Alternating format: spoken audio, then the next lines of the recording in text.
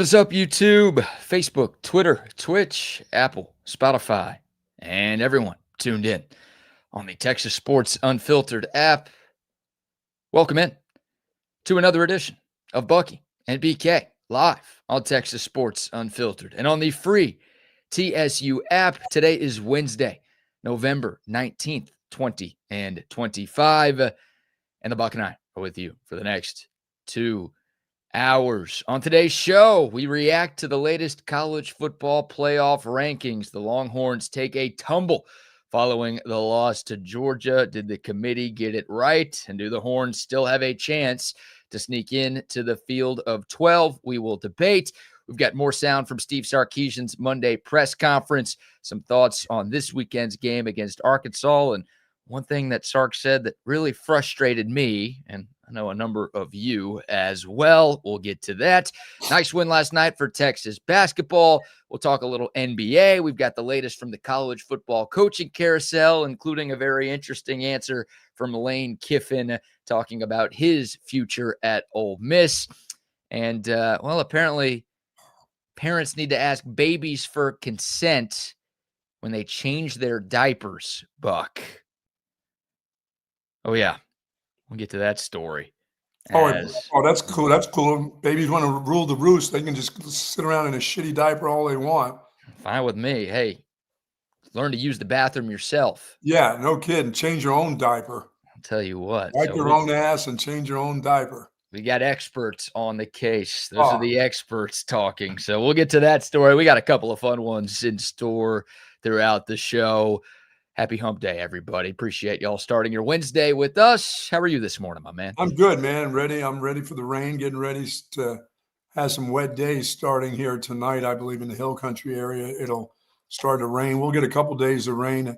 Hopefully on Saturday morning will be the kind of the last of it for a while, and then it'll start back again like Sunday night again into next Monday, and then off Tuesday, and just some chances of rain, Wednesday and Thursday of next week. So we need it.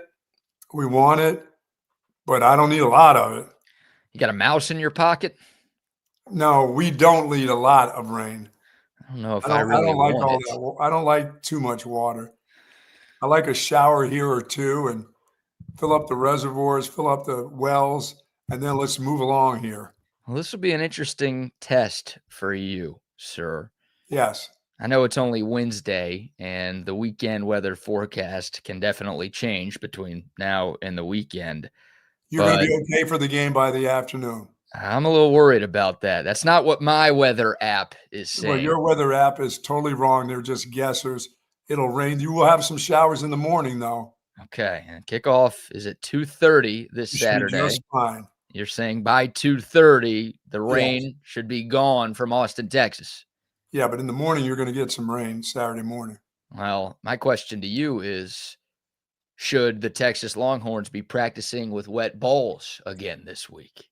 Oh, well, they practice onside kicks. I mean, what does it matter? Does it really matter what they practice? Are we sure they practice onside kicks? Are we sure about that? I was told that that's what they did. They knew Kirby was going to do something, but it worked again. Yeah, we were told that they practiced onside kicks. Yeah. We were also told that they practiced the 4th and 1 play that Georgia ran and converted against Texas on the drive before the onside kick. But I didn't see the fruits of that labor show up on Saturday. It's not easy. It's easy to practice, but when your team is dumb, it doesn't matter. It just doesn't matter. Yeah, I don't know what they're really practicing over there because it ain't translating to the games. I'll tell you that. No, it doesn't. That was by the way, that was a great call at the precise time that you do it to somebody. It's just when you think that a team, they've scored, now they just want to play defense and hold you down. They put one of those right up your rear end as they kick it almost right up your rear end. Because that's all that was showing. None of the players' heads were showing towards the ball. It was only rear ends that were showing as they were running back to block for a kickoff return. Yeah, well, ended up being a great call. Even Kirby Smart himself is like, well, if I make that call and it doesn't work, y'all would have been destroying me. But thankfully, we got it right. Here's a little screenshot, by the way. I had this ready. I just had a hunch we were going to bring this up this morning. Here's a still shot from the game right before Georgia's punter, Brett Thorson, kicks the onside kick. And you could see the formation, you could see the look, and you could see a couple of the Texas Oh, yeah. players starting to lean back. Yeah, they're away from that 10-yard mark. That 10-yard mark is about 3 yards. Well, up there to the right, there's a couple guys, maybe 2 yards. The rest of them are like 4, almost 5 yards back, starting to on their back pedals to get out of there. Yeah, so the ball ended up going towards number 9, Jonah Williams, the true Yes. freshman, and he's right about at midfield when the ball is kicked. So that's his deal. That's his deal. That's the unbelievable safety. His deal is to be on the kickoff return team. I guess. Yeah, Wow. I don't know. I mean, I'm sure Georgia saw that on film, and they're like, that's a true freshman right there. Yes. So we are going to go after him with this surprise onside kick. And Yeah, so far his only job this season is to be on the kickoff return team. So let's just kick it at him because he wants to do a great job of getting back to start the wall. Yeah. And I mean, look, Texas is outflanked here too. Like Georgia's got 1, 2, 3, 4, 5 guys to the right of the punter, and They only have 2 over there. Texas has 2.5. Yeah. Over there. So yeah, I mean, Texas was just outnumbered too. So Georgia was playing the percentages. They're like, we've got 5 guys who can recover this. They only have 2.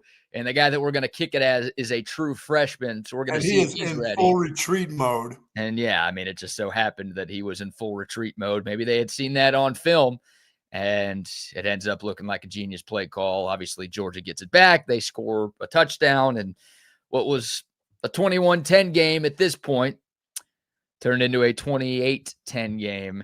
And obviously, I wish you could advance the ball because it would have been funny watching those guys in chase mode as that guy catches it and their backs are to the ball. And the only guys, like I said, the only guys that make the tackle would be the guys receiving the kickoffs down in the back there. The other guys would have been chasing. You and I have different definitions of fun, my friend. I don't know if that would have been fun for Texas. Might have been fun for Georgia if they got to witness that. But what's the difference? They scored any damn way. They scored anyway. And no, we did mention it on Monday's show. It may have been better if they could advance it and score on that onside kick because then Texas would have had more time to get back into the football game. Instead, Georgia. Yeah, I'm not the muff punt and the onside pick up and run. I'm not. That rule ought to be changed. You ought to be able to advance. Like if a guy fumbles a stupid punt and it lands in your hands, or you know what I mean, you got to stop right there. That sucks. Yeah, I don't get those advance rules. There's a few. Yeah, what's the deal with that? Shouldn't you be able to advance if it fumbles out of his hands and you catch it on a bounce? Shouldn't you be able to pick it up and go? Yeah, I mean, you can do it on a regular fumble, right? Right. Yeah, it feels like in football, the play is live until somebody gets tackled or runs out of bounds. So somebody's got the ball, they're still on their feet. Yeah, I'm with you. To me, it feels like part of our soccer rules there. I don't know what that is a part of, but yeah. That's been a rule. That's been one that's been a rule for a long time. I do believe. I mean, since I've coached football, I mean, so I don't recall it when it was ever that you can advance. Now it's been so long, I don't recall that you could ever advance it. Now it must have been a time when you could, when they originally started football, and I probably should have been around during that time. I was going to say, tell us about the Stone Age when you could. I was thinking maybe I was around at that time. But let me just say good morning to the soldiers at Fort Hood, Texas, the soldiers in the state of Texas, and all those that fight for us each and every day. Thank you so much for what you do, to you and your families.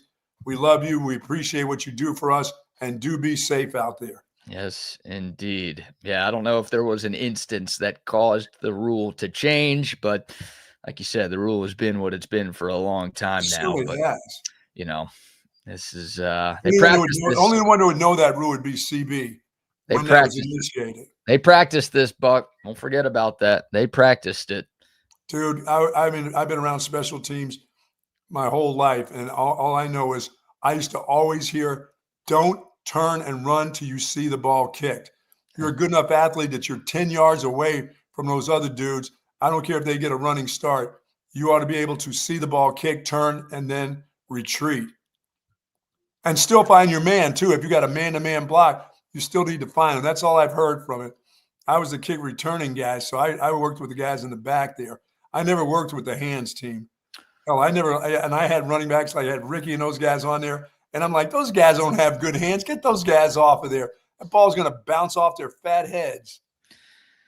Yeah, well, didn't even get to Jonah Williams. Someone ran right in front of him and snagged it. God. So I don't know if he has good hands in that spot. He never saw it, so he's not going to be able to use his hands. Yeah, and that was one of like the 4 or 5 times they showed Jeff Banks on the telecast Saturday. Oh, it was. Oh, he was like. And that's too much. I don't want to see the special teams coordinator that much because that usually means things are going wrong. And it's really 3 times in 3 matchups against Georgia where Texas has just gotten punked in the special teams department. There are obviously other elements of the game where Texas has gotten punked too. Lines of scrimmage. The field goal kicking is one, the fake punt, and this. Yeah. Wow. I mean, all of the above, right? You also had a 59-yard Ryan Niblett punt return negated by a holding penalty on Saturday. So that wasn't the only bad special teams play that happened in the game. Yeah, and that was number 24 because his name gets called an awful lot. Yeah, it does. And I don't know why some guys can commit penalty after penalty after penalty and nothing happens to them. I don't get that. I mean, that's where, you've got some of these true freshmen that can do that stuff. They're athletes enough to be able to do that. Why aren't they being cross-trained? And then if they're the backup guy, then he needs to go in the game because the first guy keeps creating penalties. He puts your team in a bad situation. Yeah. And Warren Roberson is the name of number 24. That guy was a penalty machine last year. And it's like, all right, Jeff, you have all off season to find somebody who could do that job without committing penalties. There's enough athletes on the team, like you said, to where you should have 5 or 6 different people that can choose from who could do a better job at Warren Roberson's role. And instead, let's just keep trotting him out there. And here we go again. By the way, he was also on the hands team. He was also on that side. Well, look, he's right behind Jonah Williams, number 9. That's number 24 right there. So I don't know how much of a play he could have made. The ball wasn't really kicked to him. I just do find it kind of hilarious that there's another special teams play that Warren Roberson was basically a part of, and it didn't happen for him. Wow. Or for us. So, yeah, tough. I don't know if that's the nail in the coffin, but it's really embarrassing at this level of football that a team can do that to you year after year. It's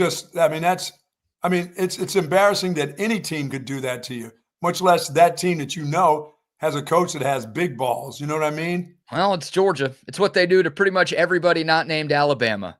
Like, I know where we want to be as a program, but Georgia has only lost to 2 SEC teams since the pandemic, Buck. And that's Alabama and Ole Miss. And Ole Miss only got them once.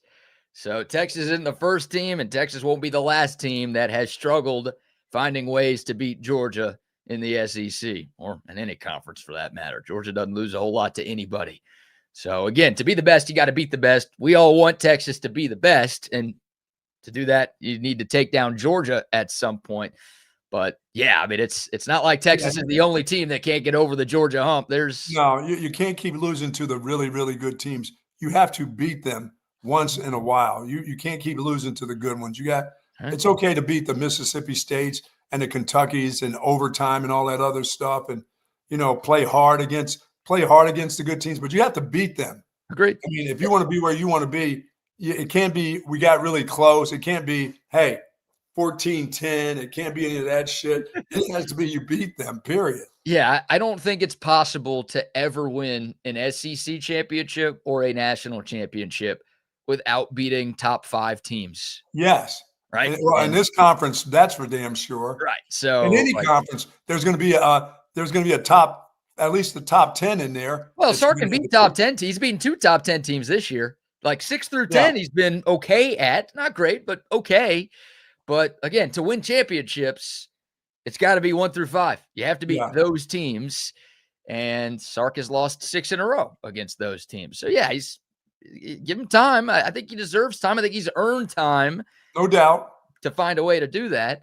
But He's got to find a way to do that. As you always say, Buck, you know it, I know it, the American people know it. Yeah, absolutely. I mean, I am not in the corner of get rid of this coach. He just can't do it. I'm not even close to that with him. He's done so much and garnered so much goodwill in his football program to even think that way. I think Longhorn fans that are thinking that way are silly.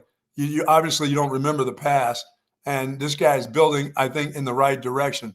He just has to get the right staff. He still had to, I mean, if there's moves to be made within your staff, you still have to do that. Yeah. If there's people that can call better plays that you can really learn from, you got to get them on your staff. And you can't have these little things there, which seem like little things, fake punch, fake kickoffs, fourth down plays. You can't keep coming on Mondays telling us we really worked hard for that. We're really prepared. We are mentally prepared. I thought they had a great week of practice, Oh, yeah. I thought I had a great week of practicing before I went out and played golf and still shot 100 yesterday. I mean, seriously, I really thought mentally I had a good workout the day before. I was on the treadmill. I talked about, working out to Donna Summer. My body felt good yesterday. I went out and shot 100. I thought I truly was. I got a putting. By the way, I got a putting green because every time I putt, I tell the guys before I putt, I got a putting green. And they say, yeah, but you're going 3-putt any damn way. So what's the difference? At least we know you got a green and you paid some money for it, sucker. You were 3-putting a bunch yesterday? Oh, I couldn't hit the 3-wood off. I would, I drove the ball really nice. Okay, the workout, my legs felt strong. I hit the ball nice off the tee box. Then I take out, still, no matter if I've moved up, BK, my next club out of my bag still has to be a 3-wood to get to the green.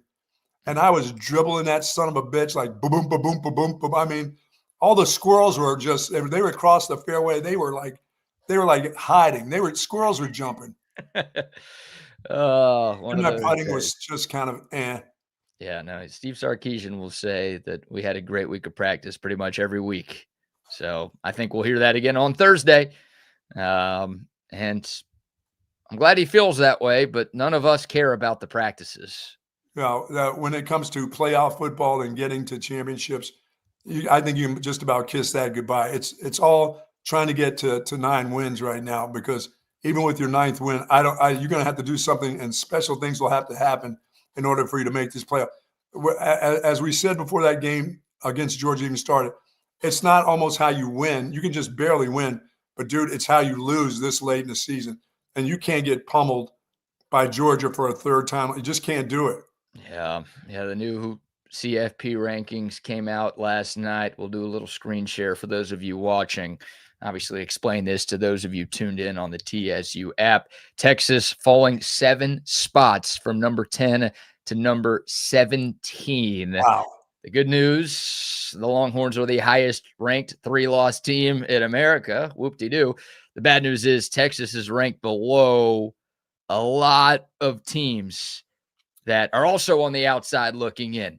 So Texas not only has to win these last 2 games, but at least it seems like the Longhorns are going to need a little bit of help from a number of different teams around the country to have a shot at an at-large bid. Yes. This is not great, man. Texas is below Utah, Miami, Vanderbilt, USC, and Georgia Tech. Well, Oregon will take care of USC, so that'll be 1 done. Yeah, some of these teams will have to play against each other, so that will knock the loser out of contention. Can we find a way Miami for Cristobal to do it a 3rd time in November? Well, the problem with Miami is, we're going to have to get an ACC team in there. So Miami's the highest ranked ACC team right now. They're in the field, even though they're number 13. They've got one of the 12 spots. So, what happens in the ACC doesn't matter much. There's only going to be 1 team in that conference that gets in. Yeah, if they play in the championship and lose, can they be out? For sure. Yeah. No, the ACC is getting 1 team in. So it's whoever wins the conference is going to make the playoff.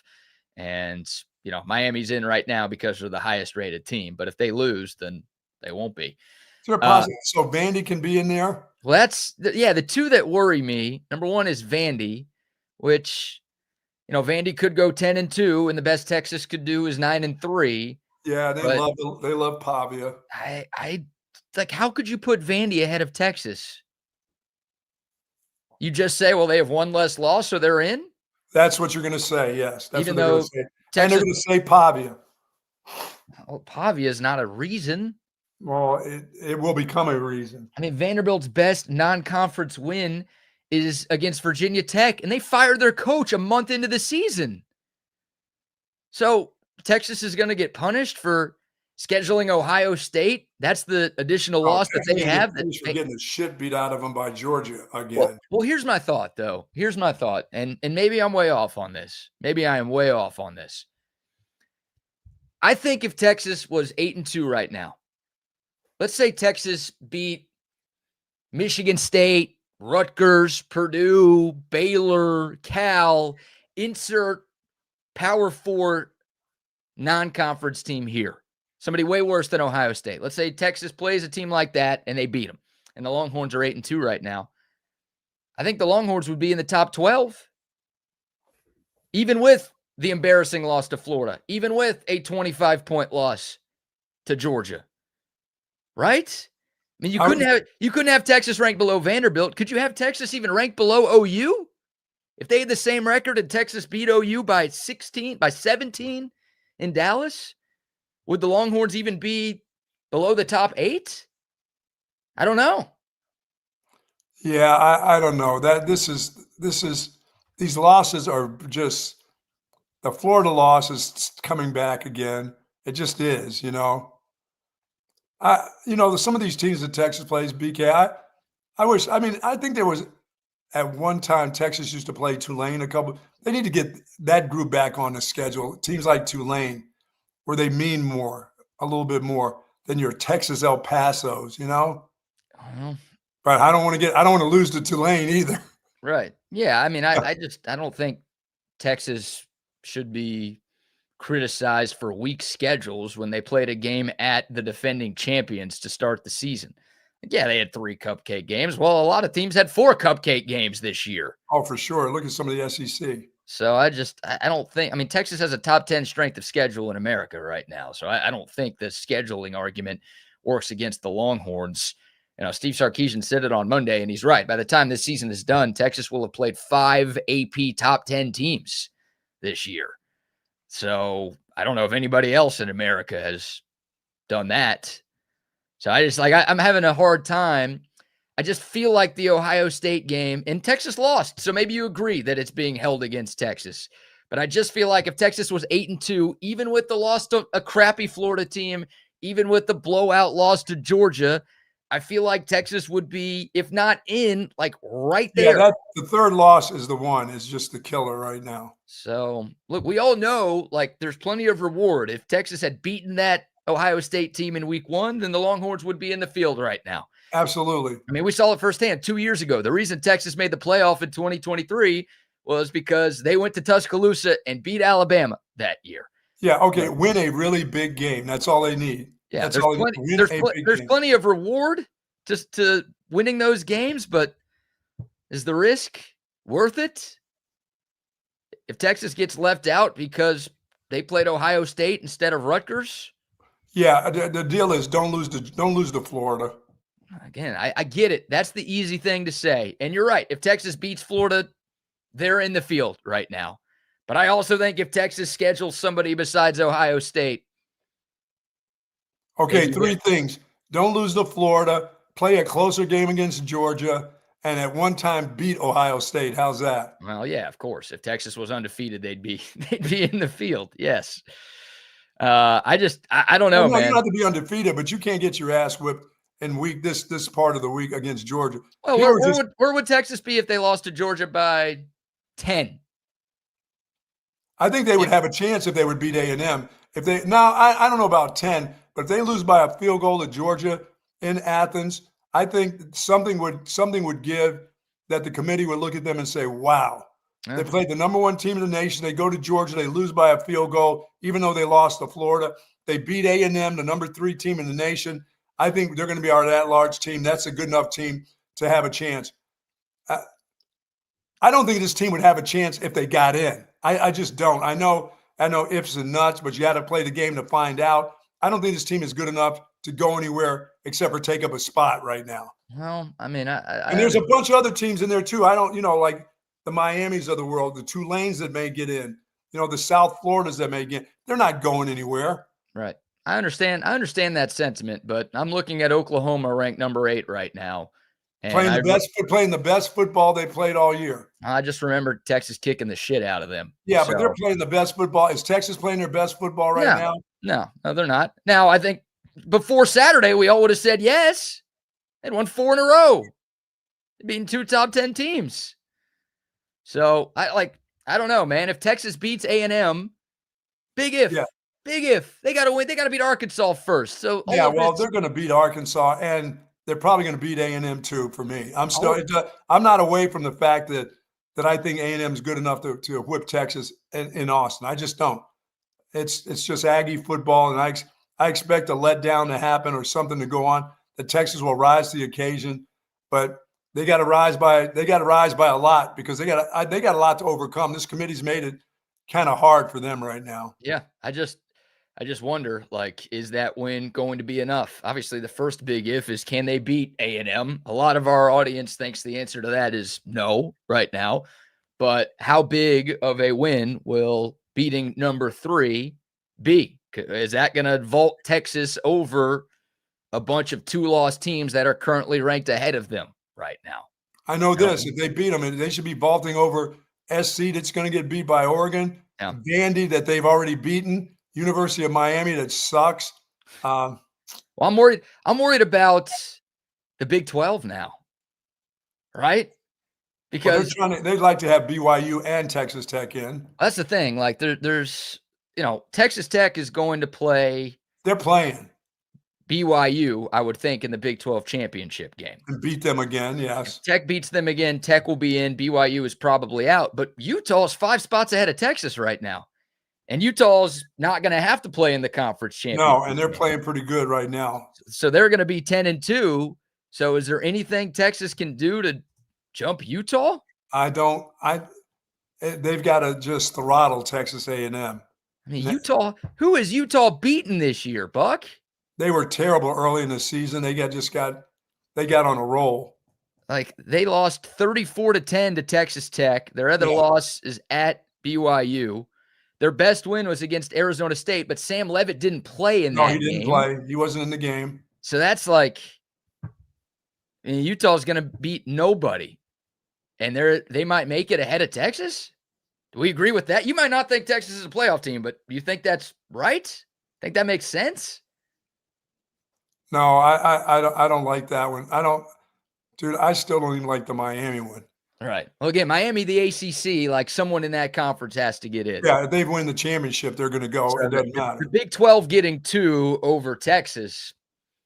And if Utah's the second team that makes it, Texas, again, if the Longhorns go 9-3, they'll have 3 top 10 wins on their resume. Utah would have 0. Their best win would be against, again, number 25 Arizona State, who didn't have its starting quarterback. So, when in doubt, don't let Georgia whip your ass this time of year, period. All right. I know. And when in doubt, don't let a bad Florida team beat you, and you look terrible when they beat you. Yeah. And say the other when in doubt. When in doubt, don't schedule Ohio State. Schedule Rutgers instead. Well, if you have to, you're taking on their coaches. You might as well play their team. That is a part of Texas being ranked where they're at right now. So it ain't the only part. Again, Florida and Georgia, like you said, those are parts of it too. But I can't help but wonder where the Longhorns. Well, I mean, we talk every year about Longhorns playing big boy football. Yeah. They don't schedule a bunch of cuppies. They got those 3, but other teams have 4. But eventually, you have to beat the real good ones. You got to get a win over those guys. You got to get a win over Georgia. In order to play in a championship in the SEC, you got to beat Georgia eventually, anyhow. Well, they played in the SEC championship last year without beating Georgia. Right. Not to win an SEC championship, there's a good chance you have to beat them. I get all that. And again, everything I say might be a huge waste of time if Texas goes out and loses one of these final 2 games. But I don't know. I'm worried about the precedent that gets set if Texas gets left out, if they are 9-3 and a team like Utah gets in over them, then, or a team like Vanderbilt gets in over Texas because they have one fewer loss. Yeah, there's going to be precedent set every year somehow, some way. Even when they get to 16 teams, it's still going to be a mess. Yeah, somebody else is going to be pissed or whatever. Somebody to play somebody good. I'm in agreement with the schedule, playing really good teams early. It matters, but when you play those teams, hey, you got to beat them. Of course. Yeah, it helps. Texas beat Ohio State in week 1. They'd be in right now. So, yes, they would. There'd be no doubt. I just wonder. I wonder if the reward outweighs the risk, because that could be what keeps Texas out of the playoff this year. And well, Chris Del Conte and Sark, that they'll have to think about that when they start scheduling these big games early in the season for their fans. They're doing it because, I mean, Sark will tell you, oh, we're doing it so we sharpen ourselves up. You don't get sharp. I've watched your team. You played the best team in the nation early in the year, and now here in week 10 or 11, your team is looking like crap, getting onside kicks on you. So you're not sharp. Well, yeah. I mean, it's amazing how the narrative changes, right? Last year, Texas went on the road and beat Michigan, and it vaulted Texas into having a great year. 2 years ago, Texas beat Alabama, vaulted Texas to having a great year. So it can help. It can be that springboard for the rest of your season. But yeah, this year, no. I mean, this team has been very inconsistent, up and downs, and some of the problems we saw in week 1 we're still seeing here in week 12. Yeah, and we'll continue to find out in the SEC every year. If you can't run, you can't win. It's just, you know how that's going to be. That's just going to be it for the end of time. Now, if you're in the SEC, you better either be talking about a great running back or a great offensive line or a combination of great play calling in the run game and schemes. Because if you can't, BK, it's almost like if you can't gather at least 100 yards in every game that you play in the SEC, you are probably going to have a chance of losing those games. Yeah, we can get into that too, because I looked up. And it's a shame at a place like Tech. That's what I think more so than anything that's happened this year. We can talk about drop balls. We can talk about young quarterbacks. But the fact that the University of Texas can't turn around and hand it off to a fantastic runner without great blocking or a runner or a mediocre runner with really good blocking that can get you 1,000 yards at this level and with this football program is kind of sad right now. Let's get to that because I do want to dive into that as well. And we'll get back into the CFP rankings. By the way, I don't think Texas's placement is the most egregious part of this rankings. Oh, there's others in there. I think a team in Texas, not named Texas, got more screwed than Texas. Where's UNT? Can we get the mean green in there? A couple other things that we'll get into with the CFP. By the way, the mean green, when they beat people, they beat them by 21, 28 points. Yeah, and Tulane, who lost to UTSA, birds up by 22, who has a worse record than North Texas, is in, and UNT is not. It almost feels like the committee feels like they owe them something over the last couple of years when they've been close. Wait, you ask why? Wait, how could Tulane? Tulane has one more loss, and they have a really bad loss on their resume. How could they be in over UNT? Well, they schedule tougher games out of conference. So for some teams, it's if you schedule tougher out of conference games, we love that. We're going to give you the nod. For other teams, Texas, you schedule tough out of conference games. Nah, doesn't mean anything to us. Who cares about that extra loss? Doesn't matter who you played. So there's some inconsistencies as tends to happen with the committee. All right, we'll take your thoughts. Go to text line 512-222-9328. YouTube, Facebook, Twitter, and Twitch. Live chats are rocking and rolling as well. Appreciate the feedback. Keep the comments rolling in. We'll dive back into the CFP rankings, but I do want to get to what the Buck said and some sound from Steve Sarkisian talking about this atrocious Longhorn run game. Before any of that, though, Buck, how about our first round of sponsor shout-outs? Say hello to our good friends over at Sue Pasture. Good morning to Jay and the gang. They've got that incredible selection of Texas Longhorn apparel, collectibles, accessories. They've got all these Texas-themed gifts and items available for your books. Tyler Perry, Tyler Campbell detergent that Buck is supposed to go get 2 large portions for both his wife and his daughter-in-law. And they get the wide variety of men's and women's clothing, of course, in all sizes. Love their polos, love their caps, love everything they have. Anything to do with volleyball, they've got it. Baseball caps, the whole works at Sue Patrick's. Folks, the holiday season is upon us. Head on over to Sue Patrick. We'll be there next Friday. Nice. We're not afraid. We're doing our own version of College Game Day at Sue Patrick. Black and White Friday. Oh, we're included in the Friday now? Yeah, black and white. How's that? Thank you for your inclusivity, sir. There you go. We will be there next Friday morning. Looking forward to seeing folks gathering their gear before the Texas A&M game that afternoon, that evening. Come and get your gear at Sue Patrick's, of course. How about this? 5222 Burner Road, all kinds of free parking available just for you. You don't have to worry about spaces. And Jay is excited about selling you the Jelly Cats next Friday. You know, come and see what we've been talking about.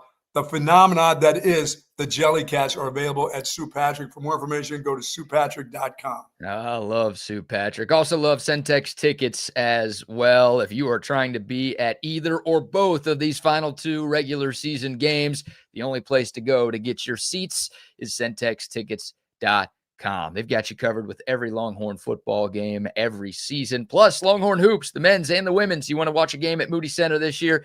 Centex Tickets has you covered. Comedy shows, festivals, concerts, basically any live event coming anywhere in the state. Only one website you need to go to find your tickets. That is CentexTickets.com. And don't forget the promo code CENTEX10.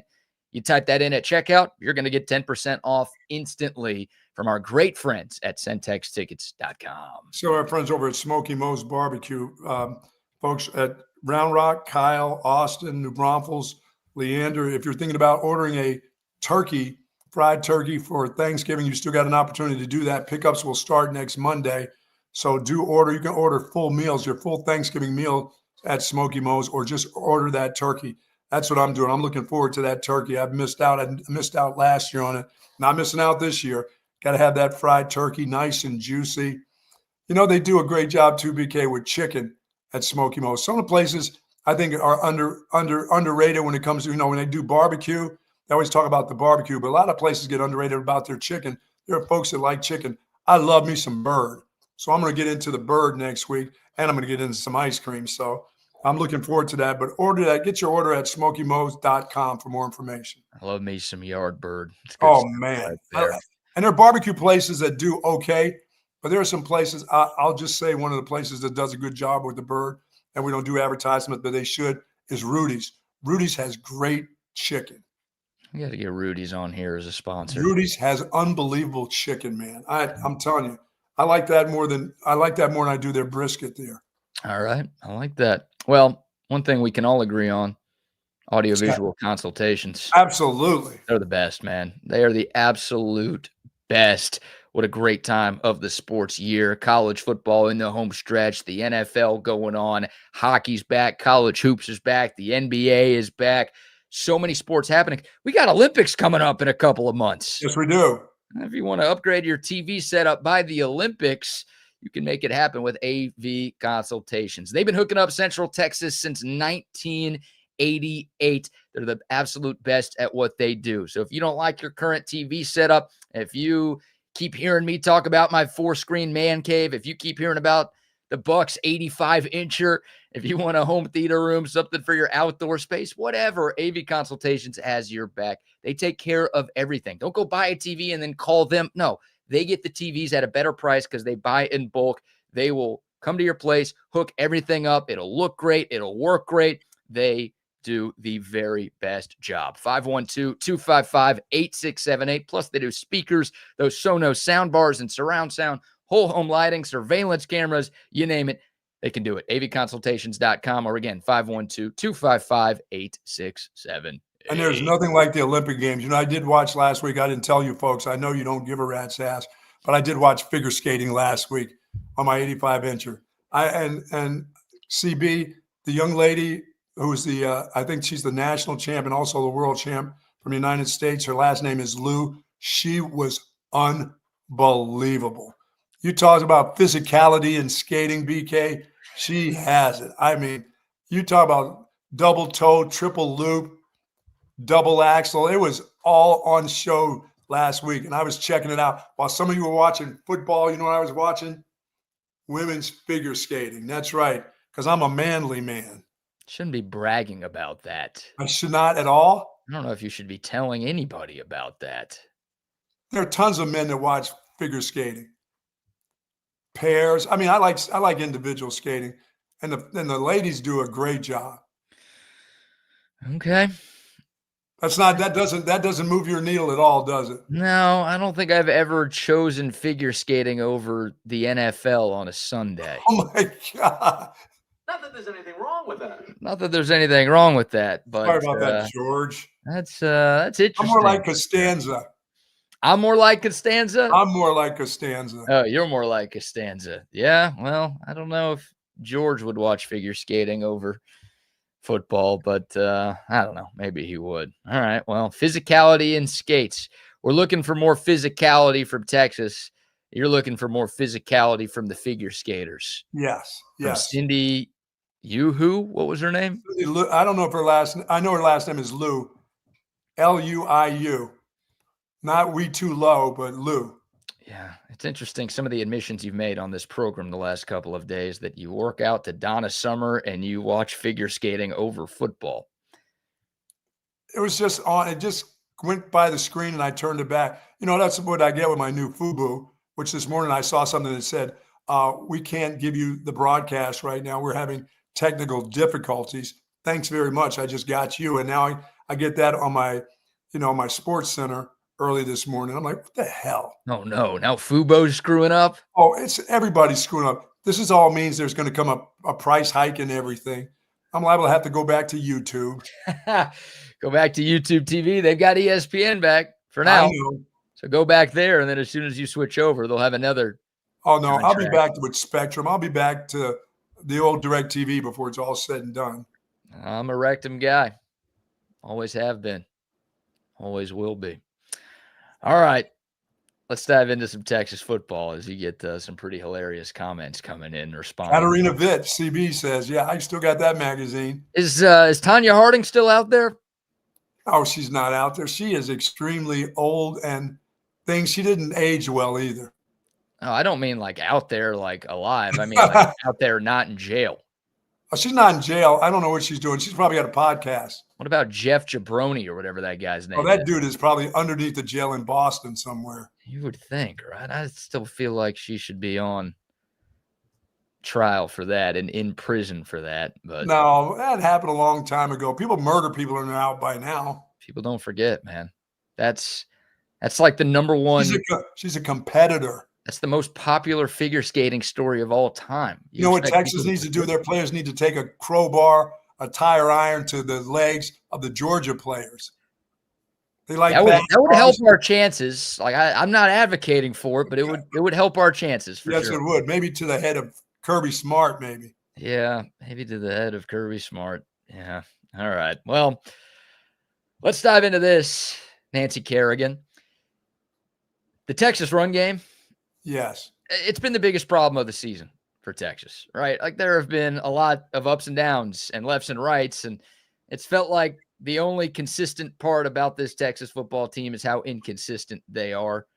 But the one thing that has been a massive issue from day one to right now, as we're about to approach Thanksgiving week, the Texas run game. It's broken. There's no other way around it. The Longhorns rank dead last in the SEC in rushing yards per game in conference play. But in 6 games against SEC opponents, the Longhorns are averaging 71.7 yards per game on the ground. That is dead last. How about this? South Carolina ranks second to last in that stat. The Gamecocks are averaging 98 rushing yards per game in the league.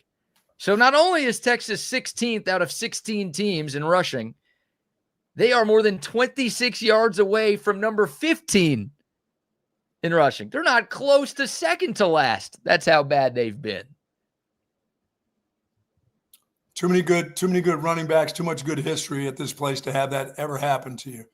That is what you have to do. That's the first thing you have to take care of. Your lines of scrimmage and your run game at Texas have to be solid. You can't, you managerial wise, you can't make that mistake. You can't say that I'm going to use these high school offensive linemen, and I think my offensive line coach is that great that we're going to get this done.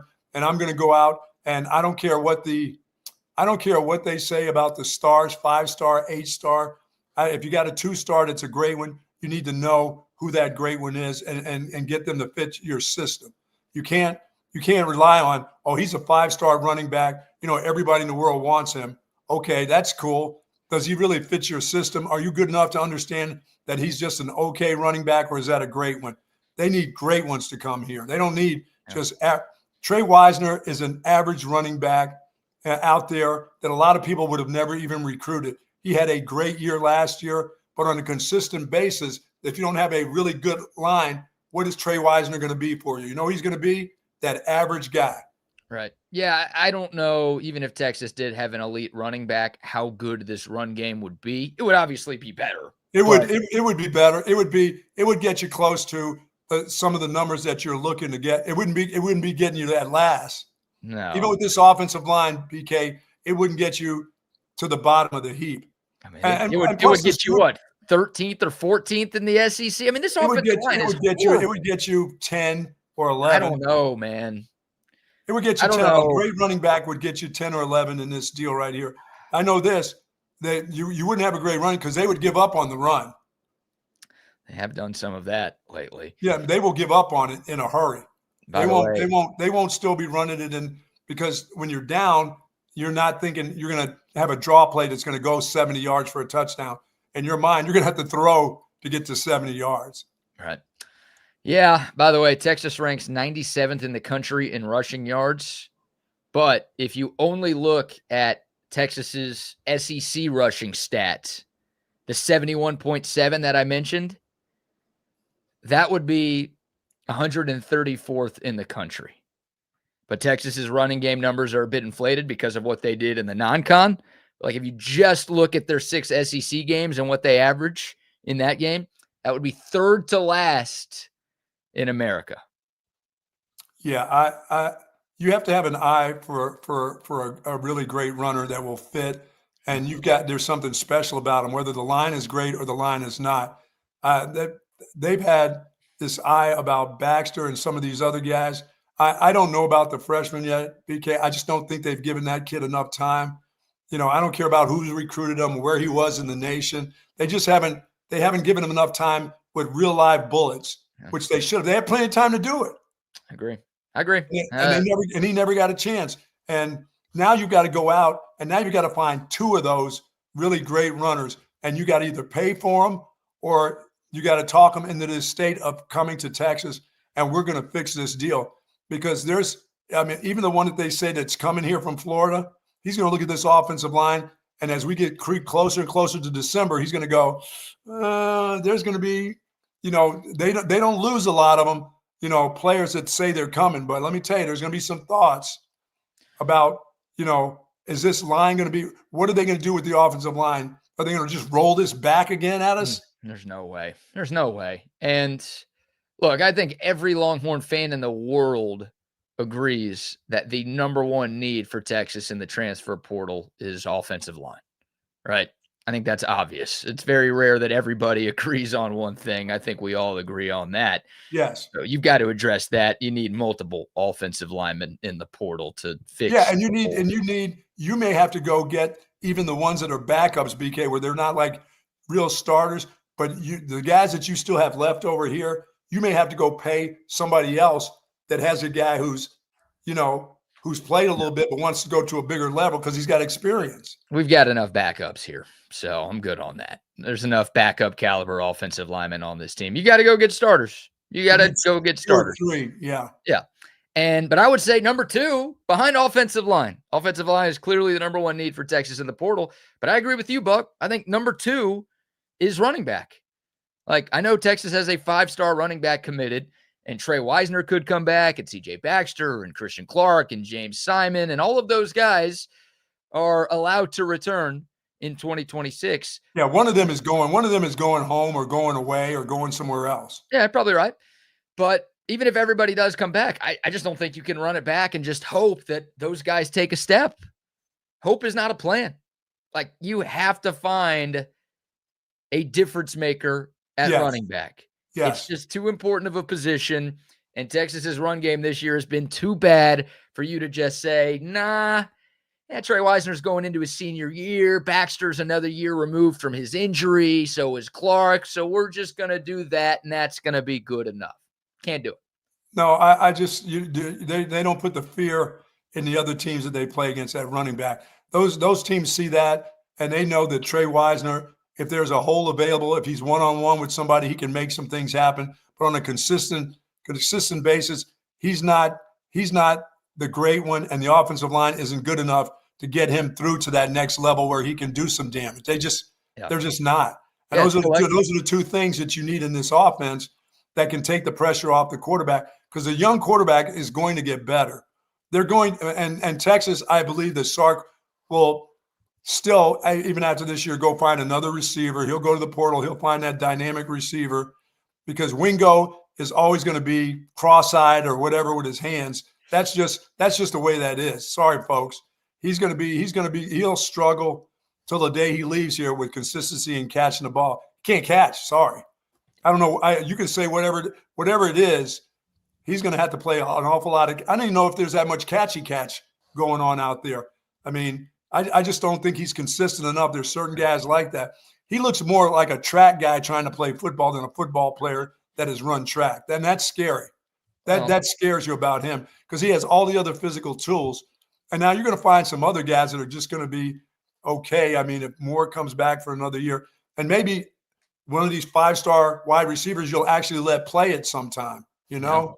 Yeah, I agree with that. For the running backs, you got to have that guy. There always has to be that guy at Texas.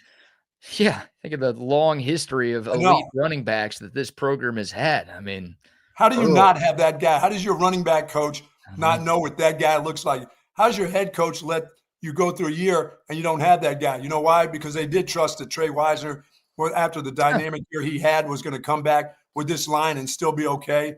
But what they really thought was C.J. Baxter was going to be their guy for the next couple of years. He's not. Yeah, I mean, I thought Texas – look, I'll admit it, and I've got some crow to eat for this take, but I thought Texas's run game had a chance to be better in 2025 than it was in 2024. For everything you just talked about, Trey Wisner coming back. Remember, Trey Wisner was the only returning 1,000-yard rusher in the SEC. Yes. So it's like, okay, he's going into year 2 as being the guy, plus Baxter's back, plus Clark is back, plus you had Jarrett Gibson at the time. Well, you and I didn't know anything about Clark. I mean, that's just on what they said. You know, of course. Yeah, of course. I mean, it was all like wishful thinking. It's like, hey, C.J. Baxter, well, we saw him as a freshman. Like, if he goes back to being that, and Trey Wisner's the same guy he was last year, what if Trey Wisner's even better? Oh, my God, he's had another off season. What if he's even better? I think we were all, and fans were, they heard it enough from us and others that, you come off of a knee for Baxter, it was up in the air. I mean, it's just up in the air. You just don't know what you're going to get until you see it. So we've seen it. And the other one was, the other kid that, had the Achilles tear that they just kept telling us he's there. Oh, he looks like Bijan. We just went for it. We didn't know until we saw. And what we saw, it didn't take us long. It didn't take people long enough to see that's not one of those dynamic guys. And the freshman, from what I saw, I don't know. Right. That annoys me a little bit. That annoys me too a little bit. I know Georgia's Georgia, and you're not going to expand your rotation when you're playing a game like that. But that was one thing we talked about during the bye week. It's like C.J. Baxter clearly doesn't have it right now. So let's see if James Simon can give you a little spark in the run game. I thought by the time they played OU that kid would be able to get in there and in a game like that, show you some stuff, and now you got one for the future. And now I don't know if you got. I don't know what he is, but I don't know. I haven't seen enough of him. Yeah, the OU game was October 11th, and the Georgia game was November 15th. No carries for James Simon in the game against Georgia. So maybe we'll see him against Arkansas or A&M, but don't hold your breath, I guess. I don't know if the running back coach knows what a great one looks like. I just don't know. I think he may be going on stars and what other people's scouting services and what the pink bloods and the gray bloods tell him, oh no, this is a great player. He's a 4-star. This is a can't miss. No, that guy has to know himself what a great running back looks like. And he's got to know the style of offense that they're running, how that fits with them. Yeah. Yeah. No, there's not as much talent in that running back room as there should be. Sark's not going to be happy with his running back coach or his offensive line coach. Well, I don't know who you want to point the blame to, right? Can you blame Chad Scott a ton? It's his first year as the running back coach. He didn't I blame the head coach. Any of this talent. I blame the head coach that has had Jahmyr Gibbs and people like that around him. He knows what a great running back looks like. Right. And Tashard Choice, who was the running back coach, I think we all loved him. Yes. But he's the guy who recruited a lot of these running backs who are on campus right now that you're saying aren't good enough.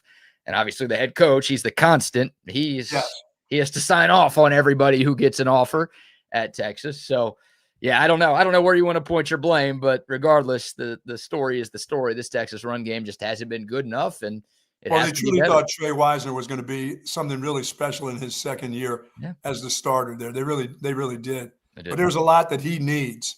He's not a real big guy. There's a lot that he has to have happen for him at that front level of those guys blocking in front of him. He's made a lot of things happen by himself. We've seen that. As a matter of fact, we've seen that from a couple running backs that have been great ones at Texas, where there are two guys in the hole because the offensive line didn't.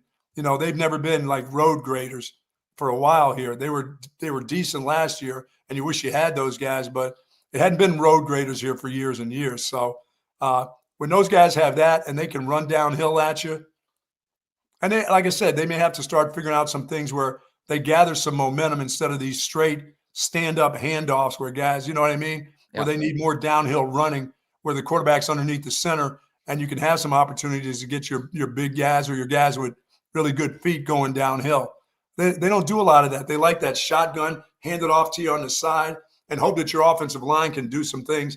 And that offensive line can't do that. No. And that stuff has worked for Sark in the past, but it ain't the past anymore. No, it's not. Not with these guys. Yeah, it's the worst run game Steve Sarkisian has ever had as a head coach or an offensive coordinator.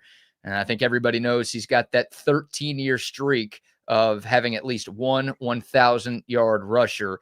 That's going to come to an end. Right now, Trey Wisner leads the Longhorns with 375 yards for the football season. Yeah, we played 10 games. We might not even get a 500-yard rusher this year. That 1,000-yard streak is more cooked than a Lincoln Riley brisket, Buck. Yeah, really. You got to know.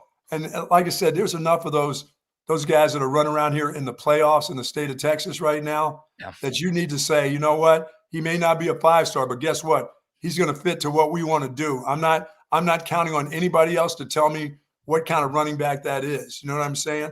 I'm not buying any of your 5-star and 4-stars. I'm going to look at that guy and say, I'm going to see him on film and say, that guy fits exactly what we want him to do and what we do offensively. Yeah. Hey, look at what Missouri did this year with Ahmad Hardy. That guy was at ULM last season. That's right. Had 1,300 yards as a true freshman. And Missouri wasn't like, it's ULM. He's playing in the Fun Belt. That's they found out what fits them. You're absolutely right. They're like, well, let's bring this guy in. Let's pay him. Let's get this dude. And he's been one of the best running backs in the country this year. So 1,300 yards and 15 touchdowns. I wouldn't hate having something like that here. We've got 375 yards and 375 yards. 3 touchdowns for our leading rusher right now. Yeah, that'll have to be fixed. That's, we talk about Sark and his game calling and all this other stuff. Those are the managerial things that didn't get fixed. And trusting your offensive line coach to tell you that, oh no, I can really coach them up. Let's get them right out of our system from high school and let me coach them up and I'll show you how good I am. You can't buy. That's what the head coach's job is. I'm not buying that. No. I need some security and people that I have to go out. And now that we can buy them, I'm going to go out and get them. Yeah. I've been pretty critical of Steve Sarkisian for a lot of what he said during his Monday press conference. Here's one thing that I'm glad he said. Kind of a long answer. I trimmed it down a bit, but Sark was asked about the running game a couple of different times on Monday. Here's him elaborating on what went wrong against Georgia, but also just what the run game has been as a whole in 2025. Yeah. I think that,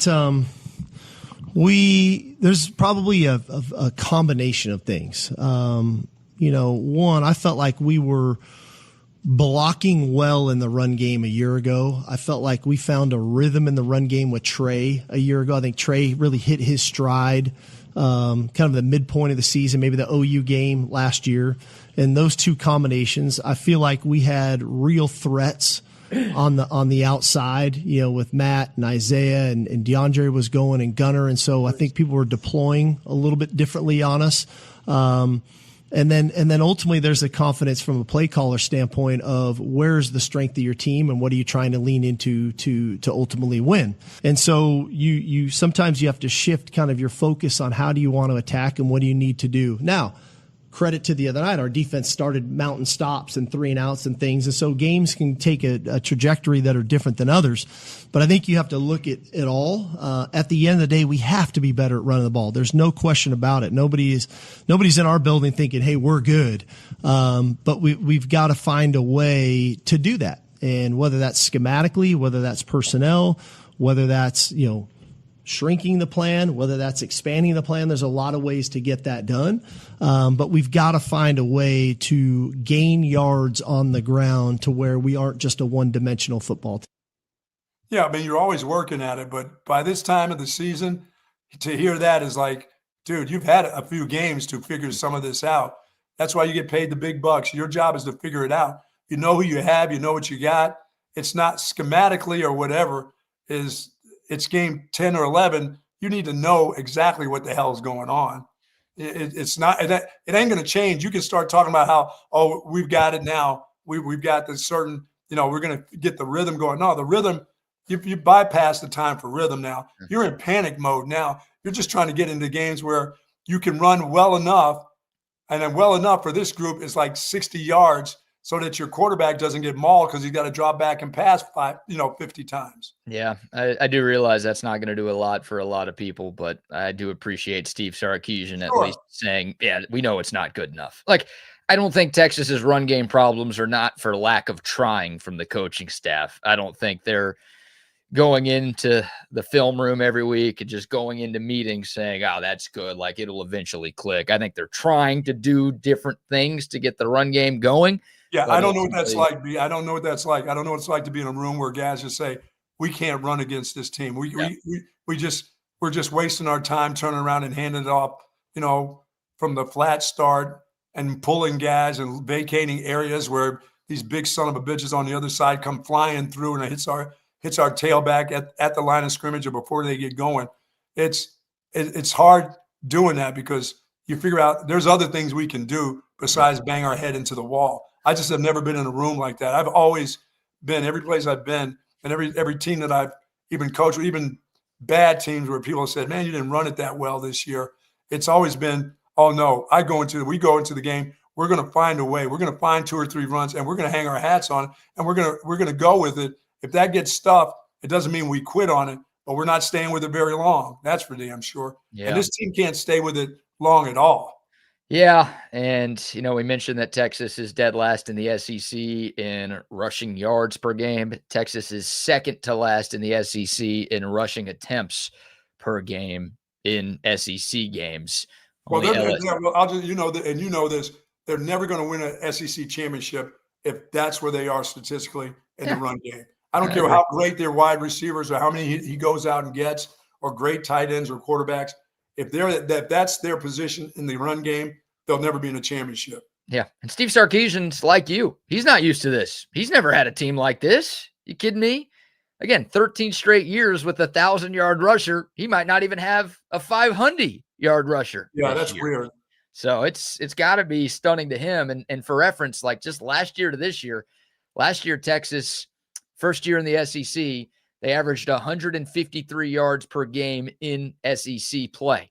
And that includes the SEC title, by the way, where they ran for 31 against Georgia. If you just look at the 8 regular season games last year, they averaged over 168 yards per game on the ground. This year, Buck, one more time, 71.7.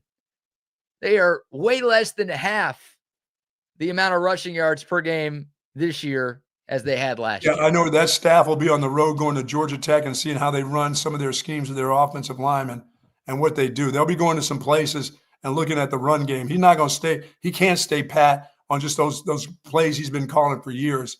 If he doesn't do anything about the running back position, which if he doesn't do anything about the running back position, he comes back and says, no, we got another young guy coming in here, and that's it.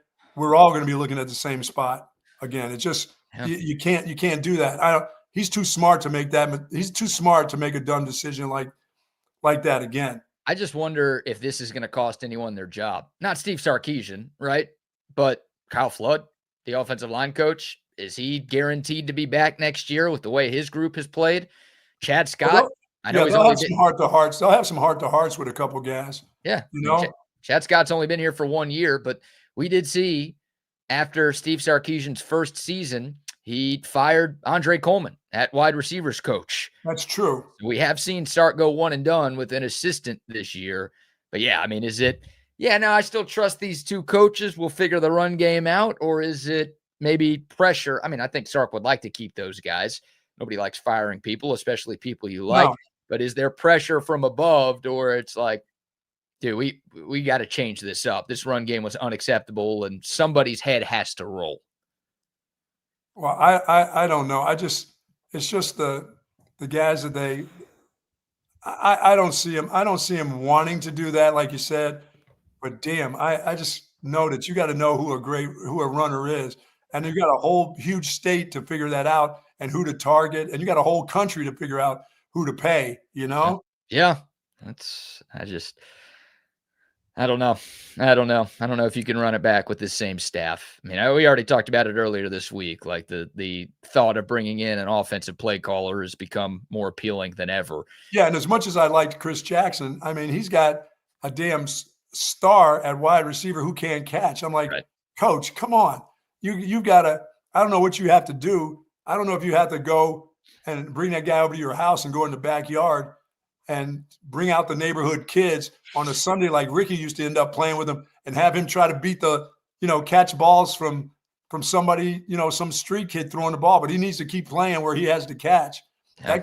He can do all the clinics. He can do all the little camps he wants back in his hometown, But if he's just coaching at his hometown and not catching, he needs to be catching against those kids at camp. You can have a receiver like Ryan Wingo on your team, even at a place like Texas. You just can't have a receiver like Ryan Wingo be your number one. No, I agree. Your number one guy has to be able to catch. Your number one guy has to be able to consistently. He's got to be the consistent guy that makes great catches on bad balls. You're right. Yeah, exactly. So that's, again, I'm not trying to get rid of Ryan Wingo. Like he does enough good, or like he should have a role on this team, but like he cannot be this team's number one option in the passing game. He can't catch. Yeah, I agree. He's not the guy who's going to give you 80 catches a season, because he's not going to catch that many of them. You're right. All right, but he can be your number two. But your number one has to have fantastic hands, not only ability to get open. He doesn't even have to run a lick. He doesn't have to have Wingo's kind of speed. He's just got to know when there's a spot and it hits him in the hands that he comes down with the ball. Yeah. All right, we'll get back into this. Also, the latest on Anthony Hill's injury. It sounds like he is going to miss this Saturday's game against Arkansas. We'll give you the latest in a moment. But first, how about another round of sponsor shout-outs? Folks, Relax the Back embraces a holistic approach for a healthier lifestyle based on 35 years of proven expertise, and my back couldn't be happier. Their motto is to live wellness. And, folks, they can transform your routine each and every day, have you have wonderful days, great days, healthy days. If you're having problems with your thoracic, lumbar, shoulders, neck, hips, the whole works, they have something for you at Relax the Back. Zero gravity recliners, Tempur-Pedic mattresses and pillow, human scale office chairs, desk, and all the accessories that you need to make you feel good. Two great locations, the Hill Country Gallery across from Whole Foods, and in North Austin at the Gateway Shopping Center. It's the holiday season. Somebody's got a bad back. Head on over to the Relax the Back store, folks. You can live pain-free like the Buck at Relax the Back. Yes, indeed. Love Relax the Back. Also, shout out to my man, Ryan Hurricane Hecht from the Hecht Law Firm, the best personal injury attorney in Central Texas. So if you or somebody you know gets hurt in a car wreck, gets injured on the job, just suffers any kind of personal injury, don't reach out to the jabronis you see on TV. They're not going to be there for you. They're going to pawn you off onto some L2 student and you're going to be stuck working with them. When you call Hurricane Hecht, you are going to get to work with Hurricane Hecht. He's going to be by your side every step of the way. He's a fellow Longhorn. He's a fellow Texan, and he is a great guy, but he is lethal in the courtroom, and he's going to fight to get you every dollar that you deserve. Don't fight the insurance companies alone. You're going through enough trying to get your life back on track after a serious personal injury. Call on Hurricane Hecht to get you every dollar. He's going to blow their case wide open, and he's going to flood your pockets with cash. 512-938-8929. You can find him online, hechtlawfirm.com. That's HECHT lawfirm.com. And our friends at the League Kitchen and Tavern, folks, happy hour each and every day from 3 to 6. Unbelievable savings on glasses of wine, of course, your select beers, and, of course, all your cocktails there. Cobb salad, all-day breakfast, Lonnie's Nashville. How about this? Spicy Nashville chicken sandwich. Lonnie's got that going on right now. Of course, there was Lonnie's famous fried chicken, pulled pork sliders. Love the teriyaki glazed pork chops there. I love everything at the League Kitchen and Tavern. It is a great place to dine, to hang out. They're probably not going to let you watch figure skating. You're probably going to have to watch football if you're there, for those that are sitting at the bar, because they have all the TVs for, of course, NFL football on Sundays, college footballs on Saturday. But if you say, hey, can I watch figure skating? It's probably going to be, I don't think so, mister. You're going to have to go elsewhere to watch your figure skating. But I love the League Kitchen and Tavern. 4 locations: Lakeway, Belterra, Bee Caves, and the Avery Ranch for the League Kitchen and Tavern. Yes, indeed. Love the League Kitchen and Tavern. And you can get some Altstadt beer at the League Kitchen. Yes, you most certainly can. Tavern. Yeah, the best beer that you can find here in Central Texas and all across the great state of Texas. Brewed locally in Fredericksburg. They've got a bunch of different brews, easy for me to say, something for every beer drinker out there. And every Altstadt is brewed without additives, without preservatives, without unnecessary sugars. So you can feel good about what you're putting into your system, but more importantly, you're going to love the taste of the Altstadt. They've got the lager. That's my personal favorite. They've got the German-style Kolsch. That is fantastic. They've got a Hefeweizen. They've got a light beer. They've got the seasonal Oktoberfest. They've got the Schwarz beer. It is dark beer season. They've got a great Schwarz beer right now. The most authentic German beer drinking experience that you can get in the state of Texas. I'm telling y'all, one sip and you won't go back to the other beers that you have been drinking in the past. It is Altstadt beer. No impurities, no regrets. I'll say this. Now you've got to find a way to beat Arkansas, an Arkansas team that is going to come in here with a really, really good quarterback that's going to take off and run. Your secondary is going to have to be, they're going to have to be focused on their guy, because he's not great, BK, in the passing game, but he will run and then throw the ball down the field if you're not paying attention.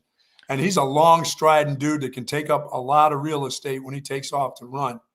And boy, they're going to need, I hate to hear that Anthony Hill may not play in this game. That's going to suck, because that's the kind of linebacker you need for this dude right here.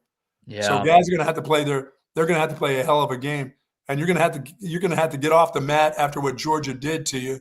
If you're to have any chance, you can't just escape Arkansas. You're going to have to you need a beat down here in Austin this week. That would be nice. Yeah, I do think the eye test matters at this point. Obviously, you got to go 2-0, but winning both of these games pretty handily, especially this one, would go a long way into at least giving Texas a chance to secure a bid into the college football playoff.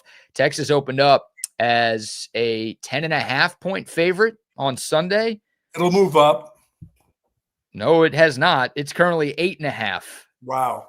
So the early money, and now it's 3 days worth of money, has been coming in on the Hogs. I wonder how much of this is related to Anthony Hill's injury. Our own Chip Brown reported first that Ant Hill suffered a broken bone in his hand during the fourth quarter of the Longhorns' loss to Georgia this past Saturday. We've gotten a little bit more insight, but I did see yesterday that Inside Texas is reporting that Anthony Hill will not play for the Longhorns against the Hogs. I can't imagine having a broken bone in your hand. Not saying a dislocated finger. This is a broken bone. That son of a gun hurts right now. And slamming it, no matter if you have a cast on, is going to hurt. Until you get used to a little bit of the pain. I can see him playing at Texas A&M. Week 1 with a broken bone, I don't see it. And you need him desperately. Yeah, it'd be a big loss. And according to Chip, Anthony Hill has a fractured fifth metacarpal in his hand. Apparently that injury is commonly referred to as a boxer's fracture. Which may be over the back of the knuckle on the backside by, the top of the top up here, over the top. That sucks. That hurt. That has to hurt too. Yeah, I would think. And we'll get our first injury report of the week tonight. And we'll see if Anthony Hill is just immediately ruled out or if they put him as questionable or doubtful, whatever. But again, we've had one insider site already come out and say that don't expect to see number 0 on defense. Yeah, number 0's got a nice pro career that's ahead of him. I know he's a Texas kid and stuff, but it's almost like, dude, you got to be careful. Here's your fifth metacarpal bone right there. Yeah, right. That's yes. Top of the pinky, Buck. Yeah. Come on. It's pinky. Get him out there. You got to do a lot of things with your tea when you're sipping that tea, so be careful. Yeah, no, I'm sure Anthony Hill would do whatever he possibly can to play in this game this week. We know he's got an NFL future. We know he's a likely first-round pick in April's draft, but the University of Texas means a lot to that guy. He would love to be out there this weekend, and hopefully the insider reports are wrong, and we do see Ant on Saturday, but yeah, now it starts to feel like, all right, will he be good to go 1 week from Friday when the Aggies are in town? Yeah, I just say this. This is a good game to play. I mean, for me, in my mind, this would be a great game to play after getting thumped by Georgia, because you're still going to play an SEC team that's going to be physical. No matter what, they're going to be physical. They have physical players. They're going to play hard. They may not be any good, but they got some physical dudes, BK, that this is a good test before you play Texas A&M. Yeah. Because if you don't win this game, you're not beating A&M. As much as I think Texas will beat A&M if they win this game, I don't care if they win this game by a point, they're going to beat A&M. If they don't win this game, they're not beating the Aggies at home.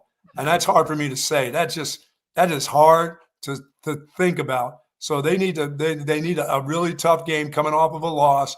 This isn't I feel sorry for myself game. This is one that you got to go out. You're going to have to win. If you sit around and mope around in this game, they'll kick you right in the ass. Yeah. Well, here's the thing. So Arkansas is 2-8, and they've lost 8 straight games. Yes. They're 0-6 in conference play. But I'll do a little screen share here so you know that I'm not lying to you. 5 of Arkansas's 6 SEC losses have been by 1 score. The only one that wasn't was a game against Auburn where they lost by 9, and Auburn scored late. That's right. To win by 2 possessions. So, yeah, Arkansas, again, they're 2-8. You are what your record says you are. I'm not telling y'all that they're a good team, but we're all talking about the eye test and how Texas needs to boat race the Hogs to give them a shot to make the playoff. Yes. This is not a team that's gotten boat raced. They've gotten beat a bunch, but I mean, look, they lost by 3 at Tennessee. They played the Aggies pretty close in a shootout. That game was 45-42. They nearly beat LSU last weekend in Death Valley. They played Ole Miss pretty close in Oxford early in the year. You need to beat them like a drum. You need to just beat them. You need to beat them down. I mean, Sark will come on Monday and said, hey, we got another win if they win by a field goal. The fans are not buying. They won't buy that. The fans, Texas fans won't buy just beating Arkansas. After what they've seen over the last week or so and heard, they want to beat down. I'm with you. And maybe more importantly than the fans, the committee won't be buying that either. Oh, no, the committee's definitely not buying a close win over Arkansas because Arkansas has been close with everybody else. Texas needs to have a beat down, and then they need to beat the Aggies. And that they're going to have to impress a lot of people in beating the Aggies. But if you don't beat this group right here, I may for the first time have to say, I don't think you're going to beat Texas A&M. No, I'm with you on that. And, yeah, we'll see. I mean, the eye test clearly matters when the committee's looking at Texas. I don't know if it matters for everybody, but, if the Longhorns don't lose by 25 to Georgia, I don't think they're all the way down at number 17 today. But, yeah, it's an impressive win over Arkansas. Would be nice. I don't know, what is it that you're going to have to show? Are you all of a sudden going to be a great running team in a week? I don't know. I don't know what it is. I know that you can't look like a bunch of fools at home and have – be the number 2 penalized team in the nation at home in a game that really means that much over the next 2 weeks. And that's for this game and the next game. You can't have a bunch of penalties. That you got to get rid of that. That's one of the things in the offseason this coach is going to have to do with his staff too. Yeah. They're going to have to reevaluate how they coach, how they do practices, what they do, because you can't continue this in this league with 8 and 9 penalties. BK, you can't be one of the most penalized teams for at any level, at any Big 12, American, WAC. You can't be one of the most penalized teams and try to win championships or be in the thick of things. It's not going to work. Texas is second to last in the country in penalties this year. Yeah, by the way, that doesn't help your run game. No, it doesn't.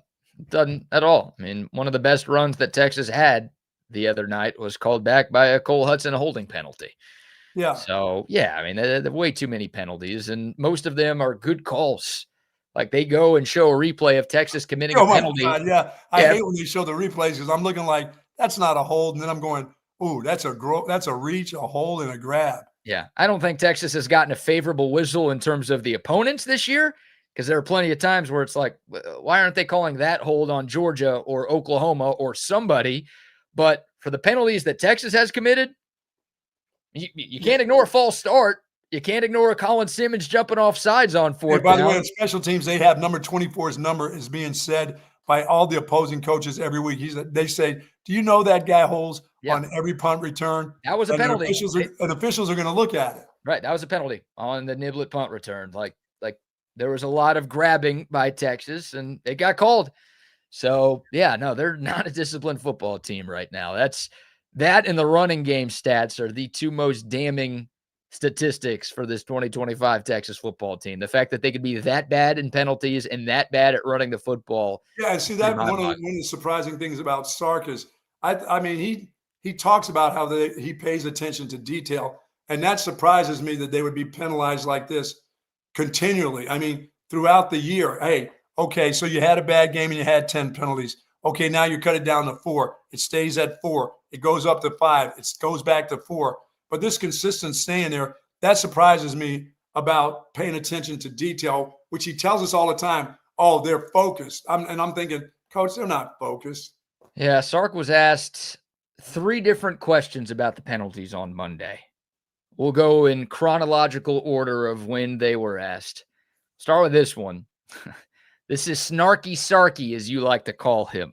Yeah. He made a couple of appearances the other day. Oh, boy. It's a Q&A. It's very short. It's Anwar Richardson of Orange Bloods asking Steve Sarkisian about the consistent penalty issues, and here's the back and forth. Coach, what's been happening from a penalty perspective? I know obviously that's got to be a source of frustration for you, but what's been going on? Why has that been a continual theme? We're getting called for penalties. Is there any particular reason why? There's a variety of them. Yeah, that's over snarky, Sarky right there. I mean, really. Can I just ask you a question? I mean, if you just said, we got our hands in the wrong position, our guys are reaching, they're not in front of guys, just tell them what it is. He's not asking you to be snarky and say, oh, there's a variety of reasons. Give him a reason. Yeah. Quit doing the same shit over and over again. I mean, nobody wants to hear, oh, there's a variety of reasons. We know, hey, people that watch football understand there's a variety of reasons. I'm going to play that one more time here. That's wild. It's pretty ridiculous. Hey, Coach, what's been happening from a penalty perspective? I know obviously that's got to be a source of frustration for you, but what's been going on? Why has that been a continual theme? We're getting called for penalties. Is there any particular reason why? There's a variety of them. I just don't want to tell you because we can't figure it out ourselves because we keep telling these dopes not to do it, and they continue to do it, and they continue to play. They continue to get in games and play. I mean, that is about as snarky as it gets right there. Yeah, I didn't think it was that bad of a question by Anwar. I think it's a question that a lot of us want an answer to. Yeah, tell us the guys have their hands in the wrong position. We're working on that. Tell us what you're working on to prevent. That's all. Nobody's asking for. They're not asking for you to be a genius and telling us we can figure out a bunch of that ourselves. But give us a legitimate $11 million a year answer. Right. So that was one. Here's number 2. Sark was asked, how do you address repeat penalty offenders? This is something we talked about earlier. There's a couple of guys who it feels like, man, every single week are committing at least one infraction. Here's Sark when he was asked about that, a much better and more detailed answer. I think that's when you got to make some of the tough decisions, right? When a player, it's one thing is, like, again, there's a variety of penalties. What types of penalties are we getting? And then can they be rectified? And if they can be rectified, and then they don't get rectified, then you got to make some of those tough decisions. And, I think that's the thing. I think it's easy to throw a blanket statement out. What's up with the penalties? Well, what are the types of penalties? When are they occurring? How are they occurring? That's when you got to drill deep. You got to look a little deeper than just throwing a blanket over something. Well, it's more than a blanket, coach. Your guys can't even line up for the damn punt. It's not a blanket. It's everything. It's every part of your game. They hold. They jump off sides. They can't line up properly without a legal procedure on a punt. They've been punting the ball forever. Your special teams coach can't line his guys up. That's his job, is to get them lined up and not to shift and move. It's everything. It's not a blanket statement. Yeah, it's a blanket statement because you do them all. You get penalized on everything. All right, here's my follow-up. Well, why do you have so many false starts? And then why do you have so many offsides? And why can you not do this? If you don't want to make a blanket statement, let's go penalty by penalty. And why is number 24 continuing to hold on the punt return team all the time? Why is his number continually being called? Why is he the guy who still continues to be on that team? Don't you have a freshman that could run down and do that job? Yeah, I'm not seeing much accountability. I'm hearing a coach talk about accountability a lot, but I'm not seeing a lot of accountability being. No, the first one was about as snarky as it gets for a guy who makes that kind of money. That's not a bad question. I mean, it doesn't have to be a great question, but just say our hands are in the wrong positions. We're working on some of the things. Like, that's all people want to hear from you. They don't want to hear there's a variety. Well, shit, we know there's a variety because you get every penalty there is in the book. Yeah, we watch the games, coach. We know you're getting called for a bunch of different stuff. Why you would do that? I mean, unless you just didn't like the guy who answered the question. That's being snarky. That's the snarky, I want to go to the Miami Dolphins kind of shit right there. That's just bull right there. Yeah, one more here from Sark in relation to the penalties. Steve Sarkisian was asked if he's at all surprised by the lack of discipline on his team this late into the season. I think, like I said, seasons as they go, you ride the wave of where your issues are. I don't think anybody is a finished, perfect product, even right now. And we're all trying to get better. We were playing without Michael Taft for a couple weeks. We didn't play with Jelani the week before. He gets knocked out the first drive of the game. Now they're back in the game. And so trusting that communication is one of the key components to playing really good pass defense. And the lack of that was the issue, where we have to get back to that. I don't think that's a really hard fix for us. I think that's something that we can get fixed and fixed fairly quickly. I wish we could have done it in game. We just couldn't quite get it right.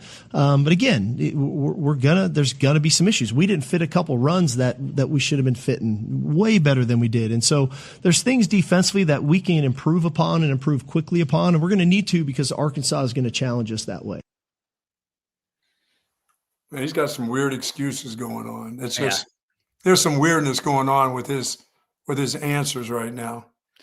We're talking about penalties. He's talking about the secondary. He's talking about fits. Well, that was about like team discipline. It wasn't just. I didn't set that up as well as I should have. Yeah, that's penalties. Yeah, the team discipline. That's. I don't know. I'm just looking at. I just think you just can't. You can't continue to have these things happen over and over again. And then you can't come and give people answers, that's a blanket question. Well, you just gave me a blanket damn answer. That's for damn sure. Tell me if the guys are holding, if we got to work on our hand position and things. That's what they want. These are football people that go to games. They pay your ticket. They pay for tickets. Don't give them an answer like there's a variety. Tell them our hands are in the wrong position. We got to do a better job on that. I think if you can tell if the guy's holding on the punt return, that his hands are in the wrong, and we're working at that, that's all people want to hear you say. They don't want to hear you say there's a variety of things. What the shit is that? I don't know how much people care about what Sark says. They just want it cleaned up.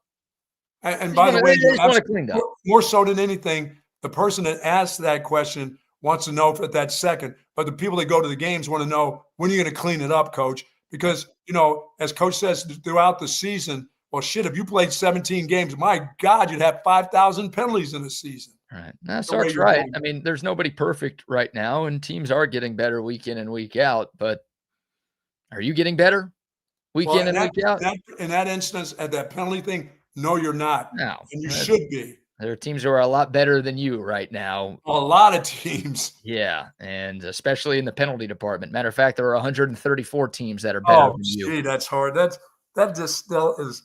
I mean, I go from this show during the course of the day, and that thing comes back into my mind that this is the second most penalized team. They don't have enough discipline, and that's discipline, and that's not discipline on the field. That's discipline with your coaches and how they coach. That in my mind when I walk around in the day is like, no, that's BK's making up that stat. That ain't true.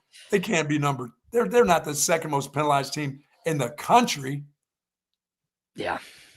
That ain't true. No, it is true, Coach. I mean, they're dumber than the Aggies and dumber than the Sooners. Yeah, dumber than both of those teams. Oh, The only team they're not dumber than is Georgia State. man. Yeah. It's tough. I mean, what is the excuse for that? Seriously. I mean, how can you be snarky? There's nothing to be snarky about that right there. Right. I don't know how you excuse all of the penalties that keep happening for Texas. Dude, when they have 5 penalties, you and I stand up on the show and give them a standing ovation and say, oh my God, that's unbelievable. Well, they've had 9 penalties in each of the last 3 games that they've played. Wow. So they're not trending in the right direction there. It's not like Georgia was a one-off. Oh, they've played clean football as of late, but the Georgia game was bad. It's like, well, outside of the Oklahoma game, which that's the best game Texas played this season.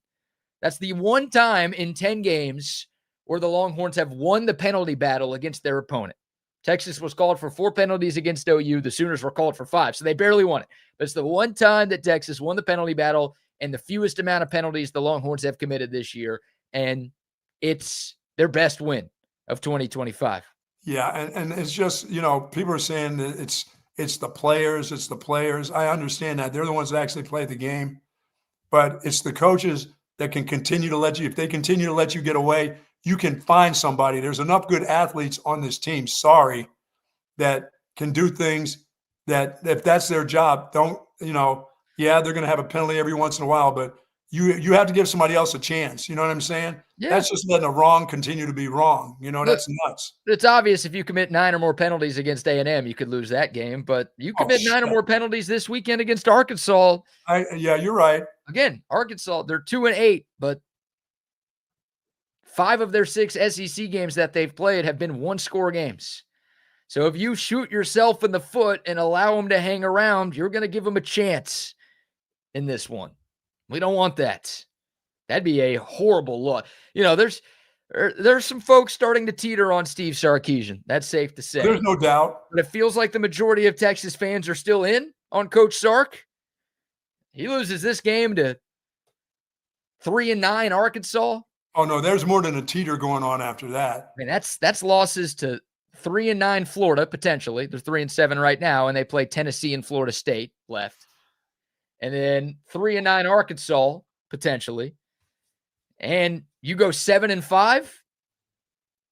Woo. CDC's phone. You might want to turn that thing off and throw it in the lake. Yeah, I don't see them losing this game. I don't see them I see them rallying back here as a group, as a team, and just showing that kind of fight that they need to know. And not looking past this group. They're not good enough to look past anybody. I agree. This is a game that when Sark tells us next Monday, we were really focused in on this game. I truly want to believe him, and I want to be able to see it. You're absolutely right, Coach. Your team was focused on playing Arkansas. I know what they're going to be for A&M. They're going to make some mistakes because A&M is good. It could be a dogfight, but you can win that football game. But when he says they were focused, we're going to be able to tell if they were focused come Monday. Sark was asked how confident he is in his team bouncing back from that disappointing loss to Georgia. Obviously, a lot of folks kind of sticking a fork in the Longhorns' playoff hopes. Here's Sark when asked about his confidence that his team will be able to put that loss in Athens behind them. I feel very confident in our team. And so that they can do that again. I thought we had a great meeting this morning. I think young people are really resilient in general. And I think when you give them a platform to be resilient, that they'll do that. I think them understanding there is a light at the end of the tunnel here if we can handle our business and do it the right way. And so, like anything in life, when there's hope, we can strive a little further and stay on task with what we need to do. But again, this group gives me no reason that they won't do that. But again, time will tell, right? I'm not going to sit here and make any guarantees if we don't have the ability to do that. But I'm confident that we can. We'll see over the next 4 or 5 days how we do. Yeah, a lot of answers. Sound like me giving tip for kids in the car line on a Tuesday. Shit. Come on, man. Yeah, he started and ended that answer saying he's confident, but then like the 30 seconds in between made me think that he's not very confident. Yeah, I think they will. I think this is a game that they know what they really, really have to do. Last week was a game that they knew what they really had to do and what they wanted to do. They just couldn't execute it. That team was just better. Yeah. But this week, this team is not better than they are, even with injuries to Anthony and Hill and whoever else is, and an offensive line that's not that great. This team isn't good enough. They should be able to beat this team's ass, and then they should be out of their minds playing the Aggies at home. So that's how I feel about that. Snarky can be whatever he wants to be. This will be about the players getting themselves ready against an Arkansas team that they're better than. Yeah. This will be on the players. I don't expect the coaches to have to pump them up to play the next 2 ball games. But I expect the coaches to keep their heads in this game, and they look like they're prepared for this game and not looking ahead to the game after that, after Thanksgiving. Oh, we'll just cruise through this one, and then we'll get ourselves together you'll be able to tell if they practice hard and we're ready for this game on Saturday. I'm not trying to scare anybody, but the last time Texas played a game against a bad team before a big rival, things did not go very well. It was in Gainesville the week before OU. So good news is you've got this one in Austin. Yes. The other good news is you're not coming off a bye, because apparently this team is at its worst when they're coming off of an open week. But, you can't be overlooking. Like you said, this team is not good enough to take anybody lightly. They are not good enough to overlook anybody.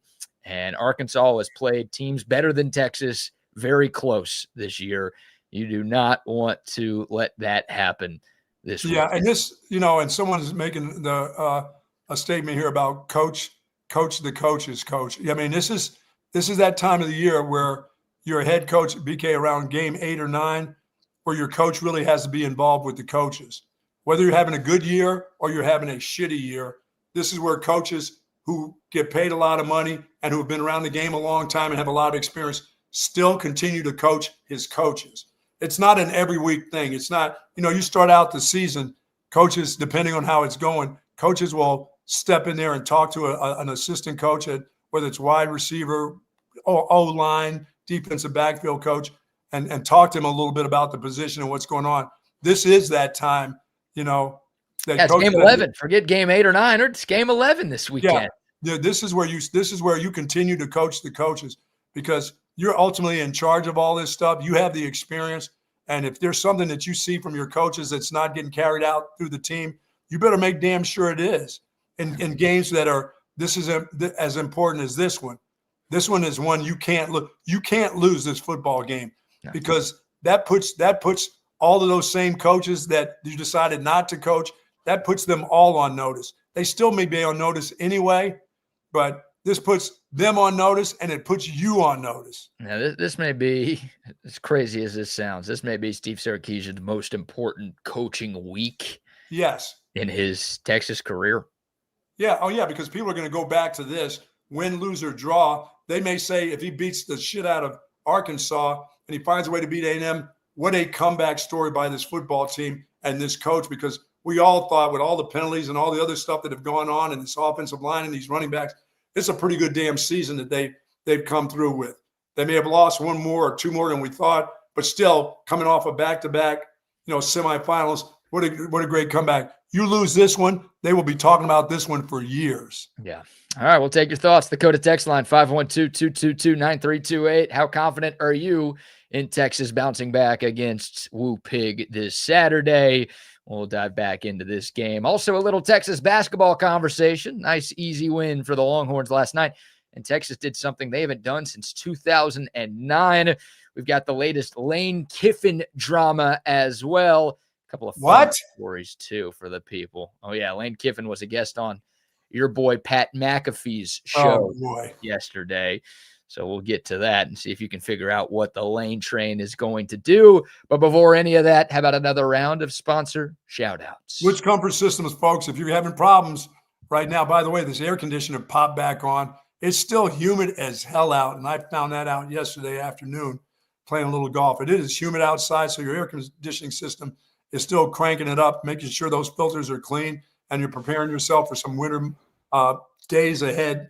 And when the months start showing, it starts to get cold, because I keep saying there's only going to be winter days. And that's all I'm hoping to get, a couple wintry days. I'm not hoping for a month of winter. But when it happens, you want to be prepared. And Woods Comfort Systems, for close to 70 years in Central Texas, well, that's exactly what they do. They make your house comfortable. They make you comfortable. And if you have a plumbing issue, call on Woods Comfort Systems also. Close to 70 years of service. Nobody does it better than Woods Comfort Systems. I love Woods Comfort Systems. WoodsComfortSystems.com, or you can give them a call, 512-842-5066. Also, a shout out to our friends at Humbug Holiday Lighting. Yeah, light them up. Light them up, baby. The holiday season is right around the corner, and Humbug can make your holiday season way less stressful. Well, what is Humbug? They are a full-service professional holiday lighting company that specializes in custom design, installation, maintenance, takedown, and storage. Yeah, they handle everything so you can enjoy a stress-free holiday display. You want your house to look cool, but you don't want to do all of the work that it takes to make your house look cool. That's where Humbug comes in. Again, custom design, professional installation. They'll take everything down once the holiday season is over. Hell, if you want to keep your decorations up till March, you can keep them up until March. They'll come take them down in March. They have your back. It's 100% turnkey. They take care of you from start to finish. Their slogan, all the magic without the hassle. That's what Humbug Holiday Lighting delivers every time. The phone number to call, 833-4HUMBUG. If you want to text them, you can do that too, 512-222-1820, or you can find them online, humbuglights.com. You can schedule a free design consultation, but book quickly because installation spots fill up fast. No doubt about it. Our good friends over at Hat Creek Burger Company, it is a Hat Creek Burger Day today. Yeah, big man needs a burger in a bad, bad way for sure. And folks, they make great hamburgers. They have great fries, milkshakes, the whole works at Hat Creek Burger. Some locations do serve breakfast starting at 7 a.m. Find out the location nearest you. If you want to get your drink on a little bit in the evening while the kids are on the playscape, how about a little margarita at Hat Creek Burger? Find out that location for sure, Mom and Dad, while the kids are out there running around. It's going to be starting to get a little bit busy around the holiday season. Mom may not want to make soup and sandwiches, so head on over to Hat Creek Burger Company and get yourself a burger and fries. Love Hat Creek Burger. Why does Mom have to cook? Mom likes to cook. I'm not saying she has to cook, but Mom likes to make soups. Mom can get in there. Hey, get that turkey bone, get that turkey soup. Yeah. I do like some turkey noodle soup. I'm into that. You know my thoughts on soup, right?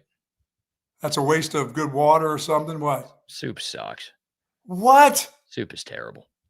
You don't like a good chicken noodle soup? No. You know what my favorite soup is still to this day, and people say that is so nasty. Campbell's bean and bacon soup. Bean and bacon? Yes, Campbell's bean and bacon soup is my favorite soup. Never even heard of that combination. It's delicious, man. You put some rich crackers in there, gets kind of thick. Doesn't taste like soup. It never really tastes like soup. It's more like a thing of bean and bacon. Dude, yeah, man. There's no way the bacon inside a can of Campbell's soup is good bacon. Well, that's quality bacon. That's straight from the farm. It's like me going to the farmer's market. You think so? Oh, yeah. They got a Campbell's tent there. They're just bottling it up over there by Burger Center. Oh, man. I'll be there this week. Yes, indeed. Farmer's market. God bless. Even if it's raining, I'll be in shorts and sandals with, no socks, please. Just eat your bacon without the soup and you'll be good. That's it. Just bacon. Yeah. Why are you trying to drench your bacon in water? What are we doing here? It comes out like a succotash. It's kind of thick. It's delicious. Suck a what now? Who are we sucking? Bean and bacon soup. I know CB's heard of bean and bacon soup. At some point in his life, he probably had it for dinner too. I've had Campbell's soup. You know, I was the oldest of 8. There have been times in my life where I had Campbell's soup for dinner. This is a great comment here by Jake. Says bean and bacon soup sounds like you're trying to have diarrhea on purpose. No, man, it's not like Campbell's soup is safe. How do you think they've been around? It's like Johnson & Johnson baby powder. How do you think that stuff's been around for all these years? You eating that too? No, I don't mess with that. I haven't put it. I use what is it? Gold Bond powder now. I've graduated from Johnson & Johnson a long time ago on D's Nuts. D's Nuts. All right. Shout out to Covert Bee Cave. There you go. Love them. If you're looking for a new car, go to Covert Bee Cave. They've got the best selection. More than 42 acres of cars, trucks, and SUVs. They've got the best people. Seriously, incredible people. Always love going. I've gone, last 2 times I've gone to Covert, I've literally just gone to hang out, and I'll end up sitting there for an hour just talking to a bunch of the staff there. They are awesome people, and they've got tons of those service bays too. So if you buy a car from the Covert family and you need an oil change, you need your car worked on, whatever, they've got 86 service bays. So you're never going to have to wait to get your car checked out. The inventory, the people, the service is top notch. And what do they say about those Covert prices, Buck? Nobody beats a Covert deal. Not now, not ever. CovertBeeCave.com for more information. There you go. All right, last night, the Texas men's basketball team took care of business against Ryder. John Ryder? Before last night, Buck, had you ever heard of Ryder University? I've heard of Ryder College, yes. So you know where they are? They're somewhere back east. Somewhere back east. They're in Lawrence Township, New Jersey. Yeah, I've heard of Ryder College. That's in the same vein. Ryder's in the same vein of Moravian College in Bethlehem, PA. Moravian, East Stroudsburg. That's kind of the Ryder brand. That's where James Franklin should have got his job. Well, Ryder is not very good at basketball. Oh. And Texas made pretty quick work of them last night. 99-65, the final from Moody Center. How did they get 65? The line was 30.5. Texas covered. Come on, man. Why are you mad about that? Good teams win. Great teams cover. We covered last night. There you go. And the walk-ons in at the end, hitting some shots. Look, Texas did what they were supposed to do against a team like Ryder. But what was pretty cool and pretty unique about the Longhorns win, for the first time since 2009, 16 years ago, Texas had 3 players score 20 or more points in a single game. Dalen Swain led the way with 26. He's awesome. I mean, he is a fan favorite already. I think we saw that in the Duke game. Even though Texas lost, like just everything that guy does on both ends of the floor, like you could tell that guy was going to be a guy this fan base gravitated to. He's been awesome. 26 points last night, 9 of 11 from the floor. How about Camden Heide, the Purdue transfer? Got his first start. I thought he should have played more against Duke. He's getting more playing time.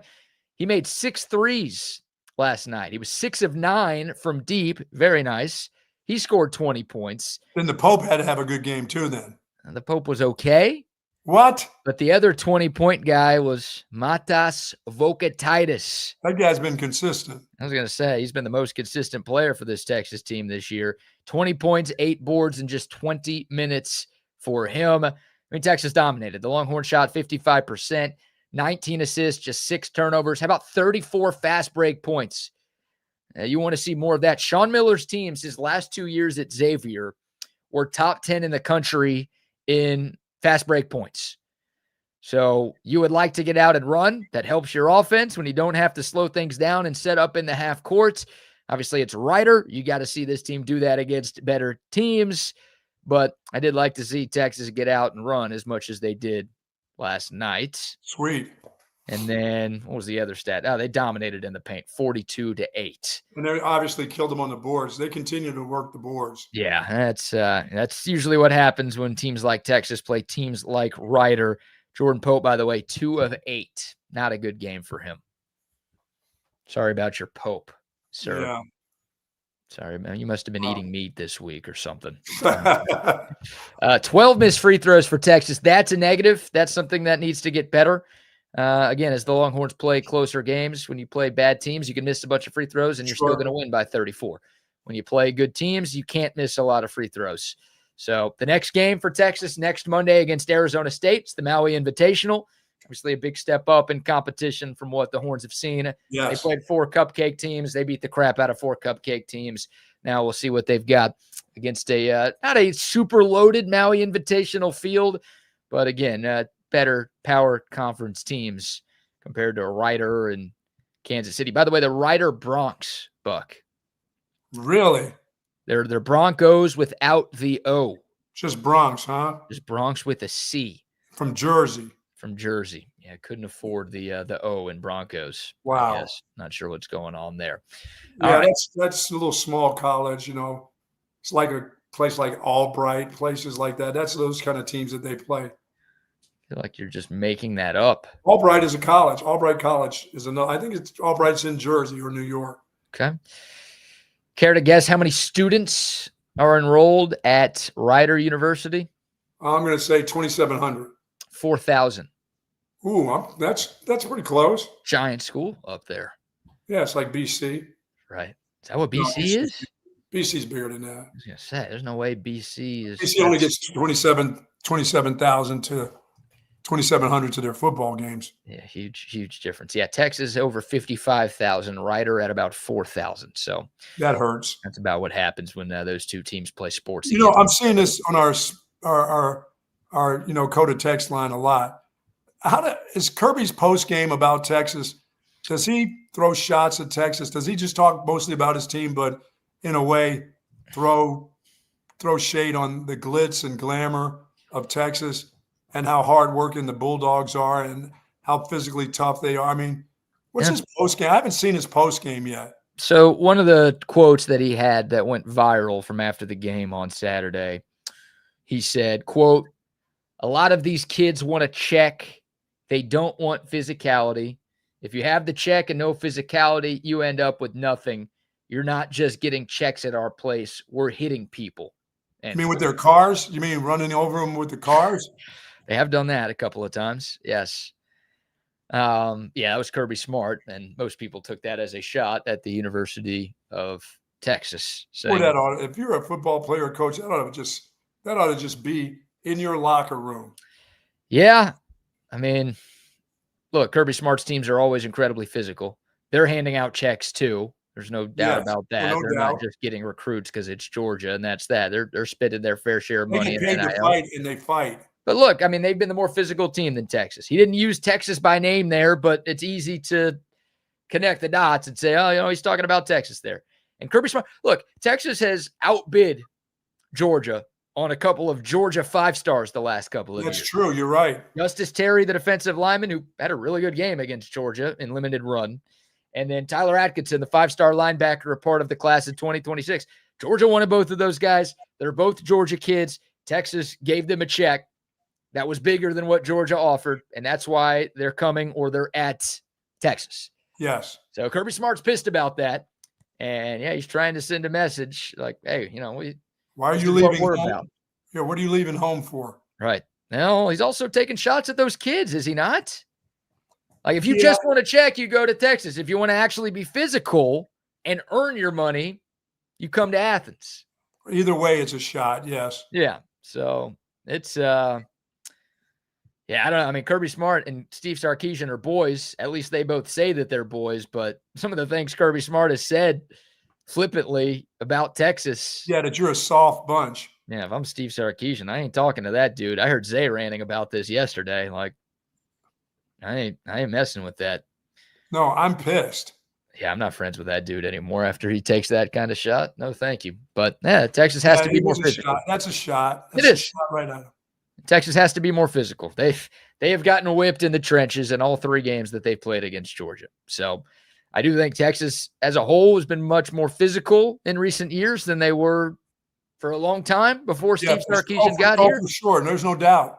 But there are levels to this. Yes. Georgia's been the most physical team in the sport. That's why they win as often as they do. And Texas just isn't quite there yet. So maybe they're getting further away from there too. Yeah, that's what scares. Isn't that what scares you more than anything? Yeah. That they're going the other way. Yeah, you're like, all right, well, they played Georgia better in the SEC title game last year than in the regular season. So maybe we're moving towards Georgia. We're getting closer to them. And and then you play them again, and then Saturday happens. So yeah, I don't like the theme that you're seeing right now. So that's not good. no. Not good. All right, here's a little bit of sound from Lane Kiffin, Buck, as we go around the country. Okay. Lane Kiffin was a guest on the Pat McAfee show yesterday. And remember, on yesterday's show, we talked about the reports of Ole Miss giving Lane Kiffin an ultimatum. Like, hey, you've got to make your decision on if you're staying or if you're leaving by November 28th was the date that was speculated. That's when Ole Miss plays Mississippi State in the Egg Bowl. Lane Kiffin was on Pat McAfee's show, and he was asked if there's any truth to the reports about him being given an ultimatum. Yeah, that's absolutely not true. There's been no ultimatum, anything like that at all. And so I don't know where that came from, like a lot of stuff that comes out there. Like I said, man, we're having a blast. I love it here. I mean, our running back's sitting right over here. Come on over. And it just couldn't be better. Like I say, you pray for things. Our fans prayed for this type of thing, and now we're in the middle of it. So enjoy it. You're 10-1. You're getting ready. You got a bye week. You get to watch half the country lose, and there's no way we can lose Saturday. And then you play the Egg Bowl and go dominate that and keep that Egg Bowl trophy home where it's been for a long time. Yeah, that sounds like a confident coach to me. That sounds like a guy who's like, screw you. No, you hear that? We're going to keep the trophy where it belongs. You dominate. I mean, he sounds like a guy who's very confident. He can be confident because he got a job no matter what. And then nobody's pissed at him except for the people at Mississippi that there's a thought of that guy even leaving. And now I think if he does leave, he'll be at LSU, and the school that can't find any money to pay off their other coach will find the kind of money it takes to start trying to win national championships with this dude. Yeah. I think he'll go there before he even go to Florida. Now Lane Kiffin every day has been tweeting out like quotes about decision making. Yes. Oh, thanks, Lane. He's trolling so hard. I mean, he always trolls on Twitter. And yeah, he is milking this thing for as long as he possibly can. So I assume his decision is already made. Sure. But we don't know exactly what it is. Now, Lane Kiffin in that cut talked about loving it at Ole Miss. Said, I love it here. He didn't say that, yeah, I love it here so much that I just signed a 10-year extension and I ain't effing leaving. So I don't know. He's leaving the door open, and I think he's very much enjoying this recruitment process that's going on. And that's part of his personality too. That's what's funny. This is that dude's personality to play games like this, Oh, yeah. enjoy himself. Why not? Right. Why not? It's fun. It's fun getting recruited, man. Like, you obviously know that better than I do, but when everyone is giving you stuff and everybody, wants you. Yeah. How much more stuff can you give me? You can give me a little bit more. Come on, Mississippi. I know that special donor who told me anything you want. Right. Well, go back to him and tell him, here's what I want. He says he's got it and he'll give it if I stay. Go back there and get it for me, Reports are that like LSU flew his family to Baton Rouge a couple of days ago, probably gave them a hell of a time. Reports are that, he's been to Florida a couple of times. I'm sure they've been courting him, nice meals and private jets and all this fun stuff. He's milking this, man. It's great. He's a 5-star coach. This is what happens to the 5-star players. Usually the coaches are the ones who have to do this to the players. Very rare that the coach gets to be courted like this. Yeah, Lane Kiffin, he knows the second he says what his decision is, then all this stuff goes away. LSU, F you. Florida, F you. Like, they don't care about him anymore. But if he keeps his doors open, then he's going to keep getting stuff. Yeah, you don't think he hears the rumors about Sark and NFL teams, and he's going, man, maybe there's another bidder in there. Maybe there's another bidder in there. Yeah, maybe the New York Giants want to hire Lane Kiffin too. What about that? Yeah, he knows. His people know all the rumors around. They know if Sark is messing around with the Dolphins and stuff like that. And that guy, as long as he can hold out, there'll be somebody else that may be even a higher bidder. You don't think Texas would like to be in that bidding game for a guy like that, dude? I don't particularly like his style, but that guy seems to be winning, and he seems to be getting the kind of players, and he knows how to play the portal game. Lane Kiffin? Yeah. Let me ask you this. If you could choose right now, don't worry about the contract, don't worry about buyouts, don't worry about anything else. If you could choose right now, would you rather have Steve Sarkisian coaching Texas or Lane Kiffin coaching Texas? Sark. Okay. because there's enough of that guy's gamemanship that I don't like. I would too. Yeah, I mean, Sark's had better I'd results. rather have Sark. I'd rather have Sark right now, and for him to get this shit fixed and quit playing around with reporters and blanket statements, and that quit being snarky, and hey, you don't sound like a tough guy anymore. You sound like a fickle, sound like a dude or a chick that can't make up their mind. Oh, maybe, maybe not. Maybe I'll date you. Maybe I won't. Maybe you're good enough. Maybe you're not. Just make up your mind and go do the things you have to do to make it better. And quit giving me if we played more games, things happen during the games. We watch the games. Football fans know an awful lot. You don't have to be a genius. You don't have to be experienced in coaching in a game forever to know the game of football. And people know when you're bullshitting and when you're not bullshitting. And right now, that guy is soft and coming up with soft statements about fundamental things like penalties. What do you do? Tell us, coach, are you holding him, or we're working on it? What we're doing is working on getting our hand placement. That's all people want to hear, BK. They don't want to hear the other stuff. They don't want to hear. And like you said, most of them don't want to hear it. They just want to see it. Right. Yeah. That's what matters. Don't treat Texas people and Texas fans like they don't know the game. And when you start playing games with them, they get pissed. Right. Yeah. Well, that's it. I mean, when you're winning games, nobody cares what you say at the press conference. No. But when you're losing games and give us answers. When you're losing games, give us answers. We want answers. Yes. We want to know why things aren't going the way that we want them to go. Yeah, but that's kind of business. Isn't that the way life goes, though, Sure. I mean, Sark's been a coach long enough. He knows how it works. We've been around the game. All of our listeners have been around the game long enough. You know how it works. Yeah, and by the way, and they're talking about Kiffin being the best there is right now. Till that guy wins a national championship or is on a national – forget about it. Don't tell me how he's the greatest. No, he's not. I mean, Lane Kiffin hasn't made the playoff yet, and he will this year. But so I'm not buying into the Lane train. I think he likes X and all that stuff, and to be out there doing those things and playing games and that's fine. Because as long as he's getting paid and he's winning at a place, that's good. But I would take Sark right now still. Yeah. People saying Lane Kiffin's the best coach in the country. Am I seeing that right? Yeah. I'm like, really? I'm not sure I'd go that far. Actually, I am sure I wouldn't go that far. And he's playing the game, though. He's knowing how to do the portal. He's a great coach. It's not like there's plenty of space between best coach in America and bad coach. And he's closer to best coach in America than he is bad coach. But for sure, he ain't. I ain't going that far. All right, let's bring on the boys. And we got to get to this story. Parents should ask babies for consent before changing their diapers. I don't get it. What do they do? Do the babies pee on your hand or something? What do they? Oh, God. They talk. What do they do? One more time. Parents should ask babies for consent before changing their diapers, experts. The title of the article we're about to dive into. Experts are, yeah, right. Diapers on the colon, right? Check baby rash doesn't seem like it feels that good.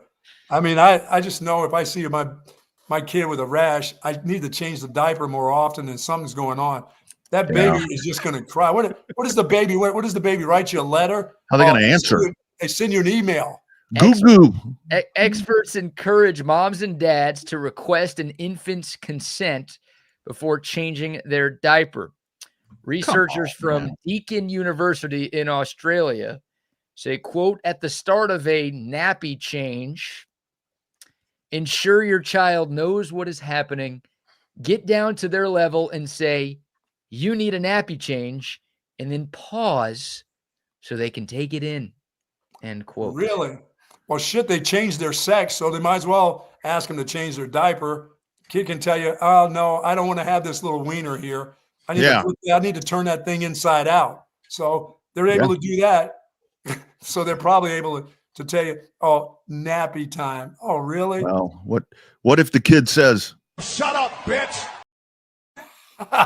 If the kid is saying that, then he should be changing his own diaper. Yeah, really. If he's saying that, he should be walking to the bathroom and taking a leak by himself.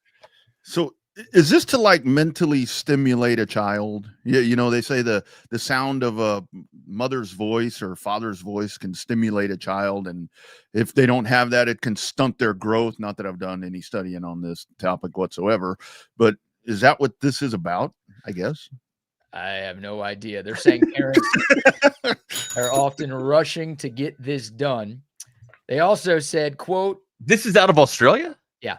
You need to ask your kid, do you want to walk or crawl with me to the changing table, or would you like me to carry you? Which, let me grab you by the scruff of your neck like a puppy and drag your ass over here. well, Let me get the leash. These experts, these experts are seemingly ignoring the fact that newborns can't really talk. Like you're going to ask a newborn baby, do you want to walk or crawl with me to the changing table? They can't do any of those things. They don't know, right? I mean, let them go diaperless and just shit all over the house. How's that? You won't have to change them if they just pee on the floor or shit on the couch. I am about to check out and just let the world eat itself. Yeah, I mean, really. Just don't even put a diaper on. Just let them like a dog, just. The expert. Do you have it on cue? Where are we at? I mean, where are we? Yeah, where are we at in society today? I don't know. The experts, by the way, there's more quotes from the experts. There's more. Here we go. They say are they all are all the experts from Australia? Yes. It's Dr. Red Duke. Early childhood development researchers in Australia have presented us with this research. They also say that this can be a time to help children learn about consent and how their bodies work. So we now need to teach our kids about consent when we're changing their diapers. No, I need to teach them about this belt that I have around my waist. That's what I need to do. Yeah, That's consent. I'll give you the consent. You're going to take the belt to a newborn baby? No. It sounded like that. That's what we're talking about here. It sounds like he's taking the belt to people that want to influence this. Yeah, maybe take the belt to those clowns. So that's like you're going to tell your kid. So if somebody wants to take your pants down, that's not consent, whether it's a diaper or your lowrider pants. Oh, that'll be next. That'll be next, Rodney. Hey, your kids aren't consenting to you looking at their private parts. You shouldn't do that as a parent. You need to. Right. That's not teaching them the proper thing. And then a kid's going to take their parents to court because they have a rash. Oh yeah, for sure. Like a nut rash or something. you just watch. I got nut rash because my dad wouldn't change me. He left me in this piss diaper for 24 hours. Left me high and dry, man. Yeah. Oh my God. So yeah, my older sister just had a baby a few months ago, and I'll be seeing her Thanksgiving next week. So I will ask the baby before I change her. Yeah. Can you please lift up your bottom so I can slide your nappy out? Oh my God. I'll ask a 4-month-old child that, and she's gonna. She should pee on me if I ask that question. Honestly. No, I don't have any information. 1 if yes, 2 if no. Yeah, you tell me 1 or 2. Yeah, I've had 2 horror stories with kids. Besides my son crapping in my face when I'm laying in the bed, and he's on the little stand there. It shoots and hits me in the head. Was Larry Zonka, when I was with the Giants, told me about he was teaching his son how to pee, at the toilet, and he'd go and take his little wiener and stick it there, and the top came down on it. How about that? He said his son, he's told us, as he said, his son, every time he went in the bathroom, would just start screaming. Oh, traumatized. Yeah, that'll teach you. That's how to traumatize them. You want to have some fun in the bathroom? No fun happens in the bathroom. And then the second one was when I first tried to change my daughter when she pooped as a baby, and I wiped the wrong way, Rodney, and my wife saw me wipe the wrong way. Oh my God. You would have thought that I took the kid and hung her up in the shower, with a rope in the shower. She goes, "Did you just wipe her upward?" And I'm like, I don't know how I wiped her. This is my first time. Hey, It's my first go round too. I don't know what to do with this mess back here. I know I clean my ass up and down and sideways and everything else. I just get it clean, man. I'm just trying to get this thing clean. She goes, "No, you're going to give her some kind of infection in that." I'm like, in that thing too. I mean, Yeah. it's a baby. Yeah. They get infections in there. And so I got ripped. I mean, I got roasted. And I felt so bad for like months after that I never changed my daughter. I don't think I ever changed her again after that ripping. Oh, Hey, that's man. good for you. You got out of it. Nice strategy. That Rodney, was you remember that with the girls? You know, Oh, that yeah. first time. You know how you get that, and then your wife is looking at you like you're going the wrong way, you stupid idiot. And I'm like, I don't know. Well, I that's don't know what where the right way is. Just tell me. But you don't have to. I mean, you go right in front of the firing squad with that one, dude. in my studies where I was learning that before, when I knew I was going to have a girl, I mean, I had to figure, because I had a pretty good idea I was going to be a diaper changer, you know, no Yeah. getting out of it. So yeah, that's when I turned into Dr. Sam Bass over Oh, here in Sam Bass is Williamson County. who taught you? Yeah, and I see, yeah, like if you go up, you can get it into the whatever and cause Where are we going here? whatever that Yeah, is. be careful here. By the way, the last quick comment from this story, I feel like you guys will definitely get a kick out of this. These Australian researchers also strongly propose using the anatomically correct names for private parts, such as vulva, penis, and anus. What are you supposed And they want you telling your babies about that every time you change their diaper. They want you using those words to describe what's going on. So I'm not allowed to say, hey, kid, if you shit on my hand again, I'm going to shove this toilet paper right up your ass. They don't want that? you can't. No, well, they want you to say anus instead of ass, Oh, I guess. okay. They want the anatomically correct word. So, Yeah. yeah. You shit on me, I'm going to cut your dick off. Hey, peanut, you got to say the P word. You got to say penis. You got to say Michael Penix Jr. Michael Penix. Michael Penix. Oh, these kids and these experts. Experts. Got to be an expert. If only I could be an expert, man. That would be. That's where I was gonna say. Like, do it online. I have no man. information on this at all, but I'm wondering if any of these experts actually have kids. That's interesting, yeah. Because I thought if you grabbed the baby by the legs and you took the sprayer from the sink. at the sink and you just start spraying them down, that Hose was it off. That's what that's what we did with Reed. Was I don't want to tell on Reed, but I mean, like, Reed Go was ahead and tell on him.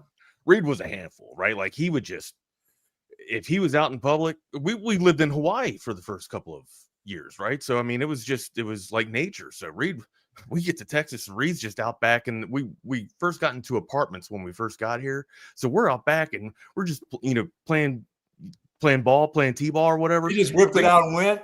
Just right in the tree line, man. Just I still do you that. can't do that now, man. You can't do it. Why? The universe is our at that path, time bro. he was pulling the pants all the way down, bro.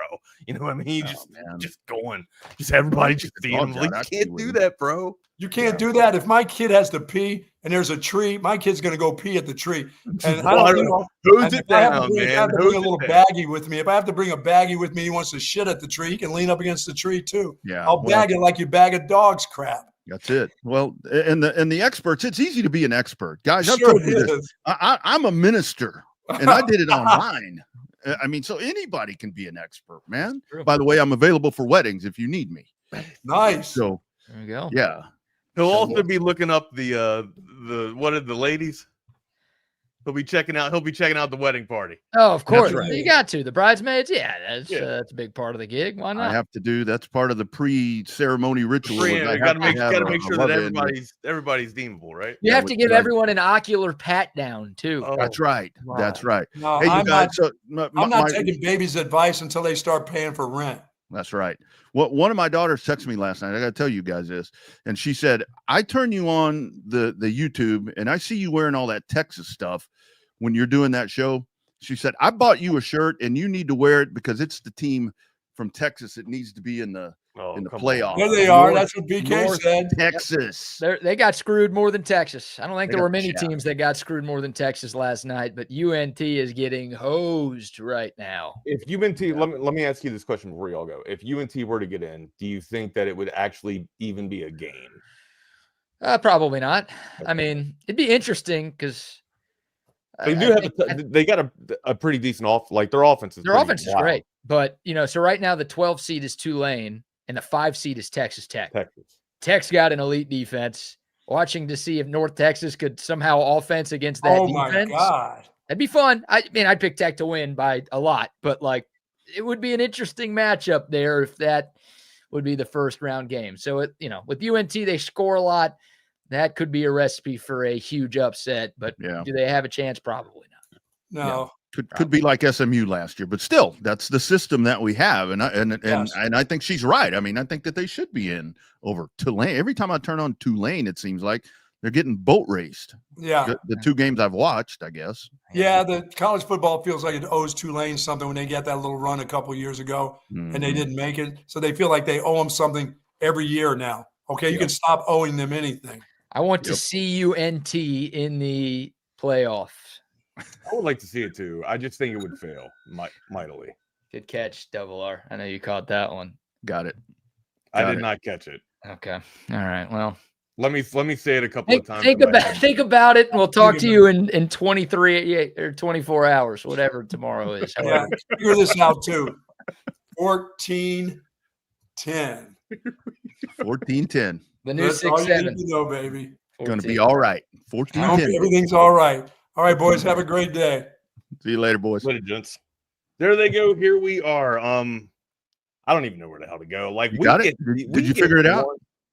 No. Not yet. I've moved on. I'm past. I've chunk and dumped, man. Chunk and dumped.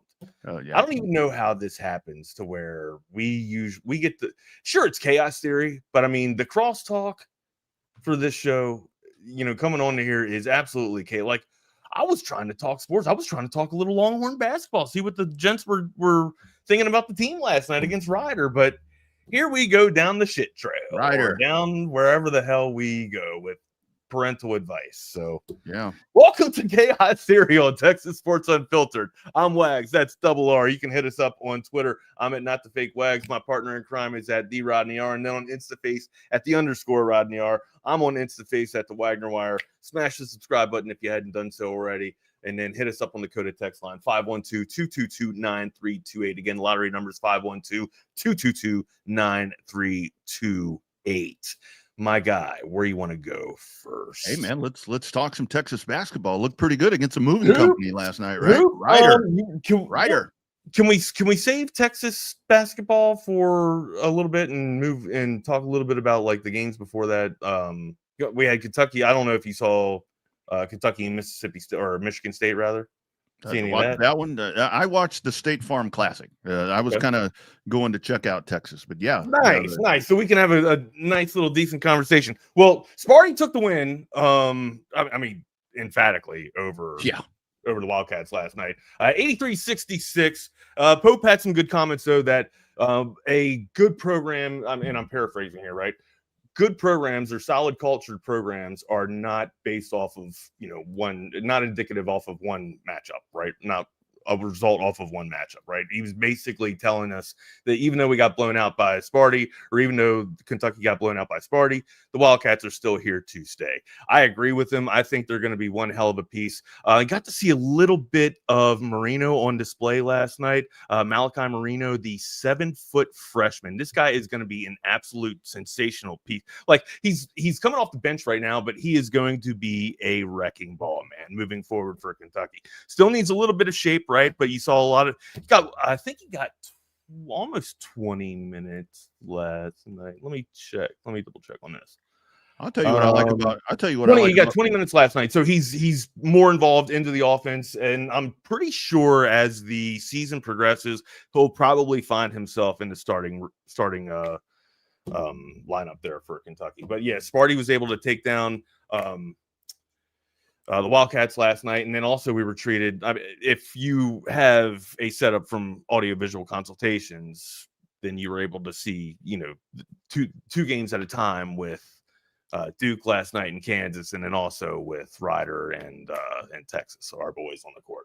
Your thoughts, amigo? I'll tell you what I like. Kentucky was handled very, decisively. What I liked was after the game listening to Mark Pope, and he's like taking ownership right here. Especially it's different, right? Yeah. No, hold on. I got it. Hold on. Stop. Well, that was tongue in cheek. Back to another topic you don't want to talk about. No, for sure. I mean, we've exhausted Texas football. And if that's what you want to talk about, then I'll let you No, I guys talk don't. about No, it. what I want to talk about is I like Mark Pope saying that the message isn't resonating, and this is a poorly coached team. That's the kind of coach speak I want to hear, especially with that performance. A little bit of accountability, right? Exactly. And like I said, I needed to bite my tongue because Sarkisian has had accountability, but as of late, it's been kind of like pulling teeth with this dude, right? Like you're asking answers and you're not getting you're not getting the answers, or excuse me, you're asking questions and you're not getting the answers that you're asking. So it's frustrating, right? And of course he's deflecting. It's not frustrating just for the people watching. It's also got to be frustrating for the coaches, right? That still have the same disciplinary things over and over and over again. But I digress. Let's talk about Longhorn hoops. So. No, but this is where I say with that's the coach saying, okay, this is on me. I've got to do a better job and make the team better, because that performance was bad. I mean, and apparently I think I saw during the broadcast that you had players that were pissed off at each other. Well, I don't know, pissed off at each other, but kind of talking smack to each other during timeouts and all that. And that's not frustration. That's team frustration, right? That's, when you're expected to, I guess, you're supposed to win last night, right? You were favored to win last night, but Sparty came out and absolutely just housed you around. Like you didn't belong in the gym. So, it's very frustrating night, and you're going to see a little bit of infighting, I would expect, with the frustrations that go down with that, right? But to Coach Pope's point, he's got to be, he's taking accountability and taking ownership and saying he's got to address all those, the infighting that's happening in the locker room and make sure that his team is a little bit more mentally fortified to deal with that type of shit. Yeah, and this is where college basketball is so great, because you got a long ass time to get all of this put together, and these early season top matchups. I mean, tonight's going to be a great night in college basketball. You got two big ass matchups tonight that are going to be really good to check out. But yeah, but then how about with Duke and Kansas? I mean, Cam Boozer, man, that dude's a hell of a lot of fun to watch. That dude's a lot of fun to watch, man. The dude can play, right? And clearly, like, it was a real fun matchup last night between them and Kansas. And this dude's on full display. He's going to be one hell of a, top 5 lottery pick, at least top 3. That's in projection there. But yeah, it was good last night. Texas basketball, my dude. Your thoughts on that? Man, glad that Dalen Swain is here. Remember we were talking about a score? Well, it looked like one last night. So what about your guy Heidi, huh? Yeah. Heidi. Who's Heidi? The guy off the bench, or he got his first start last night, 3-point shot. Oh yeah, that dude. Oh yeah. Again, I was switching back and forth, so the emphasis for me wasn't so much on Texas basketball last night. I was checking out it's all good, man. Heidi had himself a night last night. I was actually asking about if there was going to be a 3-point shooter or a pure shooter on this team. We kind of found one last night, Double R. Heidi getting his first start with the in the starting 5 there. Yeah. And what I love about it is Pope's deliberate coming over the line, right? And then being able to drive and get to the goal. All right. And if you rotate over and shut that off, he's able to kick out. And you saw this happen in the half court set as soon as they got into it a couple of times last night. Able to find Mark, find the kick out pass, and then Mark's able to swing it over to Swain, and then Swain also hits or finds Heidi, and Heidi's able to knock it down on full display last night. And then I mentioned like the Swiss Army knife that you're getting from Swain as well, right? Couple that with Mark being able to get with his unorthodox left, and then you got Vokatitis down low, and Traore coming off the bench too. There's a lot of physicality. I'm not saying that this team is going to be a sleeper or a Cinderella sleeper or whatever, but this team, from what I'm seeing, and again, credit, or I guess consider the opposition, right? It's Ryder, for God's sakes, right? You're supposed to be beating them by 30 or beating them by 35. This team the mark of a good team is when you win and play efficient basketball. And I think right now Miller's got this team playing pretty well. We were looking for a pure shooter. We got a little bit of that display last night. I'm feeling good about the Longhorns and hoops. Yeah, Camden Heidi was good. I mean, it's been minimal time that he's had and scoring average of like 2, but yeah, very good last night. And yeah, what half the game, first time that he was actually been able to put on display, like got a lot of minutes last night too. So. Exactly. And I mean, Matas Matas, that's all I'm going to call him because I can't say the last name. 20 points there, but it's vocatitis. You just got to go. You just got to let it kind of. Yeah, that's it. Laryngitis. That's it. Laryngitis. But, I mean, Texas 42 points in the paint. I like the fact you didn't turn the ball over very much. I think there were 6 or 7 turnovers. That's what you like. And again, you should have dominating performances like this against a moving company, Ryder. But the thing is, free throws, man. I was a little, you go back and you watch it. I'd like to see free throws because in clutch games and pressure situations in league play, you're going to need to drill those in. But again, it's early. So, but this team just looks a lot more compact. They're running. I mean, I like the fact that this team is moving. So it's a nice change here that we're seeing in this new regime so far. Very early on. Yeah. What else did you watch last night? What else did you get into? It was college basketball. I watched the Spurs. The Spurs win again, of course, and they're you don't have Wemby. You're missing some pieces there with the San Antonio Spurs right now, but still able to win to go to 10-4. But college basketball, NBA, and that was really it last night. Dude, very low key night because I posted. So as all this was going on, I took the dogs out on a walk, and I posted on social media that I had taken the dogs out for a walk, and I posted a picture by our community pool. And this dude texted me. He's like, "Wags won't let you in." I'm like, "That's not Wags' house." Jesus, dude. Yeah. He thought I was at your house.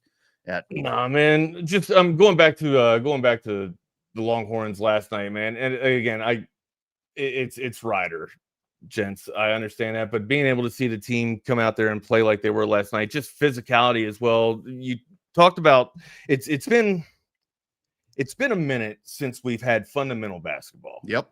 Right. It's usually, the Longhorns come out there and hell, you'd be sitting there and waiting for, just for them to get into their offense, with 11 seconds on the play clock or 10 seconds on the play clock. And then all of a sudden they look for a last second type of miracle shot and, just live and die off the perimeter. Right. And now you're able to find some physicality. You get them down low. You're able to get some fun. And what I saw some high-low basketball last night too from the bigs as well. Fun stuff. And then finding that extra pass. I don't know. It feels like it's a breath of fresh air to see fundamental basketball back in Texas after. And I'm not trying to pick on Rodney Terry because you didn't really see this much when Chris Beard was there either, right? You saw a lot of, a lot of lethargic play just in the half-court set for offense, right? And amped up and geared up on defense, sure. But now it's all starting to come together, and very small display under Miller's campaign right now. But I like what I see. Yeah, I do too, and I like the way the schedule shakes out. Where you had the game against Duke, and we talked about that. We're in the first half. I mean, it was a very good first half in a brand new regime. I mean, right out of the box, here you go. And then you've had these couple of other opportunities right here against Fairna Midland and Ryder, a moving company. Now you go to Maui and you get Arizona State. So you've had a little bit of time there to where you've got some games put together. You got some rotations put together. You've had some injuries that have allowed you to bring other pieces into place. And now you get a better test, with Arizona State. It's not a loaded Maui Classic, but still it's an uptake in competition. And I think that's where Sean Miller gets a whole lot better feel of what he actually has at this point, a few games in, and you continue to prime and get ready and continue to do different things. You continue to make progress. And like, I want to, they are making progress for sure. Like they continue to build, and like, I want to credit the defense so much. I mean, hold on. Let me get this right. Yeah. I thought I was getting ready to speak out my ass. They had 10 steals last night, dude. 10 steals. Mm-hmm. So I want to sit here and say that, the defense is playing geared up and amped up, but also, how much is, inefficient basketball on Ryder's part too. But you're seeing vocatitis come up and challenge post plays or challenge entry passes into the post. You're seeing Swain come off and make off ball steals. And we already know what you're going to get from excuse me. Missing a dude's name here. Kendall Weaver, excuse me, the engine, the high octane engine there from Kendall Weaver. You already know that Kendall Weaver is going to give you a dynamite defense performance there.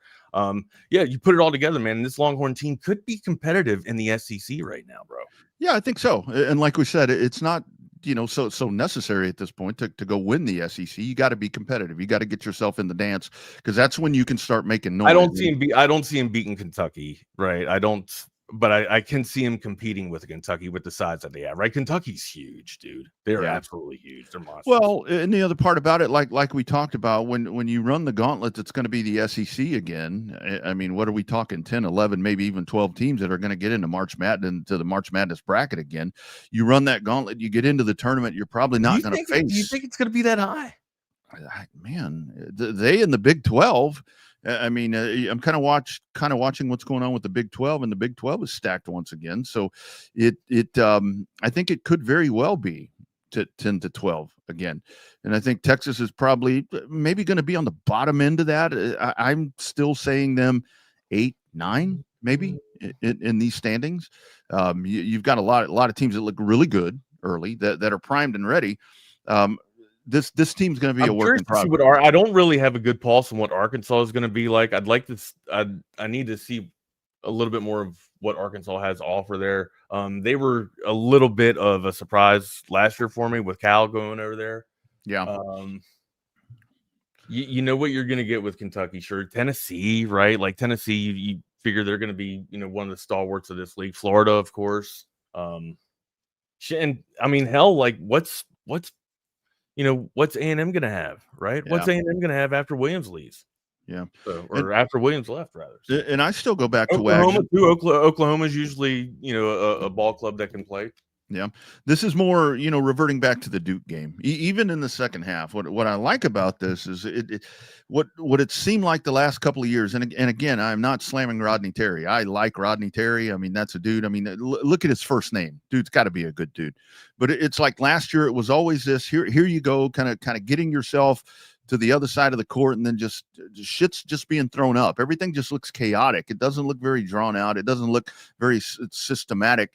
Even in the Duke game, well, once you fall behind, you didn't see like that whole panic thing. I mean, it does seem like there's some structure, and everything is orchestrated in a way to where you're actually trying to run a basketball play down at the end of the other end. So, that's what I hope continues. I do think that these last two games have been a good prime, and then against Arizona State and Maui, we get a better taste. We get a better taste of what you have. And the competition gets a little bit more up to snuff, so to speak. And I like the fact that competition, the way that it uptakes in that manner, to where it's not like, okay, Arizona State, and then boom, you're going to play number one in the country.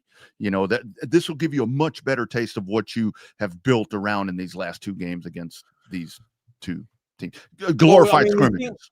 I want to say that we competed with, top teams in the country, but it was a 15-point loss. So, but you battled hard, and you actually won, you won a half against Duke, for what it's worth. But hey, let me tell you about our guy, Ryan Hurricane Hecht. When the storm hits, you got to call Hurricane Hecht.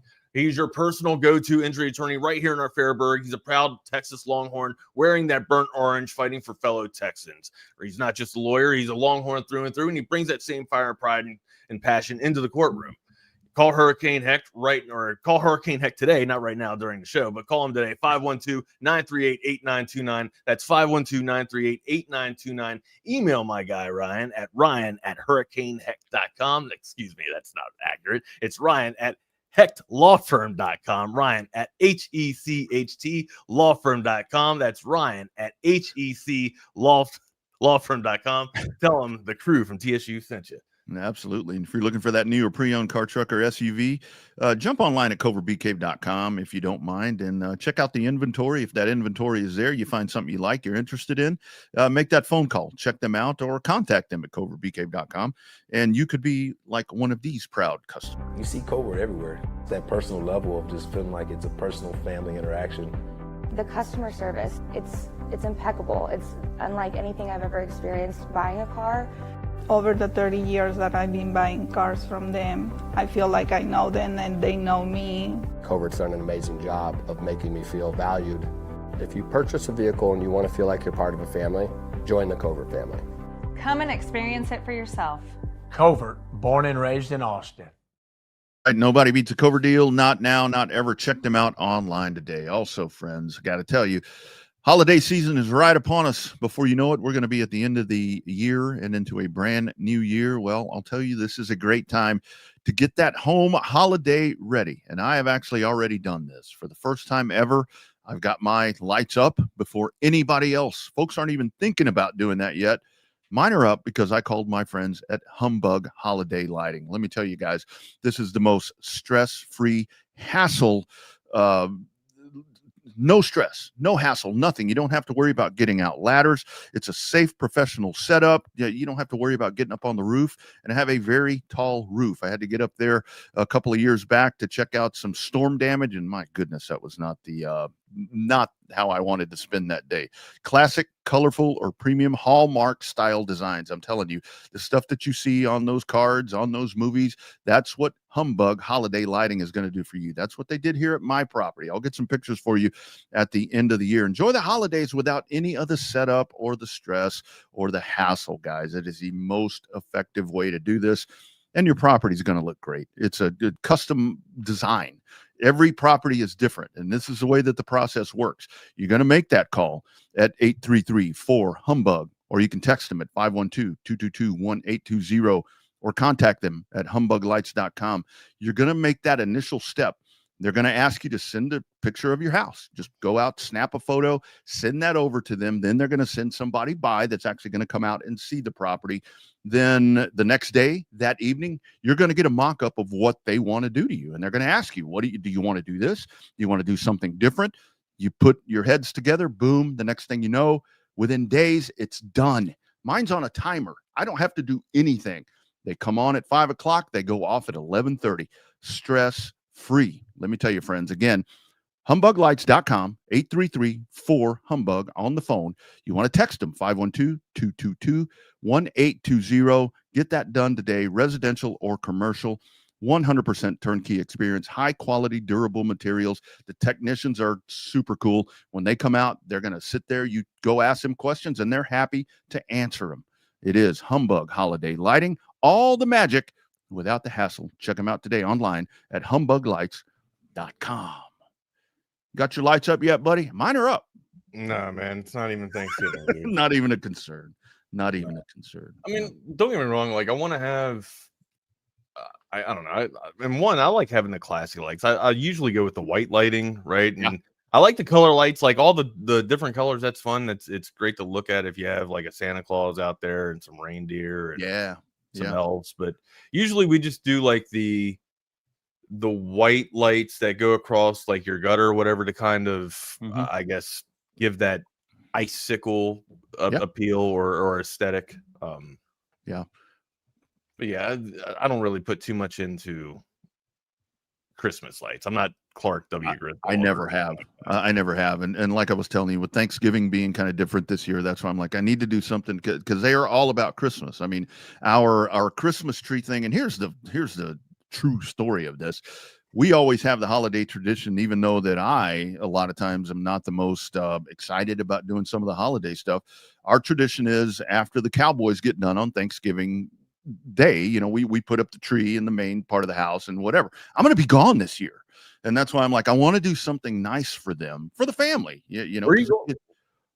I'll be working World of or Autorama in Houston. Yeah. So I'm going to be gone over the Thanksgiving holidays. So yeah, that's why I want to do something cool. And that's why I called Humbug, because they got the candy cane look out here, man. It looks really good. Why don't you take a picture of all that shit in your yard? I'm going to. Excuse me. I shouldn't say that. Why don't you take a picture of all the stuff that's in your yard and then put it up on? It's all the house. The house is what's decorated, and I've never decorated it, because seriously, it's a 2-story. So the peak, you've seen it. That peak is way up there, dude. And it's like, even when I talk to the technicians, they're like, dude, that's way up there. I'm like, yeah, tell me about it.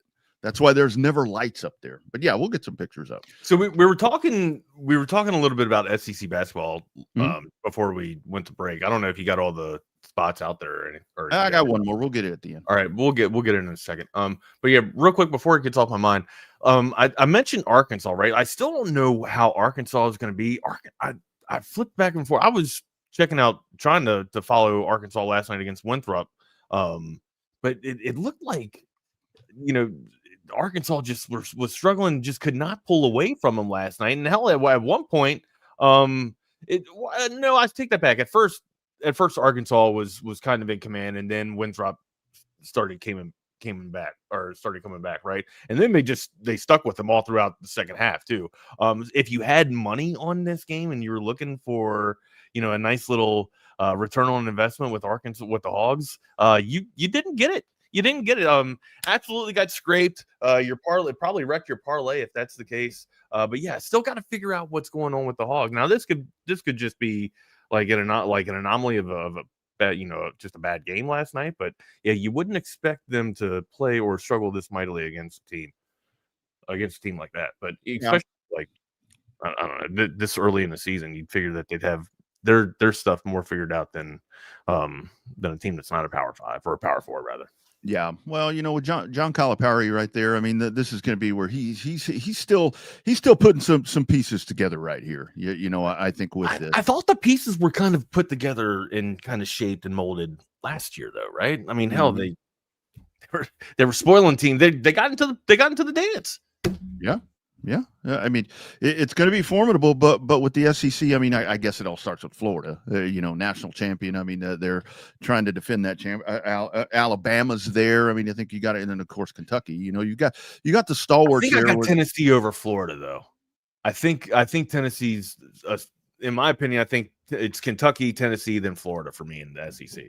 Yeah, who knocked out Tennessee? That was Houston, right? I think it was Houston. I can't remember. I think it was Houston that knocked them out, and then that's the Big 12. I mean, we were talking about the Big 12 a while ago, but yeah, Tennessee. I mean, you have to put them right there. Auburn. I mean, I think Auburn. You have to go in there with them. So Arkansas is an interesting one because you've got some. I think I just don't know what to make of them yet. Like, I don't know if they're going to be for real or not. I don't know if they're going to continue to struggle like this. But if that's what I'm getting to, my point is if that's the case, I think Texas can not just play with them. I think Texas can beat a team like Arkansas. Yeah.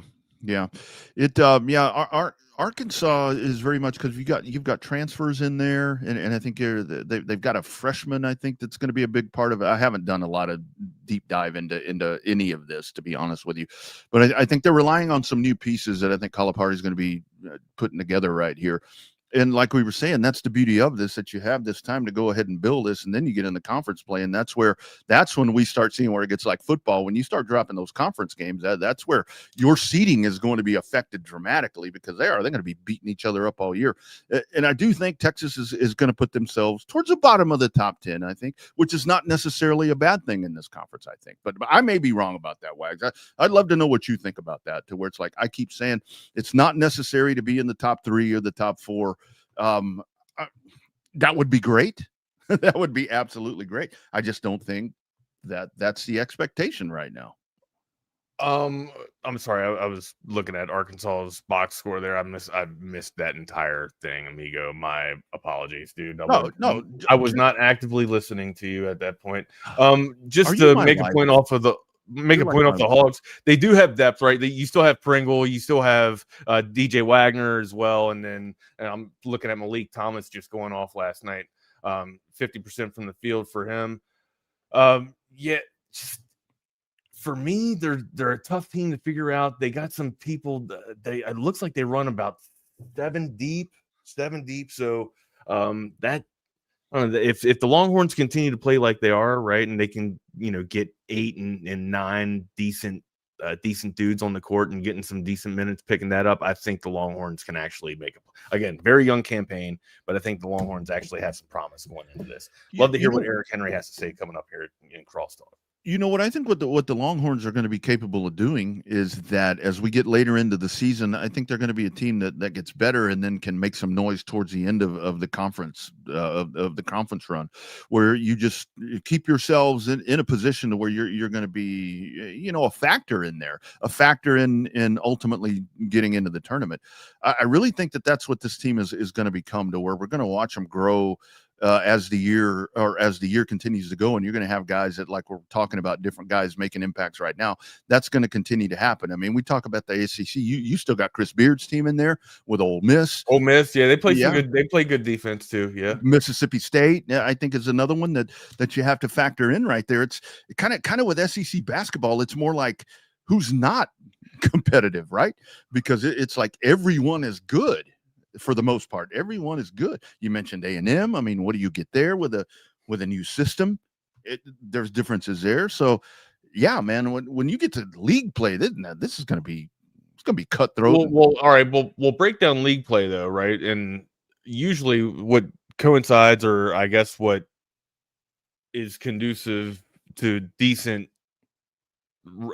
play, right, is excellent guard play, right? If you have excellent guards, and right now this is kind of what I'm looking at. The Hogs, now DJ Wagner had a shitty night last night, which is kind of why I think Winthrop was able to stay in the game. But I mean, Pringle and Thomas, they're these guys, this trio is able to just get after it on the arc there. And when all three of these dudes are on the floor, it's a smaller lineup, but I mean, Cal's got some assassin. Pringle's probably the assassin, right? Pringle's the assassin. But am I, dude, like, I think he runs 6'10". Nick Pringle, I think, is 6'10",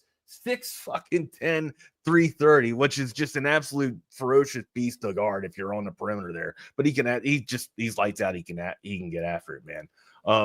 He's the Hogs are the mystery for me. I think they could be the sleeper, but also, right, if they could be the gatekeeper for like the Longhorns' successful play, right? If we're looking at the Longhorns trying to compete with some of the bigger stalwarts in the SEC, this is the team I think that's gettable. And then, or I guess the stepping stone to moving into the Tennessee, to the Florida, to the Kentucky conversation. It's not really breaking news there, but if you can compete with Arkansas, I think you're going to be able to stay into the conversation of getting into the dance. I think so, man. I think if you get yourself into that upper tier, that you can make some noise. And you look at the early season projections, preseason projections. It's all Florida or Kentucky. That they seem to be the ones with Alabama and Arkansas maybe being that outlier, because I think those are the questions. I mean, what are you going to get from Arkansas? And they seem to be the one that they get lazy on defense. They do. I mean, they do. And with Kentucky sitting there, so it's got about the only thing that seems sure from the minimal research that I've done on SEC is that LSU and South Carolina are going to be the two worst teams. That seems to be the only thing consistent in everything that I see. How about that? Yeah, right. Real quick though, back to the Longhorns before we can move on to something else. I just wanted to break down and give the defense their props for the Longhorns on the floor last night. They were fast rotating over, and again, proof is in the pudding too, right? Yep. 10 steals on the night, but also like just playing down low, challenging, entry passes. That wasn't happening. They were allowing entry passes to get into the paint last night, and then by the time that they were trying to rotate over, they were. The opposition was already 2 steps into the paint and had already sealed them out and already had, an easy layup or an easy dunk. Last night was different. Again, consider the opposition. It wasn't just last night either. It's been a trend over the past, 2 weeks, right? Of excellent defense, hustle defense. And, it's not just Kate. It's not just, I keep going and saying this, it's Caden Stearns, but it's not Caden Stearns. It's not just Kendall Weaver going after it and diving on the ball anymore, or being the hustle rat and getting all the rebounds. It's Vakatitis, it's Traore, it's Swain coming in, Mark coming in off the perimeter, dude, and Pope as well coming in and crashing boards. It's a different mentality, it's a different mindset, and hell, man, it's been fun to watch over the past couple of weeks. And the cool part was towards the end of the first half when Ryder made that little bit of a run right there. I think they cut the lead down to like 6 or 8 or whatever, and then the offense comes back. I think it was within 4, isn't it? Yeah, and then the Texas Texas offense comes back to life, and you're talking about. You see the movement down the court, and you see them running. They look like the running horns of the old days a little bit, obviously without those pieces. But you push it out, and you go into the half, and you've got a lead where you think it should be. I think it's like 44-28. So boom, you've got that. So yeah, that's what I like. To where in the past it would have been that run from Ryder you'd have had, and the offense would have not woken up. And that's when you go up to heaving shit up, and you see the panic that we've seen in the last few years. Yeah, I mean, I don't know if we would have seen the panic, but the disassociation, I guess, is what I should say, where it's like, just get down the court and let's get something, no hesitation. I understand what you're saying here. Yeah. The thing for me is what felt differently. Sure, they're going to be able to get out and get the fast break points off the defense, and when you're getting steals like that, that should be basketball 101, right? But the challenge entry passes, the challenge passes, just regular routine passes on the wing to be out there, just be the gnat at the fly, just being in everybody's, just being the pest, right? Just being there, just being or rerouting guys, when they're moving off ball. It's fun to watch. It's good defense, and hell, man, if they keep it up like this, they're going to be a force to reckon with in the SEC. Probably one of the biggest surprises in the SEC, honestly. I think so. In terms of basketball. I think so. And this is where you go back and you look at the body of work that's been done here by Chris Del Conte. You go out and you saw the problems, and you go hire a coach that's going to come in. And what has Sean Miller done? Fix programs. And dude, I wasn't big on the hire. I actually wasn't, right? Like, I was just like, okay, this is he's won. He's had his time out in Arizona, but he's been able to compete at Xavier. But still, like, wasn't my guy. Like, I really wanted to go out and get some bigger names, man. I really wanted to get out and again, Miller's known for his offense and just being able to get after it and rebound, which we needed, right? Being able to crash boards and being able to play good fundamental basketball, which is absolutely what we needed. I wanted a bigger name, man. Yeah, I wanted Oates. I think we all know that. I think everybody knows I wanted Oates. And this is there's just no way Oates was leaving Alabama. Yeah. And that's just like, that's another question. Like, where's Bama? Where's Bama going to be again? Mm-hmm. Yeah. And what I like with Sean Miller was he was pretty vocal. What was that? The Saturday game where he didn't think that the offensive performance was very good.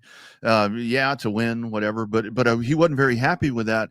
And you get a resounding answer last night to where you've got different pieces involved, and you've got people in points in the paint and so forth. All of that, you win every aspect of that. I mean, that's the answer that you want. Like when we were talking about the football team that comes out looking flat, this guy saw an obvious problem. He's like, we're coming out in the next game and we're going to answer where we had the deficiencies last time. And I think that's what Sean Miller is bringing here, to be honest with you. And I think that continues all year, man. I like I really enjoy what I'm seeing with this team. Well, you know what? I enjoyed thank you for talking Longhorn basketball, man. I know you it's not your favorite conversation to have. You usually like talking Longhorn football, but I appreciate Longhorn basketball. I am all into I am all into basketball. I'm all into the women's basketball team. I want to cover women's basketball because you know what? They're going to win a natty, dude. They are going to win a natty. Well, I think. You give me the breakdown on women's hoops. I'll give you the breakdown on men's hoops. All right. Starting next week. We will. Starting next week. Let's shift our gaze to next week, or to this week coming up, rather. We were talking about the Arkansas Hogs basketball team. Let's talk about the football team, man. Everybody's looking ahead and sitting here saying, we could still get in if we beat A&M. We can still get that's all for shit if we can't take care of Arkansas, man. Yeah, and the other part about it is where I hear a lot of Arkansas is no good. You seen the scores of those games that they have lost?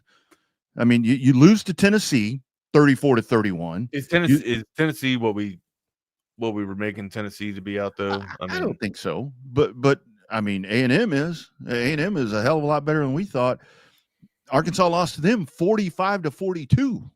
So that's I mean, Auburn, 33-24. These have been close losses. Mississippi State, again, a close loss. It's like where a lot of the Arkansas losses. Yeah, I think the only blowout was Ole Miss. Oh, no. Ole Miss didn't actually blow them out. 41-35 was that score. The blowout game by Notre Dame. The blowout game was Notre Dame. Yeah. I mean, Memphis, you can say what you want to say about Memphis. I'm over here raising the UNT banner. I mean, they fell to Memphis 32-31. And the other part, they fired the coach.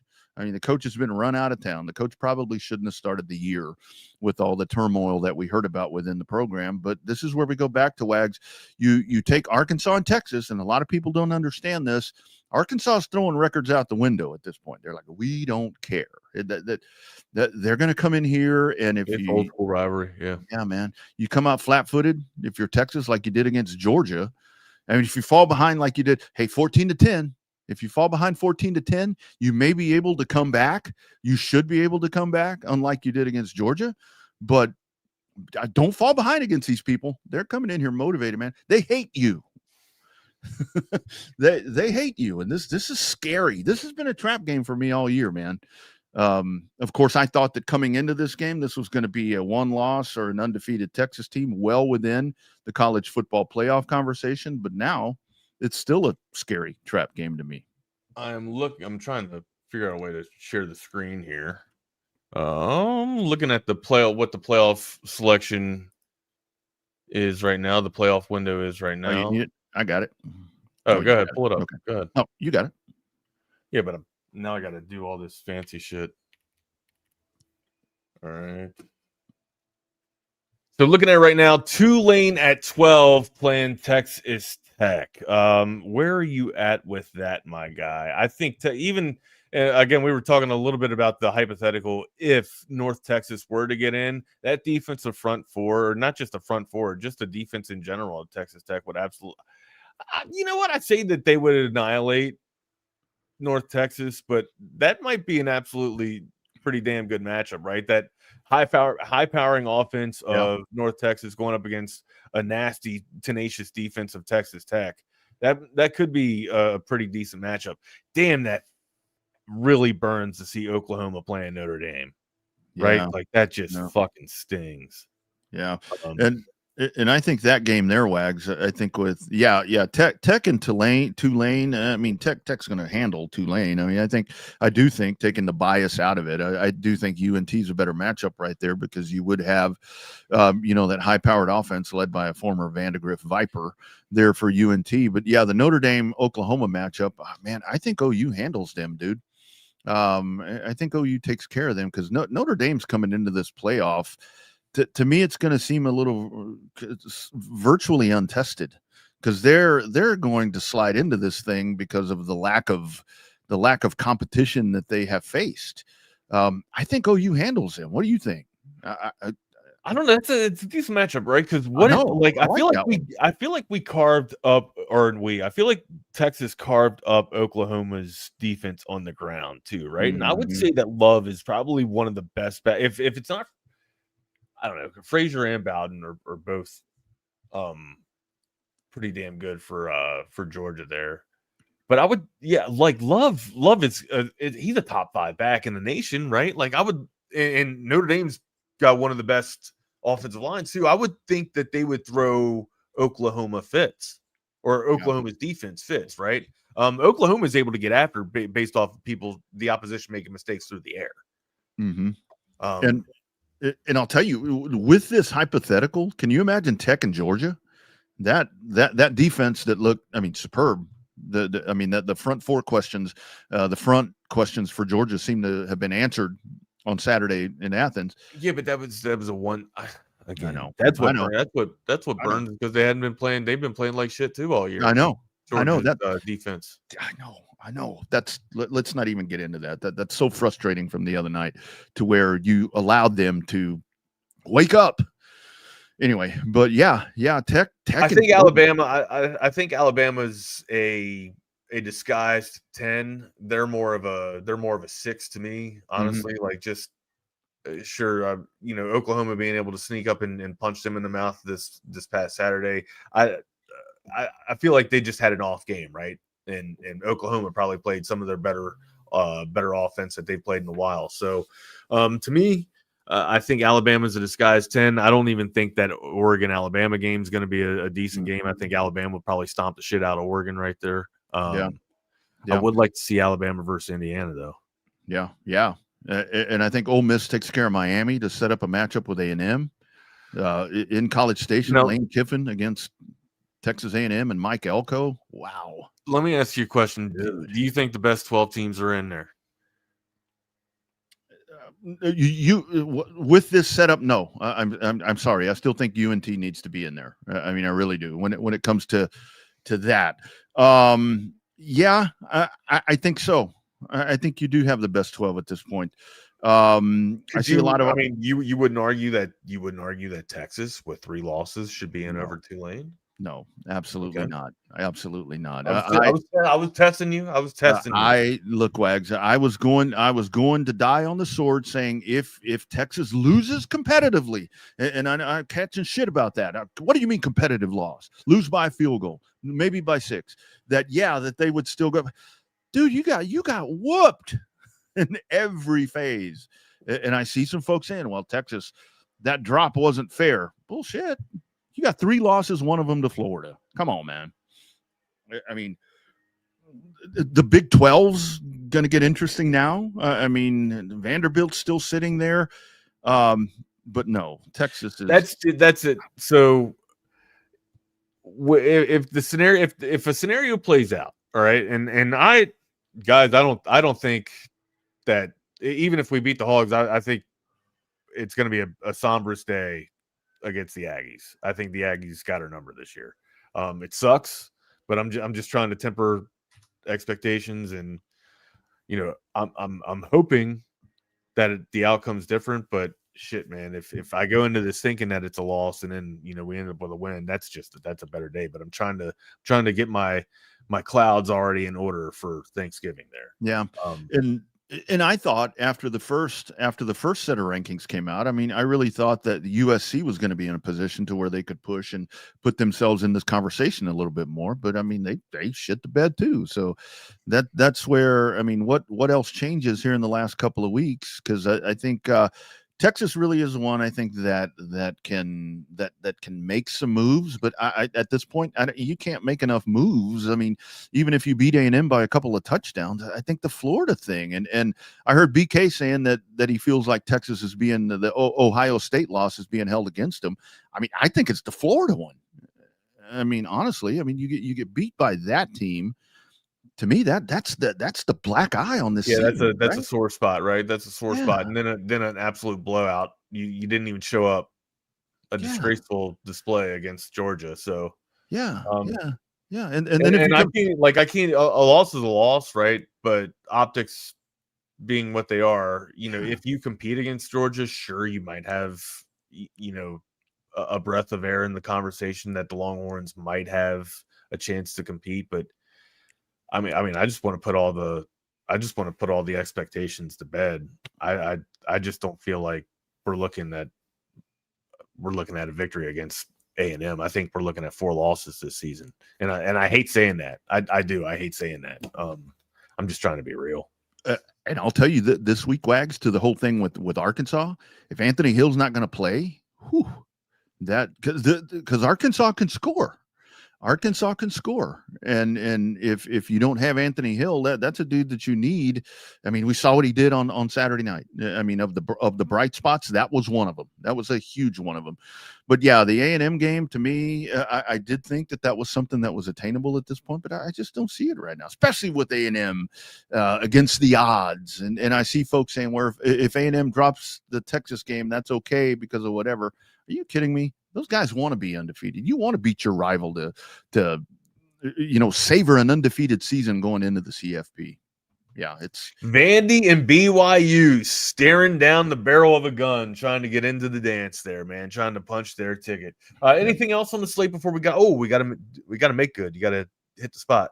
Yeah, we got one more. Got to talk about our friends at McCall Custom Homes. If you're looking for that indoor or outdoor renovation right now, let me tell you, friends, it's a great time if you have a home with equity in it to add equity back into your home. And that's with some remodeling and some renovation. Of course, if you need a new home, if you want a new home, you want to start from scratch, you're looking for land, you need a new build, McCall Custom Homes can do that for you. They've been doing that for over 40 years for Central Texans, right up here in our fair burg, as we say. But that renovation project like we did inside, you want to redo that outdoor project. You got an old beat up patio that you want to get cooler weather ready, because that cooler weather is coming. You can you use a culmination of everything that we talk about right here. You can get the Tom McKay system, and you can get McCall Custom Homes to come on out and renovate for you. 512-633-9580. That is the number right now. Free estimations, as a friend of mine used to say. I need an estimation. You get free estimations right now from McCall Custom Homes if you mention Texas Sports Unfiltered at 512-633-9580, and you talk to Mike. You're not talking to anybody else. McCall Custom Homes, ATX.com. Check out the gallery of projects right there. Check out all of the reviews. Check out all of the 5-star ratings. Like I said, they've been doing it for over 4 decades, and they are ready to handle your project as well. Check them out, 512-633-9580. McCall Custom Homes, ATX.com. As they say, we build value into your home. Yes, sir. All right, amigo. Thanks for the basketball conversation today. I appreciate it. Hey, man. Happy to oblige. What are tomorrow? Let's go. Let's talk some volleyball tomorrow. What do you think? Throw them all for a curve. I'm gonna need to ride your coattails on that one. I haven't seen a match. It's going to be a lot of quiet if we're going to talk some volleyball, because I need to get back. Need to get into that. We can go. You can go lecture mode, right? You can preach to the sermon. You can use the Sunday sermon or whatever. I'll be in the choir. I tried that Monday and got put on jury. I'll be in the congregation. That's what it is. The congregation. That's right. I am a minister. That's right. I am a minister. Oh, speaking of minister of Texas athletics, how about Eric Henry? E. Henry joining us. Double R Wags. I do not think I'm worthy of that distinction. I will tell you why. Last night at the Mood, Texas Longhorns beat up on Ryder 99-65, but yours truly made a goof, made an error. I spotted Chris Bosh. I shouldn't say I spotted. They were put up on the Jumbotron. TJ Ford and Chris Bosh were at the game. And I tweeted out that a pair of Longhorn legends were in the house. There's only one minor problem with that. Chris Bosh, of course, as I knew, I just had a brain fart, went to Georgia Tech for one season. Of course, the Longhorn faithful managed to jump on that. But the aura of TJ Ford was just... honestly, it was the aura of TJ Ford that got you. It was enough for 2 of them. It was enough for 2. He's good enough for 2. Yeah. What it was, truthfully, is, you guys know this, right? Like, majority of people who are on the Longhorn beat are either from Texas or went to UT. I am one of the anomalies who just fits neither of those categories. But I knew Chris Bosh from Dallas, and I just had a brain fart. I'm like, oh yeah, Longhorn legend, and I forgot that he indeed did not go to the University of Texas, fellas. Could have just did typo. It should have been. Or I didn't see your tweet, so I can't. I can't PR this shit for you, man. My bad. Hey, but guys, are you old enough to remember the Malice? Listen, Double R. I was, if my memory serves me correct, 12 or 13 when the Malice at the Palace happened. I watched that game. It was a Friday night. Mm-hmm. I remember because my dad was coming to pick me up the next morning. And I remember like, all right, I'll crash, try to get some rest. My dad had plans next morning, whatnot. And then this thing just pops off. Yeah. And I'm like, whoa, like, is this really what happened? I remember racing to tell my dad next, like, did you watch the Pistons game? So yes, I am old enough to remember Malice at the Palace. You didn't miss a Ron Artest game after that, did that guy, man. You know what's so crazy? I don't know if y'all remember this. Do y'all remember how just the tone of the coverage changed from literally within 24, 48 hours? Because I remember, Stephen A. Smith and Tim Legler and those guys. I think it was John Saunders, was hosting the late John Saunders was hosting the post-game show. Was like, yeah, those sissies shouldn't, fans want to go and attack players, so on and so forth. And then David Stern was like, yeah, we're not going to have these guys beating up our fans. So we'll make the call to ESPN and tell them to change their tune. And that's what happened. That was one of those early things to where it was like where PC was starting to take effect even back then. Yes. To where it's like where it was. I mean, it's like when I watch old football games and I see some of that stuff and some of the shit that's said back on that, and I'm like, wow. And then it did. It was a slow change to where we got better. I guess we all had to get better with how we covered that stuff. Double R, you talk about PC and football, right? Remember, I'm from Tampa, Florida, so one of my favorite players growing up was John Lynch. Okay, John Lynch doesn't exist in football today. Okay, no. So to your point, whether it's coverage or the actual play on the field, things have certainly changed. But I remember Malice at the Palace like it was yesterday, and I don't know how you guys feel, but I mean, what I remember most is Rod Artest hitting the wrong dude. Right, he hit the wrong person. Right. I felt bad for the one guy who's didn't even hit the guy that threw beer on him. Yo, y'all remember, like, I always wonder what's going through that guy's mind in slow motion. Because remember, he's like the kind of nerdy looking guy with the glasses. He's like, sure, this is awesome. Artest is in the crowd. Oh shit, he's coming at me. Tell us about your night last night at the Mood, man. Yeah, Wags. You texted me last night talking about Cam Heidi. Super quick, I guess. Did we find the shooter? Did we find the shooter we were looking for? Yeah, super quick. I know you guys got into a little bit for fans who did not watch the game. Texas really broke out offensively. I mean, I should say broke out. They rebounded from a poor performance against Kansas City. Dalen Swain poured in 26 points. So that's key for him. One shot. Swiss Army knife Swain. Wags. Perfect way to describe his game. And that's why I asked him post game, like, hey, do you feel comfortable being a guy who, if Texas needs you to score 25, you can? He's like, yeah, like I just haven't really been asked to do that in my career. But if they're asking me to do that, I can. But you mentioned you can do it night in, night out, though. No, because I don't think his offensive game is there. If his three ball were more consistent, I'd say yes.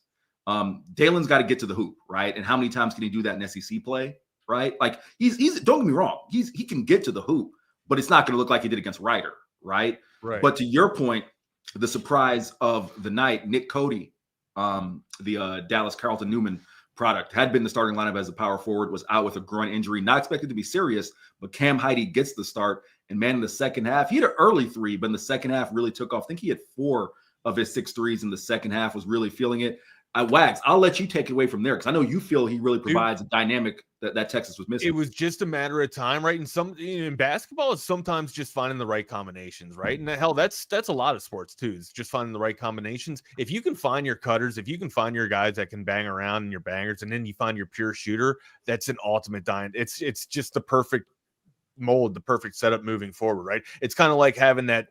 It's kind of like having the grinder, the shooter, and the playmaker on the ice at the same time, right? You kind of want to have versatility on the floor, so that and also like Mark was scoreless from the perimeter last night, right? He wasn't able to hit a 3 last night, but just his ability to take the shot forces the defense out to cover it, and then you make that hockey pass, that extra pass over, and you find the open man like Heidi, right? You find Cam Heidi on the wing, and it's able to knock it down. We were seeing open looks last night because of great offensive pass or great passing, great distribution for sure, right? And then the extra pass. The extra pass is what I want to reiterate on, man.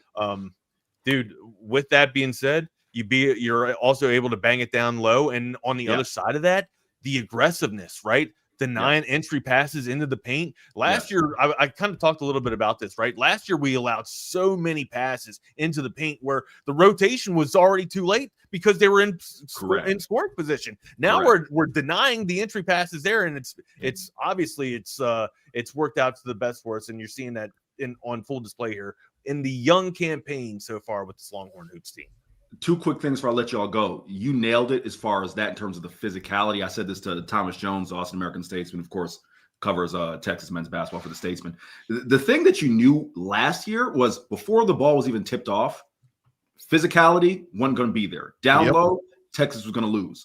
Wags, to your point, what I think I underestimated when I pushed back, not to you, I think it was to Chip, the idea of Cam Heidi starting at the 4 was, if I had known that Matis Vokatitis and Lacina Traore, were going to be those legit presences down low, I would have been okay with that. My thought process was with Cam Heidi being 6'6", 6'7", maybe you miss out on something in terms of physicality and defense, even though he played for Matt Painter at Purdue, right? That's a defensive-minded team. But with Vokatitis being a legit 7 foot and a guy who doesn't take any shit off of anybody, all right, if you watch Matis play, all right? Matis, if he dies, he dies. He's nasty.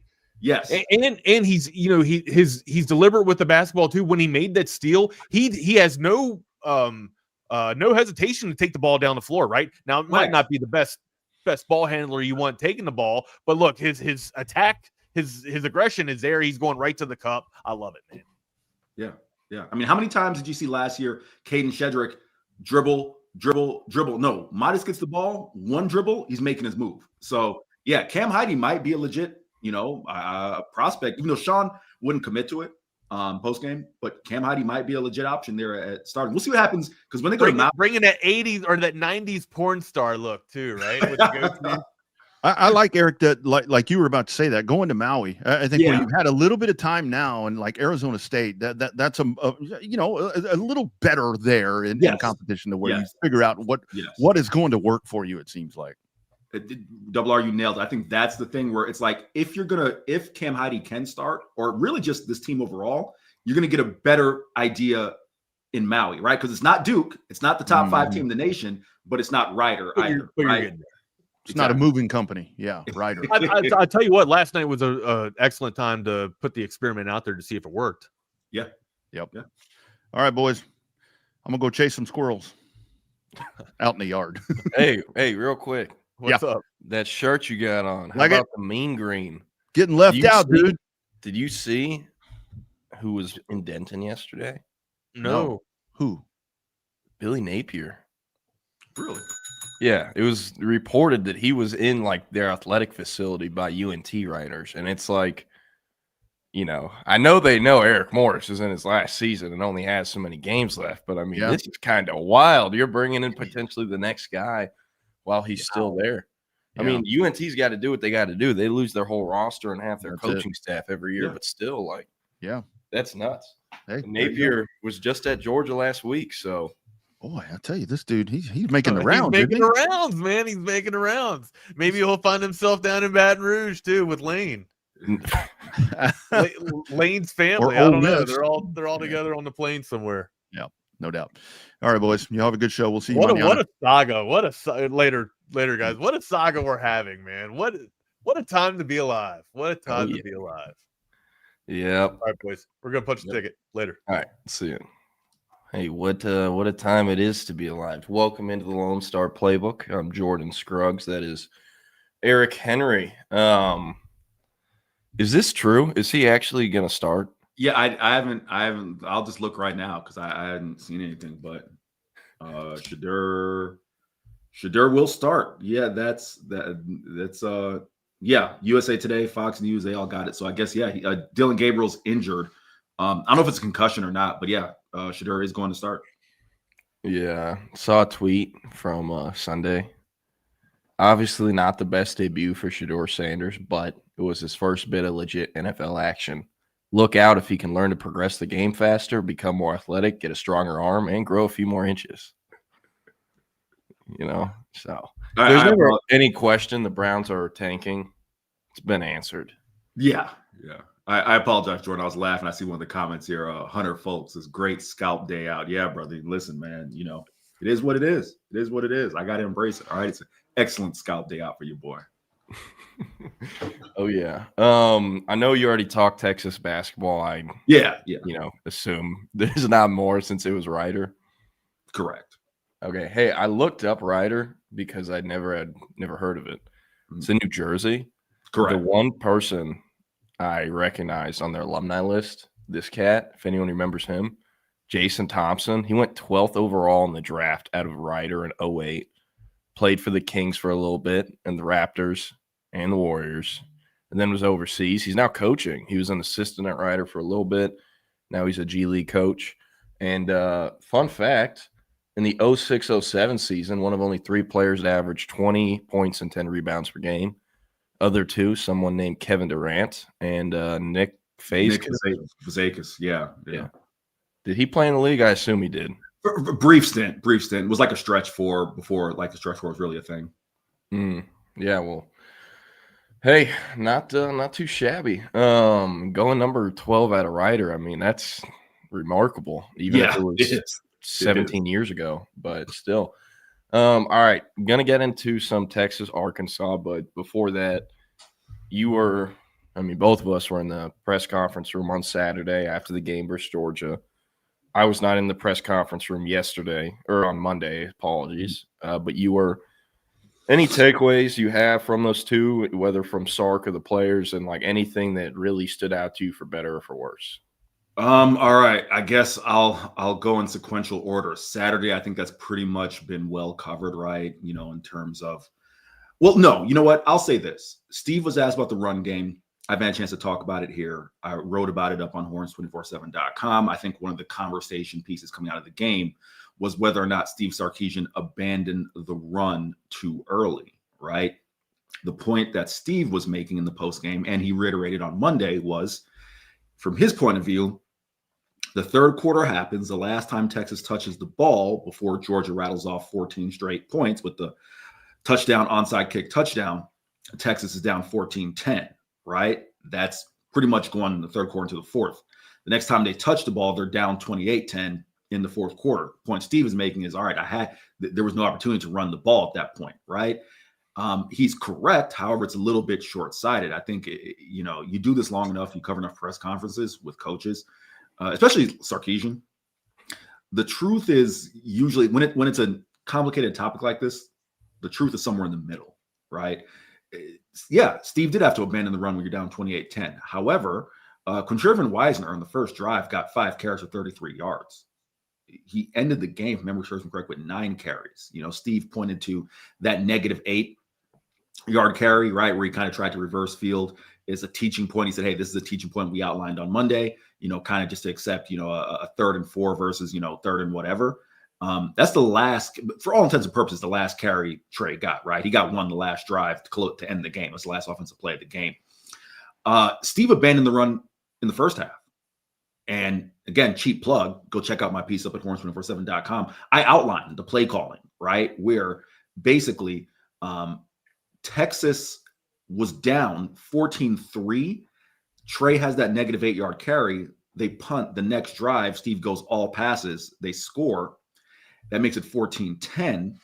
Steve was already trending in terms of quote unquote abandoning the run, or at least going more pass than run. They ended the ended the third quarter, 28 passes, 15 runs. They were already trending in that direction prior to the fourth quarter, right? So in terms of the ball game, in my mind, and I'm not trying to be, revisionist history, Jordan, there's no reason for Ryan Wingo to have more carries than Quintrevin Wisner past that first drive. Ryan Wingo got 2 reverses. One went for 2 yards. The other went for negative 2 yards. Quintrevin Wisner got 1 carry, right? So there's that. It's super quick. I went kind of long there in terms of fast forwarding to Monday. The thing that was on everyone's mind, right? The question asked by Kirk Bowles as far as why is the team underachieved? Steve, said according to whom, right? Kirk said, well, you guys are ranked number 1 in the nation. Then, Steve's like, hey, I didn't make the rankings, right? That's essentially what he said, and then kind of went on into his answer. I also wrote about this, right? Texas is underachieving. And why am I saying they're underachieving? The university's own standard, which is competing for championships. How many times have I heard Chris Del Conte, Rodney Terry, Jim Schlossnagle, Steve Sarkisian, Vic Schaefer all say that, right? Competing for championships. Well, right now, they're not going to compete for an SEC title. And barring a miracle, they're not going to compete for a college football playoff spot, right? So that's not my words. That's the university standards. And if you go back and listen to what Steve Sarkisian said at SEC Media Days, talking about we believe we have a championship roster and we want to finish the job, his own words, not mine, right? So Steve talked about adversity and injuries and things they faced. And that is true. But every team in the nation faces some measure of those things, right? It's simple as this. Don't lose to Florida, right? I see some of the conversation about, why should Texas schedule Ohio State? Why should they schedule these tough teams? This isn't Florida State from a few years back. You go undefeated, you get left out, right? Yeah. That's not what's going on here. So those were probably the in terms of Saturday, that was the interesting thing to come out of that. And then Steve reiterated it when I asked him on Monday. I said, hey, when you watched the film, are you sticking with kind of the concept that you had no opportunities to run the ball? He said yes and explained why. And then, of course, Monday being rather defensive, which Steve can be at times. I don't think I'm breaking news here. Steve can be really defensive. I think he was defensive in terms of the team underachieving. If he just simply says, Jordan, I'll finish on this. Hey, the standard here at the University of Texas is to play for a championship. as of right now, it looks like we're not going to be able to accomplish one of those goals, which is the SEC title. We're still, and you can still keep the message to your team. We got 2 games left, and we'll see what happens, in terms of the college football playoff, see if we can get in there.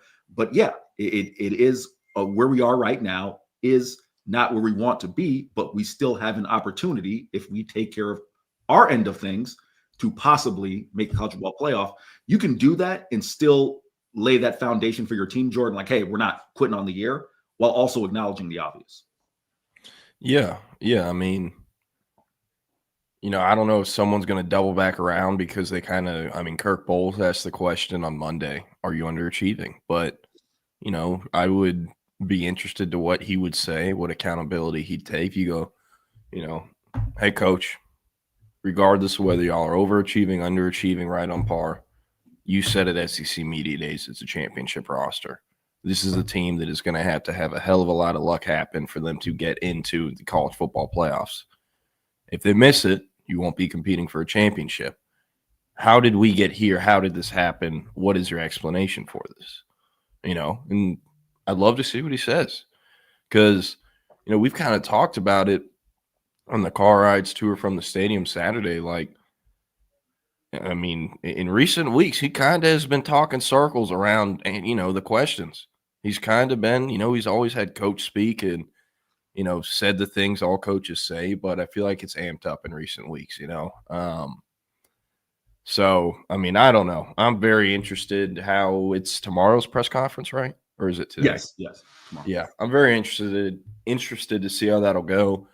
Obviously someone's going to ask him about what Desmond Howard said, so that is going to be part of it as well. Is he going to answer that? Or is he going to say, no comment, I'm not entertaining that? What does that look like? It's not like he can really say, hey, we're focused on the playoffs, because there probably won't be in the playoffs. Right. So I don't know. It's not great, but wanted to bounce some of the things you said, talking about the run game. Mm-hmm. They ran for 33 yards the opening drive. Mm-hmm. They finished with 23. They finished the game with 23. Sack yardage, which you get, but still the point remains. Oh, yeah. And, like Trey Wisner, I think that was uncharacteristic of him of trying to bounce it outside. Yeah. I don't know what the hell he's doing. Like he played at DeSoto and wouldn't even have been allowed to do that in high school or been able to pull that off in high school. I don't know what made him think he could do it versus Georgia. He should have just went down, but regardless, like you can't punish him for that or just abandon the run game. Whatever the reason was for abandoning it, you can't do it then. And I understand, how the game went. And I think it's kind of mind-blowing too when you really look at it this way. Tom Fornelli of CBS Sports from the Cover 3 podcast had it right here. It says, Texas fans keep telling me it was a close 25-point loss. Here's a look at what the score was when each of Texas's 11 possessions began. 0-0, 3-7, 3-14, 3-14, 3-14, 3-14, 3-14, 3-14, 10-28, 10-35, 10-35. Texas never had the ball with a chance to tie or take the lead in the final 43 minutes of the game. Like I said, I think Monday, yesterday, and I'm going to say it again today, that game never felt like Texas is going to win. Being on the field, seeing the body language from the Texas team, seeing kind of, I don't know about the lack of swag or confidence, but that even in pregame and coming out at halftime, and I know it's a different team, so of course it's going to be different. The vibes are a lot different than it was when this Texas Longhorns team came out of the tunnel in Fayetteville before that game and at halftime. And it's obviously a bigger opponent, so I don't know. A lot of change, though. A lot has changed in a year. And obviously, everyone is upset or has things to criticize their performance for versus Georgia because it was not a good one. A lot of things could have been better. But yeah, some other interesting things or tweets I want to point out before I forget. This is from Nash Talks Texas. He does a great job. Also posts full Texas games on Twitter afterwards. Shout out to him. Here are Texas receivers and tight ends behind the line of scrimmage. Their completion percentage, their drop percentage, and their player targets. DeAndre Moore, 35 targets, 76.5 completion percentage, 0 drops. Livingstone, 32 targets, 62.5 completion percentage, 3.8% on drops. Emmett Mosley, 29 targets, 55.5 completion percentage, 5.3 drop percentage. Jack Endries, 26 targets, 53.8% completion, 0 on drops. Ryan Wingo, 42.1% completion percentage and a 17.1 drop percentage on 57 targets. Jordan Washington, 33.3% completion percentage on 37.5 drop percentage on 12 targets. Pretty damning stats right here and information. Anything you want to comment on from this or any thoughts? I mean, it's pretty straightforward, right? There's no denying, Jordan, I'll let you kind of opine on the Jordan Washington things. I think you're more attuned to talk about maybe what he was as a prospect and kind of what he is at this point in his career. But with Ryan Wingo, and again, this isn't a Ryan Wingo's a bust, anything like that. However, I think it's very clear that Ryan Wingo has a consistency issue at this point in his career, right? And he kind of exhibited some signs of that last year. I think the hope was as a true freshman, right? He's getting his feet wet. He's learning behind some veterans. He'd be able to kind of grow as a sophomore. I got to take it on the chin, right? I said, and I was loud about it, and I got shit on by the Alabama fan base, the Ohio State fan base, and they are looking like geniuses right now. I said that Ryan Wingo, if he had the amount of targets as Jeremiah Smith and Ryan Williams, would be in that conversation, right? Because I felt that the numbers kind of bared that out. I'm dead wrong right now. It's just levels of this, and Wingo damn sure ain't on that level right now. So, yeah, I think from my perspective on the team side of things, I really wonder what does Ryan Wingo progress into next year, right? He's talking about year 3. Is that quote unquote jump? Is that there for him, right? Like, I don't want him to sound all gloom and doom, but you need something. Go ahead, Jordan. You can ask, like, what is the jump he made from freshman to sophomore year? Yeah. It's a great point. Was he dropping this many passes last year pre-LASIK surgery? No, he wasn't. And, like, he's supposed to be receiver 1. They're trying to force him to be receiver 1, and he's not. And there's not a receiver 1 on this team. If there is one, I think it's Khalil Lockett, but they clearly don't want to play him. And, like, with Ryan Wingo, we talked about it in the car. He's not a natural pass catcher. And you're trying to make a non-natural pass catcher the receiver 1. He catches it with his chest. He lets it come into him. And there are consistent lapses in concentration from drops, turning his head away to the defense before he's fully caught it. And he'll drop a crossing route, or he'll trip on himself, and then he'll make a catch like high pointing the ball over a defender. It makes no sense. There's no consistency. And, with what he's giving you, the inconsistency is it going to kill Texas if he gets pulled off the field for a series for having 3 drops in one game? Probably not. But, like, you have to think about it. He's the highest paid receiver on the team. He's making 7 figures. And if the only way you can really guarantee him targets is by running jet sweeps and end arounds so you can put the ball in his stomach and it's impossible for him to drop it, it is not a good return on investment to be paying that guy 7 figures. So, I mean, I've talked about it. Like, there has to be some tough conversations in the receiver room with what these guys are making. And, some tough conversations, projections of if they could get something better for the same price or similar price in the portal. Like, that has to happen this offseason. So, I'm not saying, cut Ryan Wingo and DeAndre Moore and use their combined money to go get Cam Coleman. That's not what I'm suggesting. But at some point, if this continues versus Arkansas and versus A&M, like it's gone on basically the entire year with Ryan Wingo, I mean, if you throw the ball to him, you have less than half a chance of him actually catching it and being a completion. That's literally proven right in front of us. That cannot continue. So, I don't know.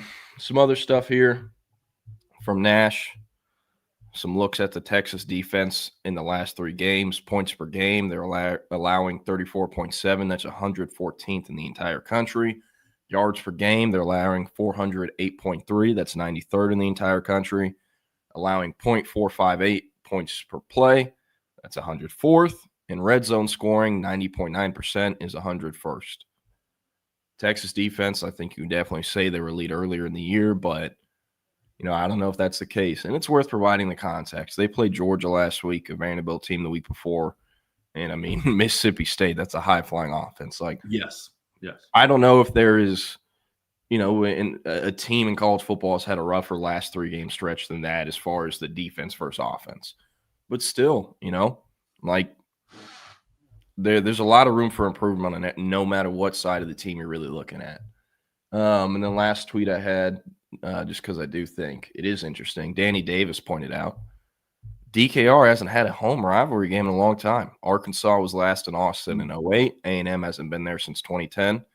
In the next 2 weeks, Arkansas and A&M coming to town. So DKR should be pretty rowdy. But yeah, anything you want to talk about from Texas, Georgia, or do you want to move into CFP rankings in Texas, Arkansas? No, super quick. Before we, I don't think there's anything else from Texas, Georgia, but super quick. Jordan, I lean on you here, being the native Austinite. That's super interesting. Then Danny's note there, like, this is going to sound speculative, and I don't mean it to be. So I'm genuinely asking you, now to lean on our audience here as well. Let's just throw out a scenario where Texas, Arkansas is a tight game into the second half, and then Texas pulls away, and then Texas loses to A&M, and these games are both at home. What level of angst does that build around like the fan base? What feeling does that give the fan? I guess what I'm asking you, Jordan, is because these games are at home and they're rivalry games, would it be like even heightened the frustration of the season if that scenario I laid out happened? Oh, yeah. And I mean, look, I think it's going to be if they win versus Arkansas, it's going to be close. I think Arkansas, I mean, they haven't won a conference game. They're currently 2-8, I'm pretty sure, and are 0-6 in SEC play. And I'm almost positive all 6 SEC losses were by one score. One score, yep. So a very high chance Texas only wins by one score if they win. And that's if, like this, they can lose to Arkansas. They have played these teams close. They have a dynamic offense with Bobby Petrino trying to coach for his job. They just got stiff-armed by James Franklin for VTech. Like they can lose that game. And if they do, I mean, I already don't feel good about Texas A&M, but if they do, that's 7-5 after being preseason number 1, saying you have a championship roster. They're 7-5. The angst is ridiculous. It's at an all-time high for the Steve Sarkisian era. And even if they have a close win versus Arkansas and lose to A&M, it's still going to be at an all-time high because the season is going to end with a loss to A&M in Austin in this hypothetical situation, and then Texas would go play in the fucking Cheez-It Bowl or something that no one cares anything about. So, yeah, the angst will be at an all-time high. So, I mean, I don't know. It's not looking great. You want to look at real quick before CFP rankings. Yeah. I brought this up yesterday. This is from August. It's the team talent composite for each team in college football this year. Do you have any thoughts looking at this, seeing, 2 of Texas's 3 losses make up 2 of the 3 teams ranked ahead of them in terms of talent, and that Florida, the 3rd loss is 13th? Yeah, before I get to that, I see that team at 43. They're sure as hell aren't 43rd. Okay, now I've got that off my chest. I had to get that one off my chest. The obvious place you would go based on looking at this and looking at Texas's schedule is, okay, well, you have to look at coaching. Right? You have to look at getting the most out of your talent, quote unquote, right? You take a look at Florida. Jordan, we talked about this. Florida's a talented roster. No doubt in my mind, it's a talented roster. That's why Florida's able to win that game, right? Because they managed to put everything together for 1 week and knock off Texas. When I see this, that's why I lean more towards, I don't know if these are misevaluations, right? As much as it is for whatever reason, Texas either isn't getting enough out of the talent on the roster, or the one other place I lean, which is you just didn't get enough in a couple key areas, i.e. offensive line, where everyone who's watched football from the beginning of time knows the piss poor offensive line, unless your quarterback is Patrick Mahomes. And I shouldn't say Texas offensive line isn't piss poor, but they had weaknesses in very specific spots, right? Unless your name is Patrick Mahomes in Kansas City, you're not going to be able to overcome that, right? So I that's kind of where I lean when I look at this just on the surface. Yeah. Hey, one thing though, how bad or how good does this make, Lane Kiffin look? Right. One. Right. Yes. And Penn State, James Franklin's on there. Dabo Sweeney, Clemson's on there. Ex Brian Kelly's LSU's on there. It's very interesting. And where's Indiana? It's interesting. How about Oklahoma State too? I was gonna say super quick. And CB, yeah, I was talking about Mahomes in Kansas City. That's what I said, not Mahomes at Tech. You want to hit on Woodcrest 4655's comment because here's my take. I don't know if there was a clear need, like, hey, we need to get, and listen, I'm a big Ahmad Hardy guy. Like, Ahmad Hardy was a really good back at ULM last year, right? You knew you had Contravon Wisner, 1,000-yard rusher coming back, right? The hope was Christian Clark. I want to put Jarek in there for the conversation. Christian Clark would ascend. Everyone knows Steve Sarkisian is high on CJ Baxter, right? Everyone knows that. I don't know if running back was a clear need in the portal based on what you had. I think it's a little bit of revisionist history, but Jordan, if you see it differently, like, let me know if I'm just being short-sighted. Yeah, I mean, the only guy I can remember them having interest in, at least the people I talked to, was Braylon Russell, the Arkansas running back. Number 0. He's like 6'2", 250, that bruiser red zone back, but he was holding Arkansas hostage for more NIL money and ended up going back to Arkansas once they offered him more NIL money. Outside of him, I don't remember anyone else. And, I remember people at Texas, it seemed like they were not very interested in running backs. And, that was the only name I heard. At the time, I thought that was, okay, going to be whatever.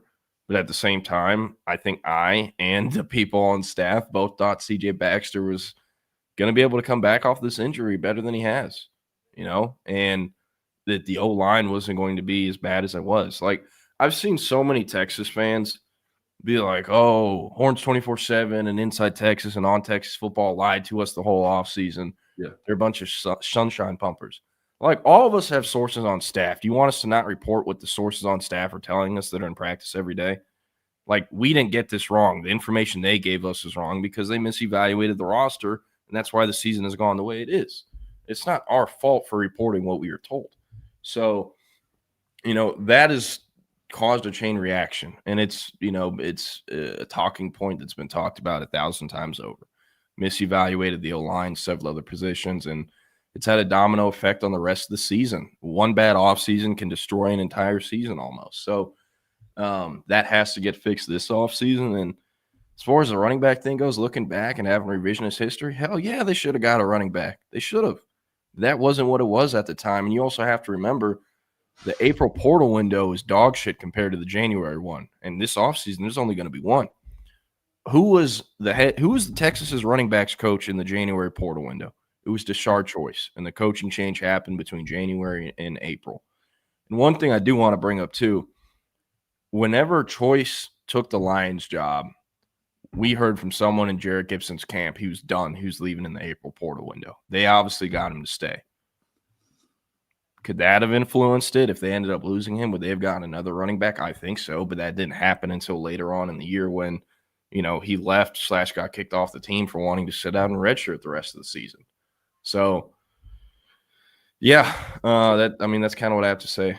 Jordan, so I'm going to address this because I see CB dropped a comment. I see Troy Naquin 7821 dropped a comment. And again, we don't have to go on this too long because I know there's other stuff you want to get to, CFP. But let me put to y'all like this, right? When I was covering Group of Fives, and you could watch every spring practice, right? Which, of course, you're never going to get at Power 5 level. You're Power 4. You watch every spring practice, the entire practice. And then I can go to fall camp, watch practice, the entire practice, and then select practice during the year. Staff basically comes to you and says, hey, look, dog, we're a group of 5. You're one of 2 people. In my case, the only person who covers the team. You know just as much as us. You can watch everything. We're just going to work together so we don't want certain things out, right? Like, here's We know you got a job to do. We know you can report certain things. We prefer if you keep certain things under wraps, right? When you cover Texas, you kind of have to lean on the sources because we got what? Maybe three practice availabilities during the fall. I think about even 2. You get 2 to 3 in the spring and 2 to 3 in the fall. And for the answer to this question, Troy asked, you don't go to practice, see what's going down, and then make some. No, we can't. We do with what we can, but in these 2 to 3 practice availabilities, they're 20, 30 minutes at most 40. And it's the beginning of practice when they're stretching. We can't tell jack shit what's going on. And that's on purpose because Sark doesn't want us in there, but they're required to let us in there. Right. So that's why we get that time period and only that amount of time. So that is why the majority of camp reporting, spring ball reporting, and the entire market comes from sourcing and less of what we saw because, they purposely don't let us see much. So, yeah, Troy, let me tell you something fascinating about, as someone who played Division II football and, covered group of fives for 5 years. Troy, let me tell you something fascinating about the way Texas practices, okay? It's fascinating to me how they practice, and then the moment we're let in, they then stretch. It's a fascinating concept to me. I've never heard of that before, right? Where they practice, and then once the media is like, all right, let's go into a stretching period. All right. I'm saying that, say, Troy, we don't see much of anything. We get 5 minutes of them stretching. We usually get a special teams period, right? It's very rare that we get any real 11 on 11. I'm not bashing Troy. I'm just, making this point for the broader audience, right? Yeah, most people don't know that is the media experience every year at Texas under Sark. Right. I'm not saying that oh man, we got to just if insert source says, hey, Rhett Anderson is going to be wide receiver 1, right? You don't be like, all right, come on, you call it BS.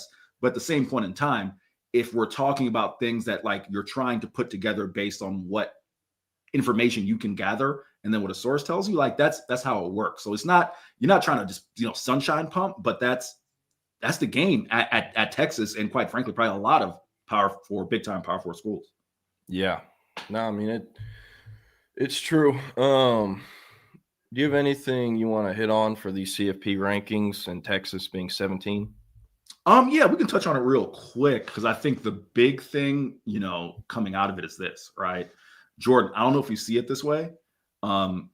Texas basically has to be 11, 10 to even have a real, at the end of the season for this to be a conversation, right?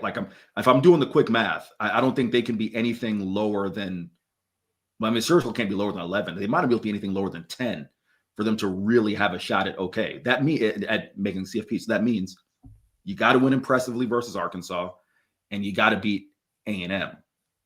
So that's just the quick thing that I know is just doing the quick math. I don't know if you see it differently, but they can't be any lower. Let's just call it 11. And I don't see a scenario because in the SEC, the games are completely trashed this week. None of the SEC teams that are ahead of them are going to lose. I don't see any scenario really that Texas can get to 10 unless I'm missing something. Yeah, it's going to be rough. Not only does Texas have to beat both Arkansas and A&M, which probably isn't happening. Notre Dame, I have no idea who the hell they're playing these last 2 weeks. Probably going to beat them, but a loss there would be great for Texas. Maybe Bama losing to Auburn in the Iron Bowl. That would probably put them out. Their 3 losses would be OU, Florida State, and Auburn. What a trio. Vanderbilt, I don't know if it's better or worse for them to beat or lose Tennessee, because if Tennessee beats them, I don't think Tennessee would get in if they beat them, and I don't know who else Tennessee plays this week. But so probably a Vandy loss. I don't know who Miami still has on the schedule. Same with Utah, same with BYU. But isn't one of BYU or Utah going to play Tech in the Big 12 championship? Right, correct. Yeah, and unless they win, I could see them getting bounced out. But at the same time, the committee let SMU remain in the playoffs after losing to Clemson. So I don't know. Maybe the only way it's one Big 12 school is if Tech just beats the shit out of BYU and or Utah in the Big 12 championship, which is possible. Right. I know Oregon and USC is this weekend. I assume, you want Oregon to win because that takes USC out of it completely.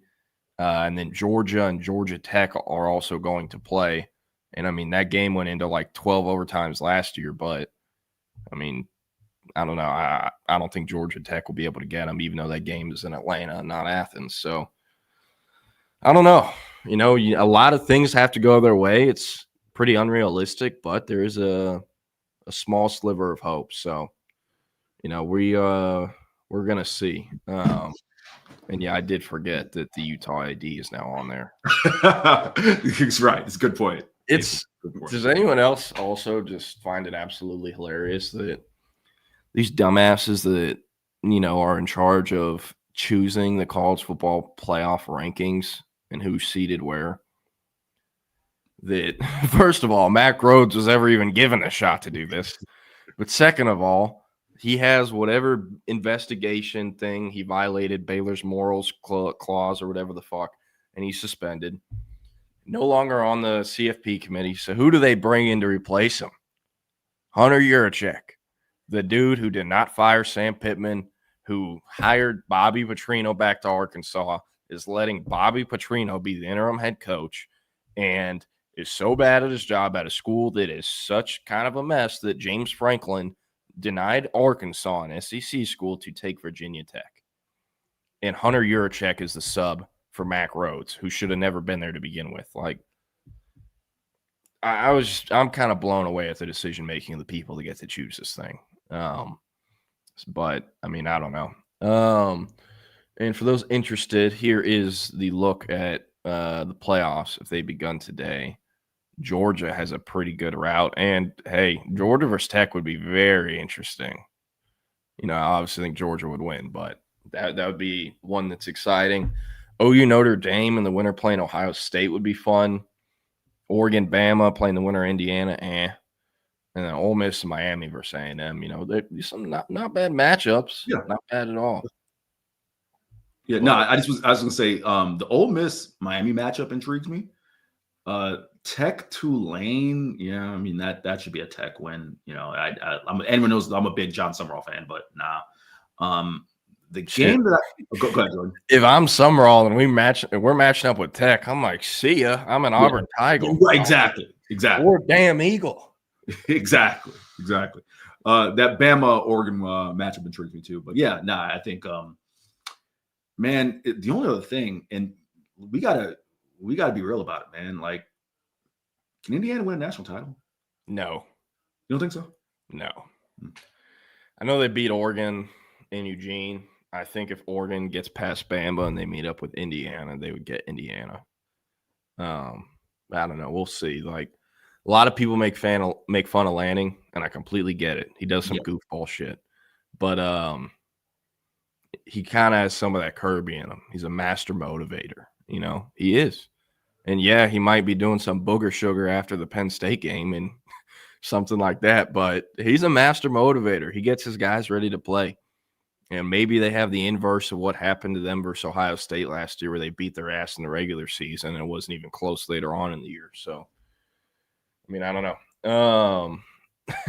And I'm not saying Indiana, I would love to see them win, see the little guy win, but like, I'm just being realistic here. I don't think they're going to win a national title. It's what it is. And I'm sure the betting odds would very much agree with me on that as well. Wow, I didn't know this, but Nathan said Hunter Yurachek isn't even going to have a job next month per some Arkansas reporters. Way to go, CFP committee. I just need to drive up to this building in Grapevine and be like, hey, y'all got any walk-in spots on this?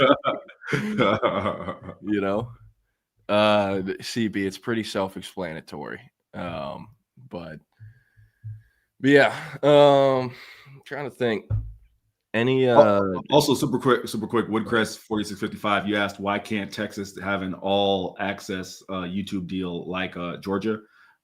Steven Sarkisian is the answer to that question, guys. Just I think Jordan, because we work in this, we may forget that, like, general fan doesn't understand. The head coach controls everything in college football. All right. Or same thing for like big time college basketball, it's the head coach. So if there's something that you're not getting that you desire from a platform media access, Steven Sarkisian is the answer to that. Yeah.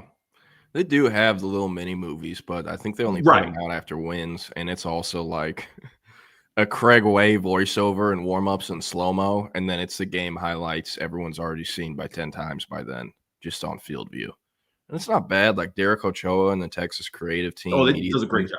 They're truly one of the best in the business. But Oregon, they have some awesome recaps. They're like 20 to 30 minutes each week. Trying to think. I mean, I know Dion and them, they put everything on YouTube. Yeah. I'm not even going to bring them up. A&M with the Pulse, that shit's on ESPN too. Yeah. It's on, and even SMU has a deal with ESPN. Jordan, UCF did a couple years back. I think it was Gus Malzahn's first year. They did like the week in, week out deal that was on ESPN. So yeah.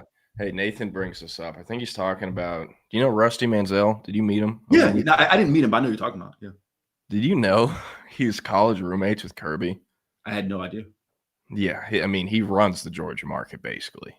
And it was college roommates with him. I saw them talking after the game when it was like 30 minutes after Kirby got done with his post-game presser, but he was getting golf carted across the field, probably to his car or something. But yeah, but Rusty's a good dude. Now works at Georgia on 3. Used to work for us at 24/7, and probably the authority in the Georgia market. But Jordan, you know who didn't get golf cart to our car? Freaking us. It's a long ass walk from Sanford Stadium, dog, uphill. For real, like the walk from Sanjak Garage to DKRs and shit compared to that. Compared to not even close, dog. My guy Jordan texted me, and my phone was on Do Not Disturb. Jordan texted me, "Yo, you mind picking me up?" I didn't even see that shit, dog. My bad. Yeah, I thought about doing the send so it vibrates, but I'm like, he's probably seen this and it's like, hell no. So I'll just I straight up didn't see. I didn't see it until I think I got back to the hotel. Like you called me and I just didn't see it, bro. My bad. Yeah, nah, hey, it's all good. All right. So on Monday, Hank and I did, after the loss what does the loss to Georgia tell us Texas needs in the portal? Off the top of your head, besides buying a new O-line, what are the things that have to happen for Texas in the portal, in your opinion? Okay. I think you have to bring in a running back because what happens with Contrarian Wise is interesting. I mean, does he go pro? I know some fans are going to say, oh, he doesn't have the numbers. Well, I mean, does he come back next year? CJ Baxter's going to be here. Derek Cooper's going to be here. Pretty sure Christian Clark's going to be here, right? It's a crowded running back room. So there's that. But I feel like you got to go get a running back. Tight end, I still am a believer in Jack Endries. Although, one of the things that I had been saying, I had to go back and look at the numbers, and the numbers don't bear this out. I had said that Jack Endries has had to be in more in pass pro than probably was expected. If you look at the numbers per Pro Football Focus, he's been in pass pro 55 times. So he's right on pace. More, I guess Gunnar Helm played 15 games last year, right? Yeah, 13 and 2, 15 games. So I guess Endries, if you extrapolate out to where it's more than to 15, maybe he's a little ahead of that pace, but not by a ton, right? The point is, if you look at him compared to previous tight ends, he's not in pass pro significantly more. But I still think you probably, Nick Townsend's a great point. Nick Townsend's he's coming on, but I think, maybe a tight end. You covered offensive line. Safety, that's another spot. I mean, Jonah Williams, right? Is coming, but getting to replace Michael Taft, I think you need to kind of push, Xavier Filsaime and JJR and some other guys. So safety is going to be a spot. We'll see what happens with Jelani McDonald. So that's just off the top of my head right there. Could probably say corner as well, honestly. Yeah, I think there's a chance they go get another kind of Matthew Caldwell type, clipboard holder type, because I do think they're losing Trey Owens just like everyone else thinks. Look at the tea leaves. In the running back room, Wisner, Baxter, Clark, and Simon will be back. You'll have Derek Cooper as a freshman who'll play some. They should flip Jet Walker, though I wouldn't really expect him to play as a true freshman or much outside the red zone goal line situations. But I mean, hey, like I said in the receiver room, you have to have some tough conversations about what these guys are making in the running back room. If CJ Baxter isn't going to be the same player, as much as I love him as a person and as much as I wanted him to pan out as a player, he should not be getting paid like what the player he was in 2023. And those are rough conversations. They're tough ones, but they're happening in every single college football team in America. So I'm saying 1 to 2 running backs because I also think like if Wisner and Baxter come back, could Clark and Simon be like, screw this, I'm out, I want to play? Yeah, that's possible. In the receiver room, we already kind of hit on that. I think that number could be 1 to 3. It's going to depend on what DeAndre Moore does with the league, and it's going to depend on how hard they're going to come at restructuring that room budget-wise. In the tight end room, they have to go get an inline blocker. There's no question. And maybe they get 2 tight ends, and one's an inline blocker, one's a regular one. Because Spencer Shannon, all he ever was brought to Texas for was to be an inline blocker. He caught 6 pass receptions in high school. 6. And it was versus elite competition in the Trinity League playing for Modern Day. But he's in year 3. He did not play a snap versus Georgia, and because of that is averaging 8 snaps a game versus SEC teams. And they do not trust him to block, and his sole job is to be an inline blocker. If he can't cut in year 3, why the hell is he going to in year 4? And then Will Randall, he's in year 3, hasn't played a snap, isn't even on the travel roster. You look at the 2 young tight ends, Townsend and Imari Winston. Imari Winston is never going to be the blocking type because he's 6'1.5" and is 250 pounds. He's going to be an F-back or the, split out wide tight end. Townsend, I think, offers the best of both worlds and has the highest ceiling out of anyone in the room. Can catch, run routes, and block. He's a tough guy. And then you have Washington, who was kind of the split out wide tight end, receiving type, not a blocker. Shows up to Texas at like 6'4", 220. He's now like 260, and he's not nearly as fast or athletic as he was. And he also can't really block either, and he's dropping passes. Like, something has to be done in the tight end room. And with Nick Townsend, someone brought it up, like, why is he playing less and less? It's a great question. They've used him to block. They haven't tried throwing a single pass to him this year. So, I don't know. But something has to change in the tight end room. O-line is obvious. We can skip over that. In the D-line room, they're losing Brevard and Shaw. Hero Canoe can come or leave. If he leaves, they're definitely going to go get at least 1 D lineman, I think. And I think that might be the number regardless. They don't necessarily need it, but even in like the Trill Carter year, they didn't even really ever need that, and they still did it for depth purposes. So I think that's possible. I think they'll be just fine at edge. There's already a lot of money invested in that room. Colin Simmons, Lance Jackson, and Richard Wesley are all probably going to be at 7 figures next year because that's what top-tier edge rushers go for. And you have Zena Umeozulu, Smith Arugbo, Brad Spence will factor in. Kosiuk Paula kind of factors in as an edge hybrid backer. And then at linebacker, you're losing Anthony Hill, Leonga Lafau, Ty Anthony Smith, Bo Barnes come back. Tyler Atkinson will be good enough to play as a freshman, but they're going to have to go get at least 1 portal backer. And then at corner, I don't know who the hell is going to play outside of Cade Phillips and Grayson Littleton because Malik Muhammad is gone.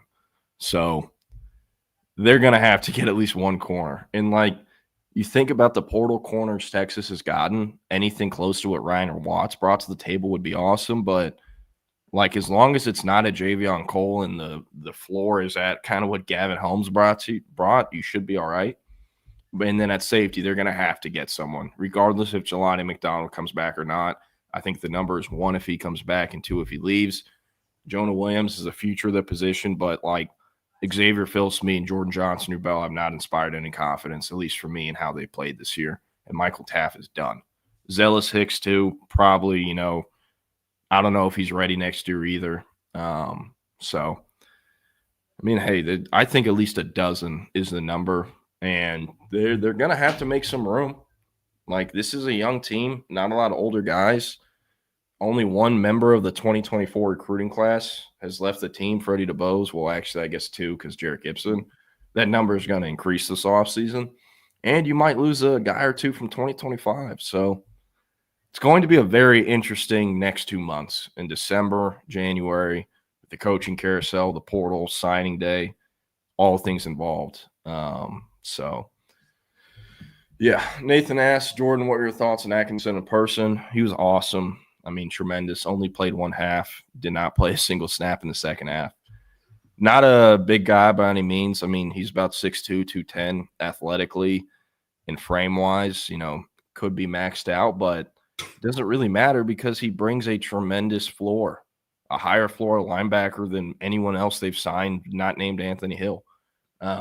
Tremendous closing speed, tremendous 0 to 60 speed, some of the wildest acceleration I've ever seen on a defensive player that isn't a defensive back. And he can help Texas right now. He's going to play a lot next year. And he's a huge name in the state of Georgia. He should be able to help Texas recruit that state in the future, and especially if he hits and pans out, because the state of Georgia is putting out 1 to 2 5-star backers every year. So, yeah. Hey, Jordan, I gotta run here. I gotta take care of some business in the city of Austin. So I will see you tomorrow, my guy. Appreciate it as always. See you. Yes, sir. Appreciate you coming on. All right. I'm gonna scroll through these comments real quick because Hank and I are about to record the state of recruiting at 11:30, so I'll try to be quick. Let's see. Antoine said 9 out of 25 have burned red shirts. Is that number too low? Jonah Williams, Nick Brooks, Mario Winston, Justice Terry, Dalen McCutcheon, Kate Phillips, Grayson Littleton, Lance Jackson, Nick Townsend. I mean, I don't think it's too low. If you're at the point in the season versus conference opponents where there really isn't a reason for a freshman to play compared to the starter, it's not like this season's completely cooked and you're looking at next year. And from that perspective, like, it doesn't make a ton of sense to put a freshman in for his 5th game and have it burn. So I don't know. I do think, though, if Texas misses the CFP, which is likely, and they play in a bowl game, I think there's going to be some opt-outs, and I think we're going to see freshmen for the first time. And, I know the portal, it's now open January 2nd through 16th. If Texas misses the CFP, they're going to be in a bowl game in December, but could see guys opting out, declaring their intentions for the portal early. It's going to be very interesting because, first time Texas hasn't been in the playoffs since the 2022 season. So a lot of unknown things. Like the last time Texas was in this position, Bijan Robinson Johnson sat out. Or no, I'm getting the dates wrong. Because that was the last time Texas missed the playoffs, they played Washington in the Alamo Bowl. The first year they lost to Washington. So, yeah. Antoine said Texas had 7 guys declared for the draft last season, over under this year. Well, let's just name them off top. Anthony Hill, Malik Muhammad, Michael Taff. I think Cole Brevard will get drafted. It'll be day 3 and probably round 7. I don't think Travis Shaw will. That's 4. Ethan Burke will get selected. That's 5. It's kind of it. Jack Baumeister, 6. Trevor Gooseby, if he leaves, 7. Yeah, probably about 7. Something like that. At least not declare for the draft, but get drafted. And one thing I think is very interesting, I forgot to bring this up. I was looking at Texas's past recruiting classes, right? 2022 is the first full recruiting class for Steve Sarkisian. They added a few guys late in 2021. Xavier Worthy obviously got out of his paperwork at Michigan. Keithron Lee, the kid from Brian Rutter that has pretty much been in prison since he got kicked out of Texas and now has face tats and several felonies. They added a few guys late in 21, but mostly inherited a group that had already signed, like with JT Sanders and Gunnar Helm. You look at the 2021 class and 2020 class and 2019, 2018 class, Herman's classes, compared to Sark's 2022 class. There are less draft picks in 2022 than in 21, 2019. And I get it, it's a transition class, but Sark got the job in January 2021. The 2022 class did not sign until December. He had 12 months to get it fixed and get it in order. And that class has had a very bad bust rate. You have a Kelvin Banks, you have a Cam Williams, and then you got like Travell Johnsons that aren't even playing football anymore. You got Savion Reds. You got Derek Browns that aren't playing football anymore.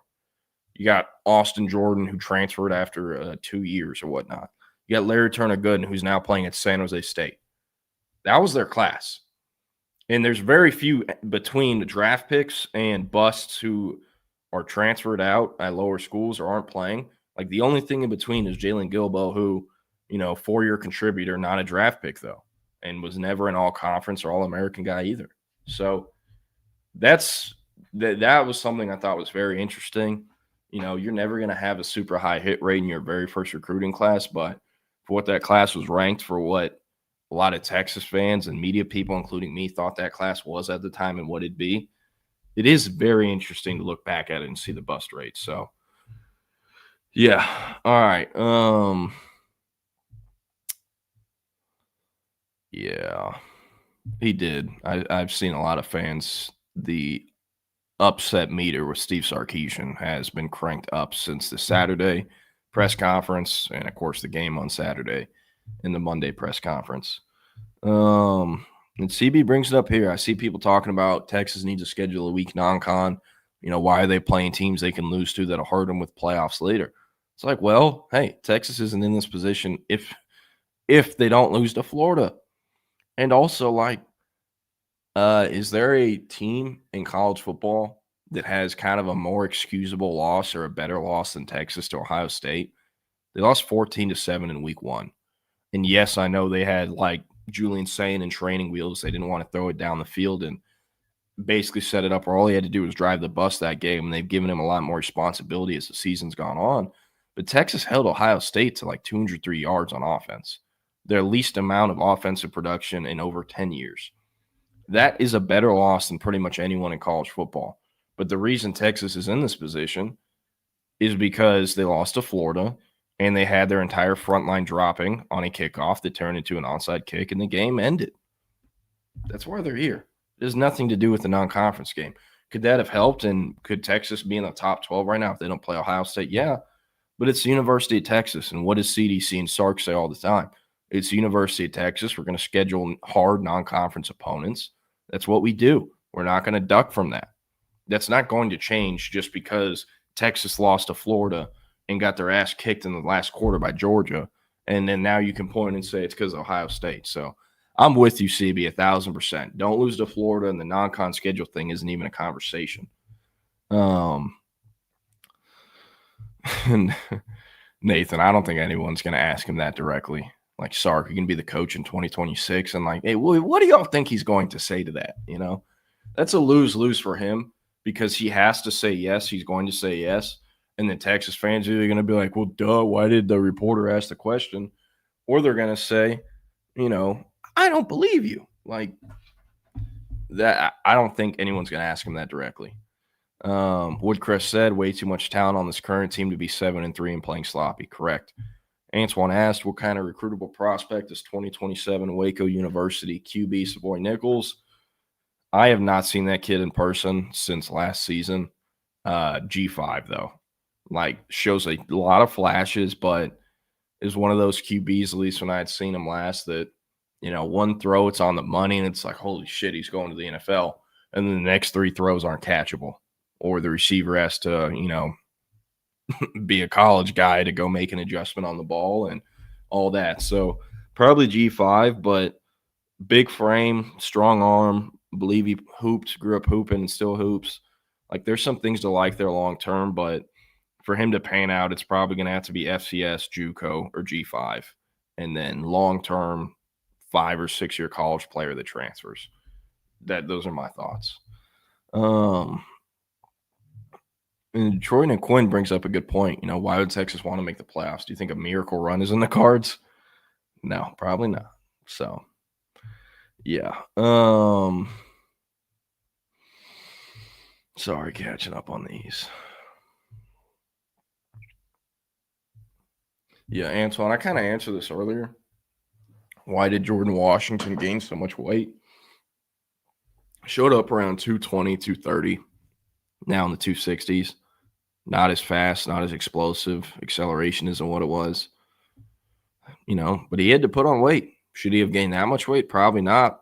And I definitely don't think that was his idea. I think it was Texas's. But yeah.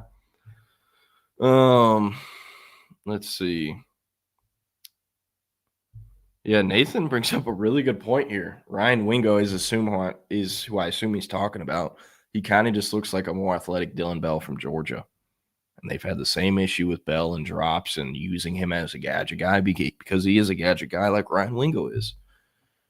Wag says, I think Mosley has potential to be the one. I think he does too.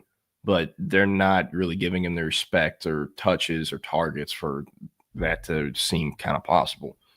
But he needs to touch the ball more. He seems like the only one that really gives a fuck at times on offense. Him, Trey Wisner, DeAndre Moore, and Arch Manning. You know, I know some guys are going to be quiet or more reserved and some wear their emotions on their sleeve, but Mosley's one of a handful of guys that actually seems to be caring a lot about what is happening.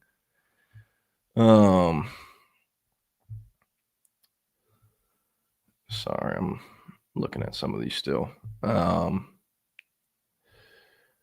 Yeah, Texas loses Saturday. It will be ugly for Sark. And Woodcrest brings up a good point. The kids on the team don't really know the history of the Arkansas-Texas rivalry, and everyone who was on the team in 2021 that went to Fayetteville and got their ass kicked is gone, you know? And even, I mean, I was at the Arkansas game last year. That wasn't a ridiculously crazy environment. The Georgia one was a lot more intimidating, a lot louder, a lot more fans, and a lot harder of a place to play than Fayetteville was. So even the guys that were on the team last year, I mean, I don't know. They're going to have to get up for the rivalry, though, because you know damn well Bobby Petrino and his team are going to be. If Sark loses to Arkansas, he needs to show up to the press with a neck brace. Yeah. Let's see.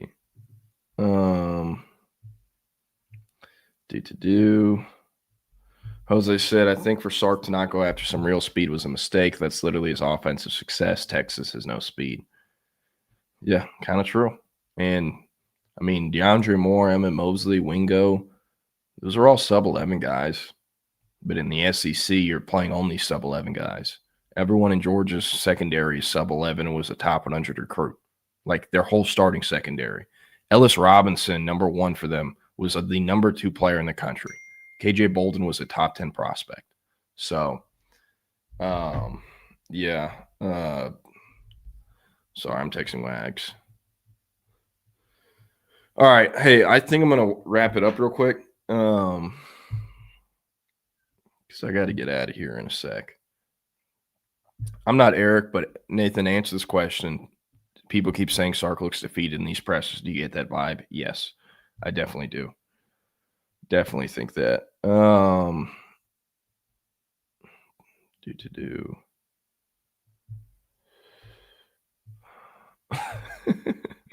Yeah, I wish UNT was higher than Tulane as well.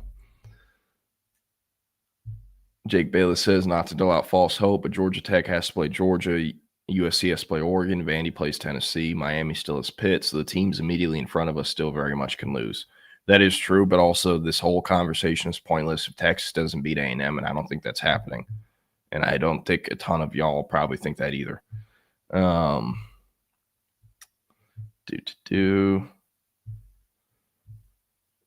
Let's see. Yeah, the walk in Athens was bad. Our walk was about 10, 15 minutes, and downhill on the way to the stadium, uphill on the way back. And agreed, Woodcrest. The dead weight, they're going to have to trim some fat, cut some fat. Jake Bayless said, I bet if Sark hired McDaniel after the Dolphins fire him, the entire fan base will love him again. I don't think Sark's hiring an OC, and I don't think it's McDaniel.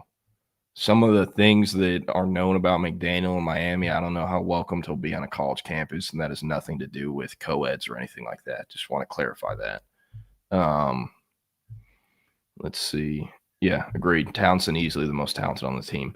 CBS, what happened to the Michael Terry running back experiment? He's not going to give you anything more than Trey Wisner or in not the same CJ Baxter, to be honest. Someone asked me on my board yesterday, are we going to see Michael Terry play? I said, unless Texas is up a bunch versus Arkansas, or unless, Texas is in a non-CF bowl game and there's opt-outs, like, no, we're not seeing Michael Terry. Bayless said, I think Banks should relinquish tight end coach title. I'll say that about him. Yeah, I wouldn't hate it, but it's not happening. So, yeah. Sticky said, can we pay Malik Muhammad to stay an extra year? Maybe use that Jade pitch going forward. Thorpe Award, maybe, but, covering Malik Muhammad, being around him and his people in high school, if he gets a draftable grade, I think he's gone. You also have to remember who his cousin is. Jabbar Muhammad could have left, got drafted out of Washington, ran it back, tried to improve his draft stock in 1 year at Oregon, and his draft stock sunk, and he went undrafted, and I don't know if he's even in the league right now or on a roster. So I think that can factor in Muhammad's decision as well, because he will have a draftable grade. It might be day 3, but he'll get selected. So, but hey, if they can get him to come back, I mean, that would be awesome for Texas next year. Truly. Let's see. How pissed are the big money donors going to be if we lose to A&M or to Arkansas and A&M and DKR? Got to be some staff change-ups, right? Fuck yeah. Man, if they lose to A&M and Arkansas and DKR, they're 7-5 with A&M, Texas Tech, and Oklahoma in the playoff. Shit, UNT might be in the playoff too. 3 Texas teams that aren't Texas in the playoffs in that scenario. And there's going to be 2 of them that aren't Texas, and Tech and A&M. I think I said it at the beginning of this season when they lost to Ohio State and after the loss to Florida that, hey, we've gotten here because of the evaluation problem. It has nothing to do with money and not wanting to pay up for some players. It is the evaluation problem. Or in high school recruiting, and Michael Fasusi specifically, the relationship problem, because Texas has never had a problem with money. And I've said, hey, I know they signed the number 1 recruiting class last year, but unless Texas misses the playoffs and Tech and A&M and OU get in, I don't think anything's changing on the personnel staff. So, missing the playoffs is going to suck, but if they're 7-5 and A&M, Tech, OU are in there, some people are getting fired at Texas. The personnel staff is going to change, and I do think that is a good thing, even though, it sucks that people lose their jobs, and it sucks that that's a situation that would have to happen, but a change in the recruiting operation has to happen long-term, or there are going to be repeats of seasons like this. So, yeah. Woodcrest, he has not lost the locker room. Do I think it's the locker room it was last year and it's 100% positive culture and everything's perfect? No, but he has not lost the locker room yet. Now, that is possible to happen depending on how these next 2 weeks go if something terrible happened. But no, I would very clearly say he's not lost the locker room. So, yeah. Terry Freeman said, got to show some progress versus Arkansas. Last 4 games have been 3. We should have, could have, should have lost in an embarrassment versus Georgia. Yep. I mean, dude, think about if they don't win in overtime versus Kentucky and Mississippi State. 5-5 right now.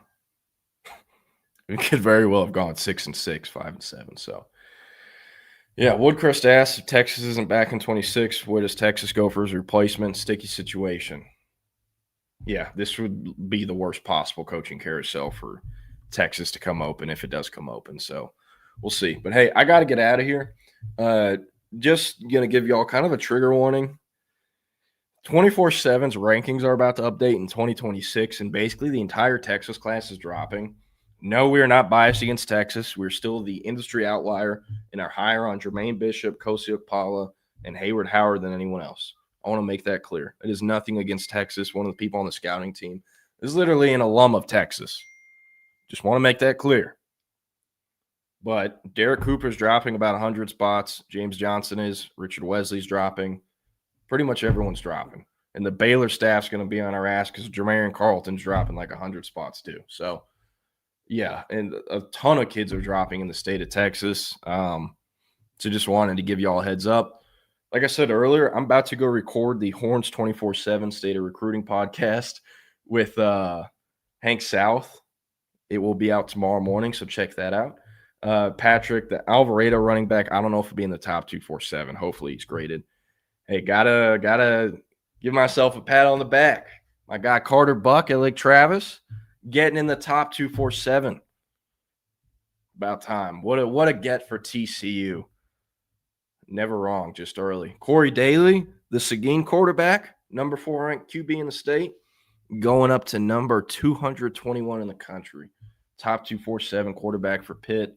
Think he will be a very attractive candidate for schools looking to flip a quarterback late.